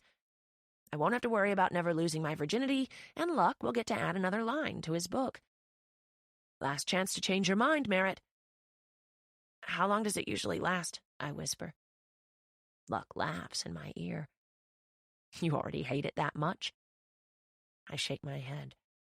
No, I've stopped talking. I'm making it even more awkward. Just when I think I'm no longer going to be a virgin, my phone lights up. Someone's calling you, Luck says. I glance to my left and fumble for my phone. I try to power it off, but the screen is still lit. Luck is just staring down at me. His face contorts, and then he's not on top of me anymore. He falls onto his back. I can't do it. Seriously? I ask. We were 2 seconds away. He nods. I'm sorry, it's just... When your phone lit up, you made this face that reminded me of Moby. I cringe. He kind of looks like you in Honor. It's weirding me out. I pull the covers up over my breasts. That's gross. He doesn't disagree. Are you okay? I nod. Yeah. My voice isn't very reassuring, though. He turns on the lamp and then sits up. I look the other way as he removes his condom and pulls on his pants. You aren't mad at me, are you? I assume it's safe to look in his direction now. He's holding his shirt, looking pathetically regretful as he stares down at me. No, I'm sure I can find someone to do it eventually. I'm mostly kidding. He gives me an apologetic yet reassuring smile. Whoever you have sex with, it'll be better than this would have been. I promise. I laugh. Yeah, I'm not sure it can get much worse than what just happened. Luck flips me off. I'm normally very impressive and have excellent follow-through. This is a rare exception. I like that he's still playful. We just experienced one of the most awkward things two people can possibly experience, and from the looks of it, nothing changed between us because of it. He opens the door with impeccably terrible timing. Sagan is walking by, but he pauses as soon as Luck opens the door. It's just a 2-second glance, but I feel more in this visual exchange with Sagan than I did during the entire past 15 minutes with Luck. Sagan's eyes are locked on mine. His eyes move to Luck. His eyes are back on mine. Luck quickly steps out of my bedroom and closes the door, but he's not fast enough to save me from the absolute most horrific part of this entire day. I pull the covers over my head and try to wish away the last 10 seconds. I didn't want anyone to find out about what just happened between me and Luck, but Sagan is the absolute last person I would have wanted to find out about it. I can feel the tears of embarrassment begin to form as I roll over. I'm drowning in regret. Coming down for air, I whisper. It's been several hours since I almost lost my virginity. I'm still the same, and I have a feeling I'd still feel the same if my hymen were no longer intact. I wouldn't feel sexier. I wouldn't feel more worldly. I wouldn't be miraculously confident. If anything, I'm a bit disappointed. Why do people risk so much for sex? So far, all it's caused me is mortification. I'm so embarrassed to face Sagan, I haven't even left my room since he walked past it. I can hope he didn't assume the worst, but Luck walked out of my room without a shirt. Sagan saw me in bed, the blanket covering me just enough to make it obvious I wasn't wearing clothes. I'm not embarrassed that he might have caught me having sex with someone. It shouldn't matter to Sagan if I'm seeing anyone else, because Sagan isn't my boyfriend. He's dating my sister. I'm embarrassed because it was Luck. We share a relative, it's disturbing, and now Sagan probably thinks the worst of me. Luck came to my room during dinner and asked if I wanted him to bring me something to eat. He thought I was too mortified to come out of my room because of him, but it has nothing to do with Luck. In all honesty, I don't even regret what almost happened. I only regret that Sagan knows about it. As embarrassed as I am, though, I doubt my feelings even come close to what my father must be feeling. He knows I know that he's still sleeping with Mom, and I'm sure he's terrified I'm going to tell Victoria, or anyone else in the family for that matter. He's so mortified, he didn't even come to my room to talk to me about it. All I've heard from him today was in a stupid text. I'm sorry you saw that. Please let me talk to you about it before you jump to any conclusions. In other words, he'd appreciate the opportunity to swear me to secrecy before anyone else finds out what's really going on around here. So many secrets in this house. And yet the one secret I should have told years ago is the one I've kept the quietest. Speaking of quiet, I haven't heard anyone moving around in the house for a while, which means everyone is probably in bed now. Not only am I starving, but I would put money on the fact that no one has fed Wolfgang today. I go to the kitchen and open a frozen dinner. After I put it in the microwave, I grab a pitcher from beneath the sink to fill it with dog food. I'm rinsing it out when my father finally gets the balls to confront me. I heard the door to their bedroom open right after I closed the microwave. I heard him walk into the kitchen when I bent down to grab the pitcher. I felt him hesitate at the counter as I was rinsing out the pitcher. And now he's standing in the way of me in the back door. I have to feed Wolfgang. I say it in such a way that should indicate I don't want to do anything other than feed Wolfgang, especially have a conversation with him about his infidelity.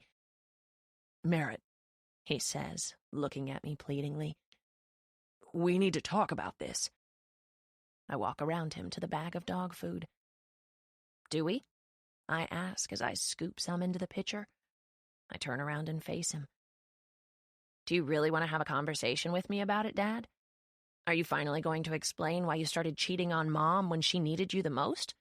Are you finally going to explain why you chose Victoria over the rest of this family? Are you finally going to explain why you were in the basement having sex with Mom today while everyone thought you were at work? He takes a quick step toward me and says, "Shh, please." He looks panicked, like Victoria might overhear this conversation. It makes me laugh. If he doesn't like the thought of getting caught, why does he do things he doesn't want people to find out? I nod. Oh, I see. You don't want to discuss why you're a pathetic husband. You just want me to promise I won't tell anyone. Merit, that's not fair. Fair? He's going to talk to me about fair? I've had very little respect for him these past few years, but today has completely diminished what little was left. Believe me, Dad, I won't tell anyone. The last thing this family needs is another reason to hate you. The timer on the microwave goes off. When my dad looks in that direction, I use the break in eye contact to walk out the back door. Thankfully, he doesn't follow me. I walk across the yard to Wolfgang's doghouse. He's just lying there, looking up at me. He's not even excited to eat. I wonder if human Xanax would work on him. If so, I should feed him some of my mother's. I sit down next to his doghouse, and Wolfgang crawls forward a little and lays his head in my lap. He licks my hand, and it's honestly the sweetest thing anyone's done for me all day. At least he appreciates me. You aren't so bad, you know? I scratch between his ears, and his tail begins to wag a little. Well, wag might be a bit of a stretch. It twitches almost in a convulsive way, like it's been so long since he's been happy that he forgot how his tail works. Let me get you some water. I grab his empty water bowl and walk to the far side of the house and turn on the water faucet. I glance to the left at Sagan's bedroom window. There's a light on, which means he's probably up drawing. I wonder what he's drawing. Probably a morbid picture of me losing my virginity. The water bowl overfills and the water spills over onto my shoe. Shit! I step back and pour some of the water out of the bowl, then drop the hose. Merit? I spin around, but no one is behind me. Over here. It's Sagan's voice. It's coming from his window. His curtains are pulled back and his arms are folded on the inside of the windowsill. The only thing separating us is the window screen and a few feet. What are you doing? I reach down and turn off the water. Feeding Wolfgang. My hands fumble around the faucet, but Sagan's presence has me a nervous wreck now. I don't notice the metal wire holding on the faucet covering until I slide my wrist across it and cut myself. Ouch! I say, jumping back. I turn my hand over and there's already blood bubbling up out of the cut across my wrist. You okay? He leans closer to the window screen. Yeah, I just cut myself. I'm fine, though. It's superficial. I'll bring you a Band-Aid. His curtain falls shut and I hear him walking across his bedroom. Crap, he's coming out here. I close my eyes and inhale, hoping I can pretend I'm not still completely mortified. I hope he doesn't bring up what he saw today. Surely he won't. It was none of his business. I wipe my wrist on my t-shirt and then walk the bowl of water to Wolfgang. I return to my spot on the ground just as the back door opens. It's dark out, but there's a full moon tonight, which means I'll have to make eye contact with him like a normal person. Wolfgang lifts his head and he starts to growl as Sagan comes closer. I pet him on top of his head. It's okay, boy. The gesture reassures Wolfgang. He nestles his head in my lap again and sighs. When Sagan reaches us, he squats down, handing me a Band-Aid. I take it from him and open it. At least he didn't try to apply the Band-Aid himself. He would have seen how bad I'm shaking. So this is the infamous Wolfgang, huh? He reaches out to pet him, and Wolfgang allows it. Never mind the fact that Wolfgang's head is in my lap, and now Sagan's hand is touching something on my lap, and what is oxygen? He's a beautiful dog. Sagan moves from a squat to his seat on the ground. He's so close, his knee is touching mine. The contact makes it more difficult to breathe, so I do my best to keep it unnoticeable. Sagan's hand is still on Wolfgang's head. Is he always this subdued? I lift a shoulder as I secure the Band-Aid to my wrist. He didn't used to be. I think he's depressed. How old is he? I think back to the year the war began between my father and Pastor Brian. I was probably 8 or 9. He's almost 10 years old, I think. My answer makes Sagan sigh. He may not have much more time in him. What do you mean? Dogs live a lot longer than 10 years, don't they? Some breeds do, but labs live an average of about 12 years. He's not dying, though. He's just in mourning. Sagan rubs a hand across Wolfgang's stomach. Feel this, he says. He grabs one of my hands and slides it over the path his hand just took. His stomach is swollen. Sometimes that's a sign that they're about to die, and with his lethargic temperament, something gets caught in my throat. I make a sound like a gasp and a cough mixed with disbelief. I quickly cover my mouth, but then the swelling in my throat causes tears in my eyes. Why am I sad? I've spent my whole life hating this dog. Why would I care if he's dying? I'll call a vet tomorrow, Sagan says. It wouldn't hurt to get him checked out. Do you think he's in pain? I ask, my voice just above a whisper. I feel a tear escape my eye, and I discreetly wipe it away, or at least my intention was to be discreet, but Sagan saw it because he's staring way too hard. A smile tugs at his lips. Look at that, he says quietly. Merit has a heart. I roll my eyes at his comment and use both hands to pet Wolfgang now. You don't think I have a heart? To be fair, you come off kind of brash. I wasn't expecting his honesty. It makes me laugh. Is that your way of calling me a bitch? He shakes his head. I'd never call you that. Sure, he'd never call me a bitch. But it doesn't mean he's not thinking it. Sagan just doesn't say mean things out loud. Maybe that's a product of how he was raised, or maybe he's some kind of saint, or an angel brought to earth to test my morals. Wolfgang rolls over and scoots closer to me.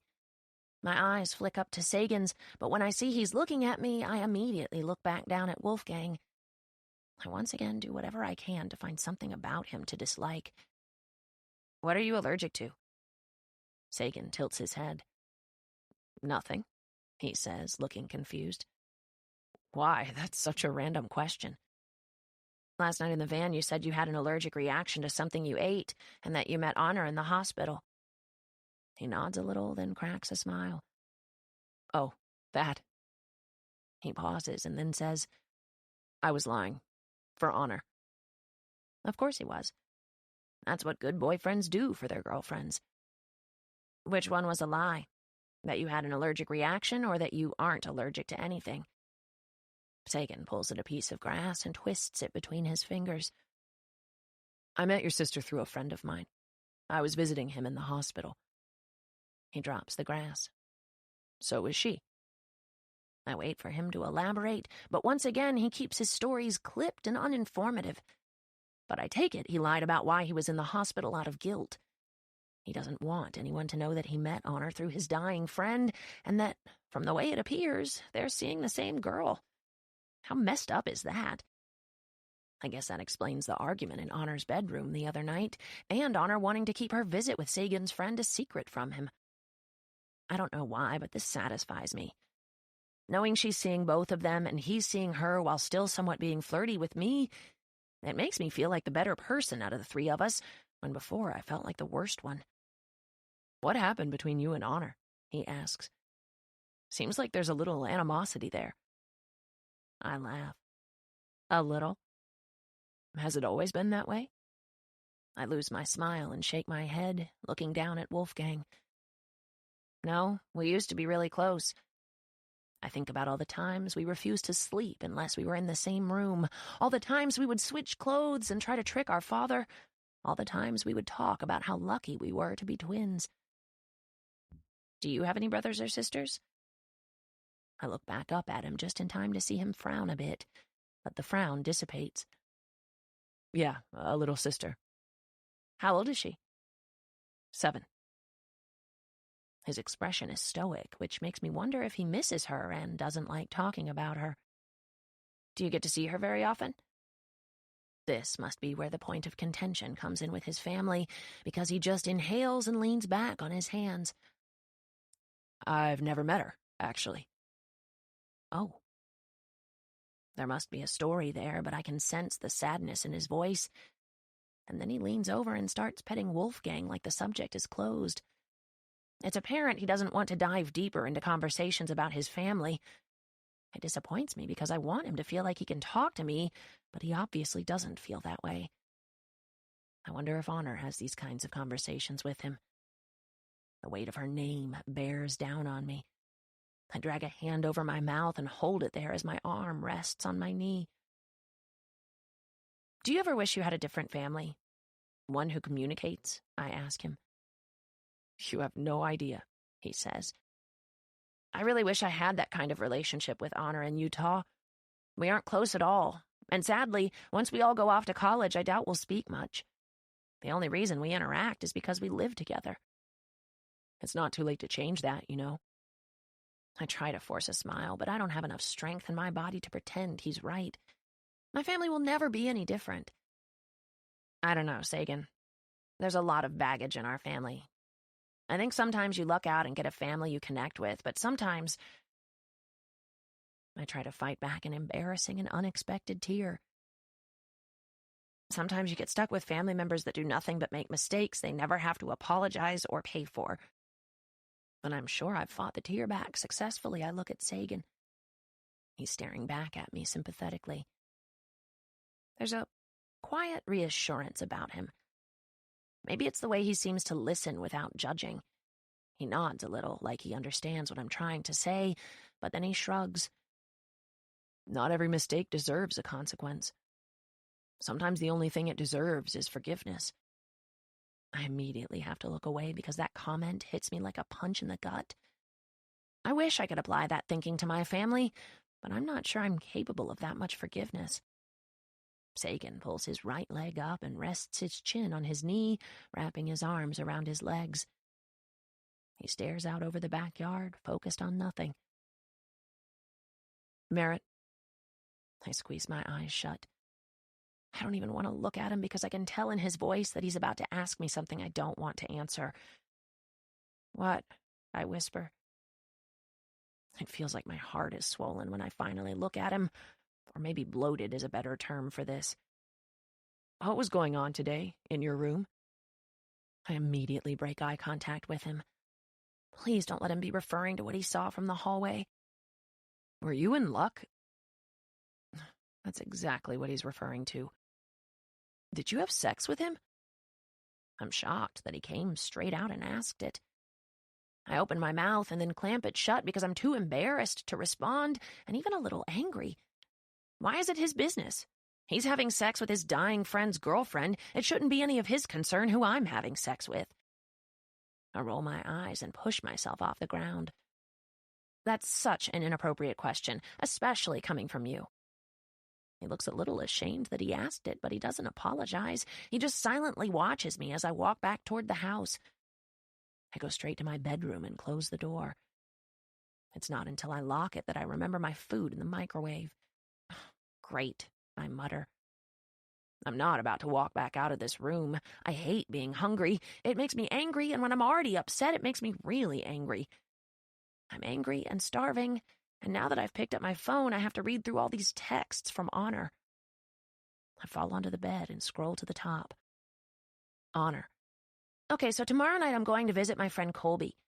I have to drive to Dallas, so I won't be home until the middle of the night. Honor. I promised Sagan this morning I wouldn't go, so I really can't let him find out. Honor. Or Dad. He'll be just as angry if he knows.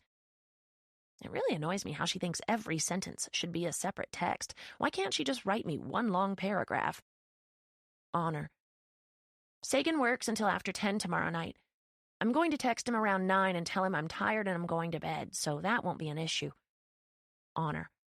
But Dad might notice I'm missing tomorrow evening, so just tell him I wasn't feeling well and that I went to bed early. If he tries to check on me, tell him you already did that and I'm fine. Honor. I'll lock my bedroom door just so no one can walk in and see that I'm not there. Honor.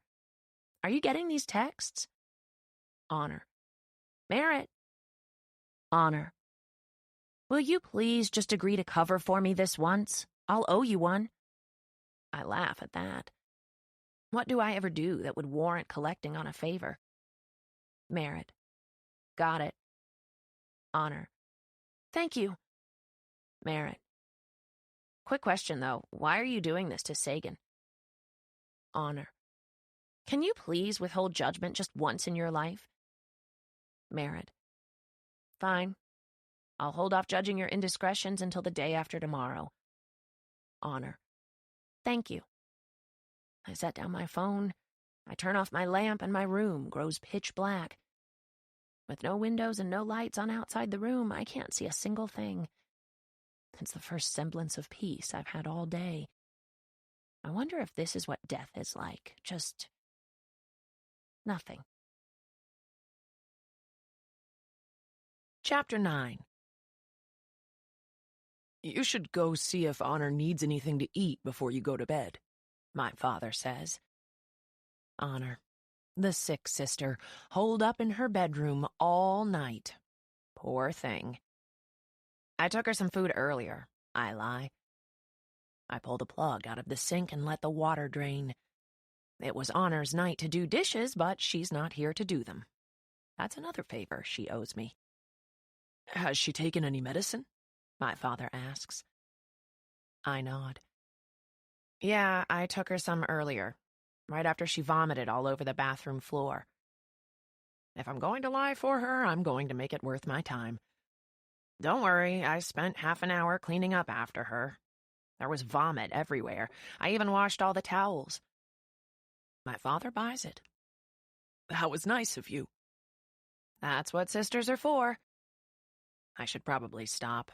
It's becoming obvious just how full of shit I am. Hopefully it's not contagious, Victoria says. The last thing I need right now is a virus. We're being audited by the state next week. Glad to hear she's so concerned for my ill sister. Good night, Merit, my father says. He's looking at me with uncertainty in his eyes. He's still concerned I'm going to reveal his terrible secret. I smile at him. Good night, Daddy. Love you. He doesn't smile. He knows I'm just being a bitch, or brash, as Sagan referred to it yesterday. I turn off all the lights in the kitchen and head to the shower. Right before I get in, I receive a text. Honor, is anyone suspicious? Merit. Nope, everyone's gone to bed. Honor. Phew, okay. I just texted Sagan to let him know I was going to sleep. Thank you, I owe you one. Merit. You owe me two. Tonight was your night to do dishes. You're welcome. Honor. I'll do your dishes for the next month after this. Merit. I'm screenshotting this text. I spend the entire shower replaying last night's conversation with Sagan in my head over and over. I still can't believe he had the nerve to ask me about luck. Or maybe I'm confusing nerve with courage. Either way, he was out of line. He's dating my sister, not me. He needs to worry about who she's sleeping with. When I get out of the shower, the emotions from last night have hit me again. I think I'm so angry because I liked that Sagan seemed a little jealous when he asked me about luck. I don't want to feel that way. I don't want a guy to drive an even bigger wedge between me and Honor, even though Honor is off doing God knows what right now. It's almost time for Sagan to get here, and if I'm not hiding in my room by then, I'm going to be forced to lie to him. He'll ask me about Honor, how she's feeling, if she's eaten. He might even want to check on her, but I'll have to tell him she's fine. It isn't fair to him. I know he isn't innocent in this, but at least he's being honest with Honor, whereas she's off with his dying best friend, Colby. She's just like my father. I guess she's also just like our mother. I make my way to the laundry room to get my pajamas out of the dryer. I pull the whole load out, but sift through them for mine. Honor's pajamas are mixed in with this load as well. I take both of our pajamas out and compare them. This is why she's the prettier twin, even though we're identical. She wears sexier nightgowns and sexier bathing suits and sexier hair. She braids her hair almost every night when she gets out of the shower, so it'll be wavy when she takes the braid out in the morning. I don't bother. It doesn't really make that much of a difference if you ask me, or at least that's what I tell myself. It really does look better than mine, but I keep mine pulled up most of the time, so it doesn't really matter what I do to it at night. I stare down at her nightgown again. I wonder what it would be like to dress like her. My pajamas are mismatched cotton shorts and a t-shirt. Her nightgown is silk and black and not at all revealing, but sexy nonetheless. Do people sleep better if they feel sexy when they fall asleep? She's not here to know if I test that theory or not. I make sure the door to the laundry room is closed, and then I drop my towel and pull Honor's nightgown over my head. I look at my reflection in the window. I still don't feel as pretty as Honor looks when she wears it. I take the towel off my head and finger through my hair until it's untangled enough to braid. I pull it over my right shoulder like Honor does, and I braid it until I reach the tips of my hair. I don't have a rubber band, but there's one in the bathroom.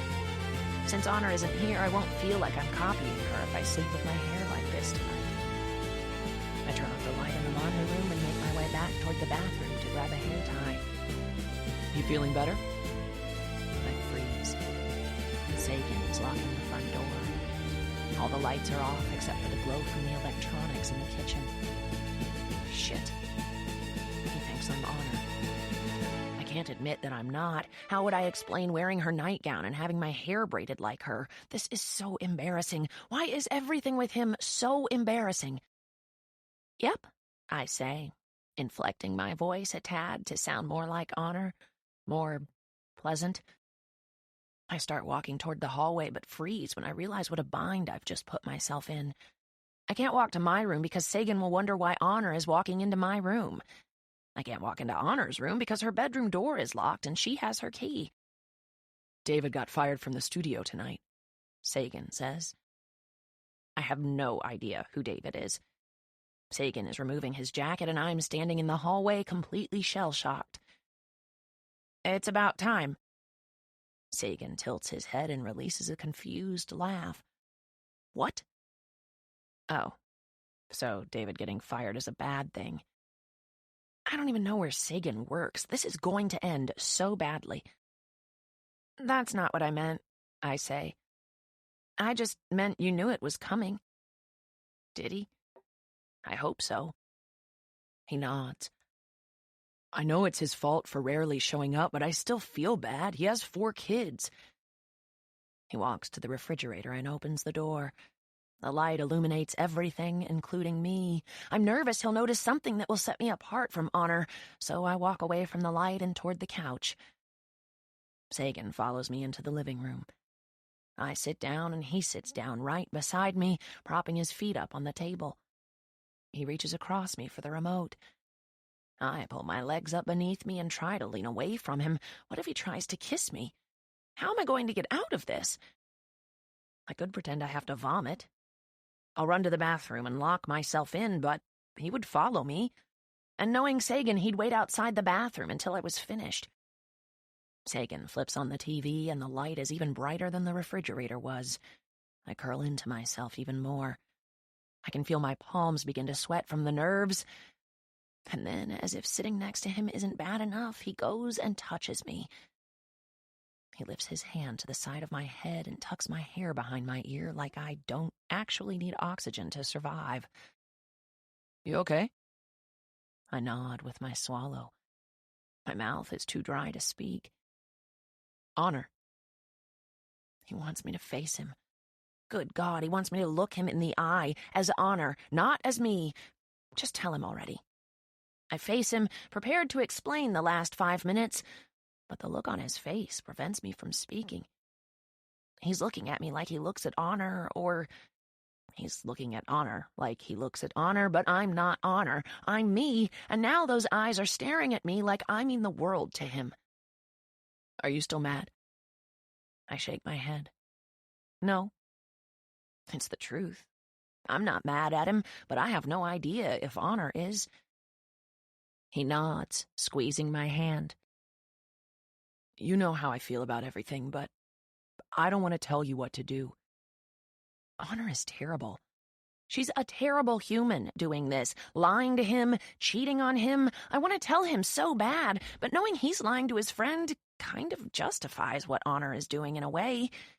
And for some reason, my loyalty is with her, I think.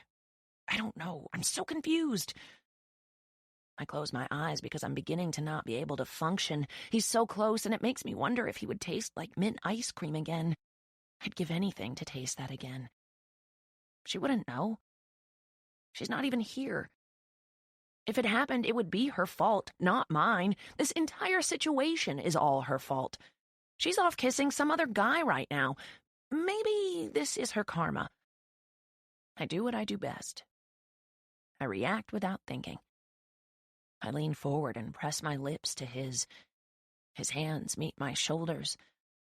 I pull away long enough for him to say her name. Honor. I hate it.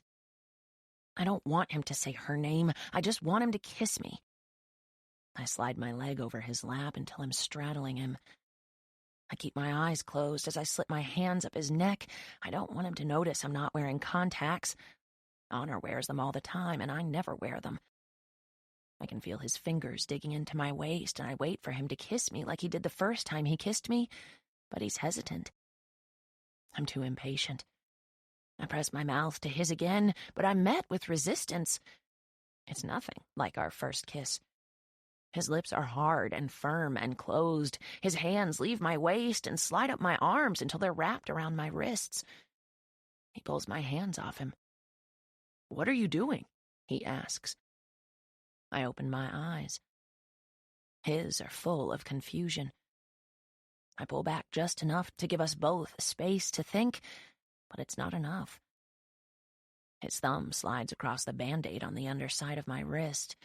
His eyes fall to the Band-Aid, the one he gave me, the one I used to cover up the scratch on my wrist with last night. My wrist, not Honor's. I suck in a quick rush of air when I see realization swallow up the confusion on his face. He looks at the bandage on my wrist and then back to my face. Merit?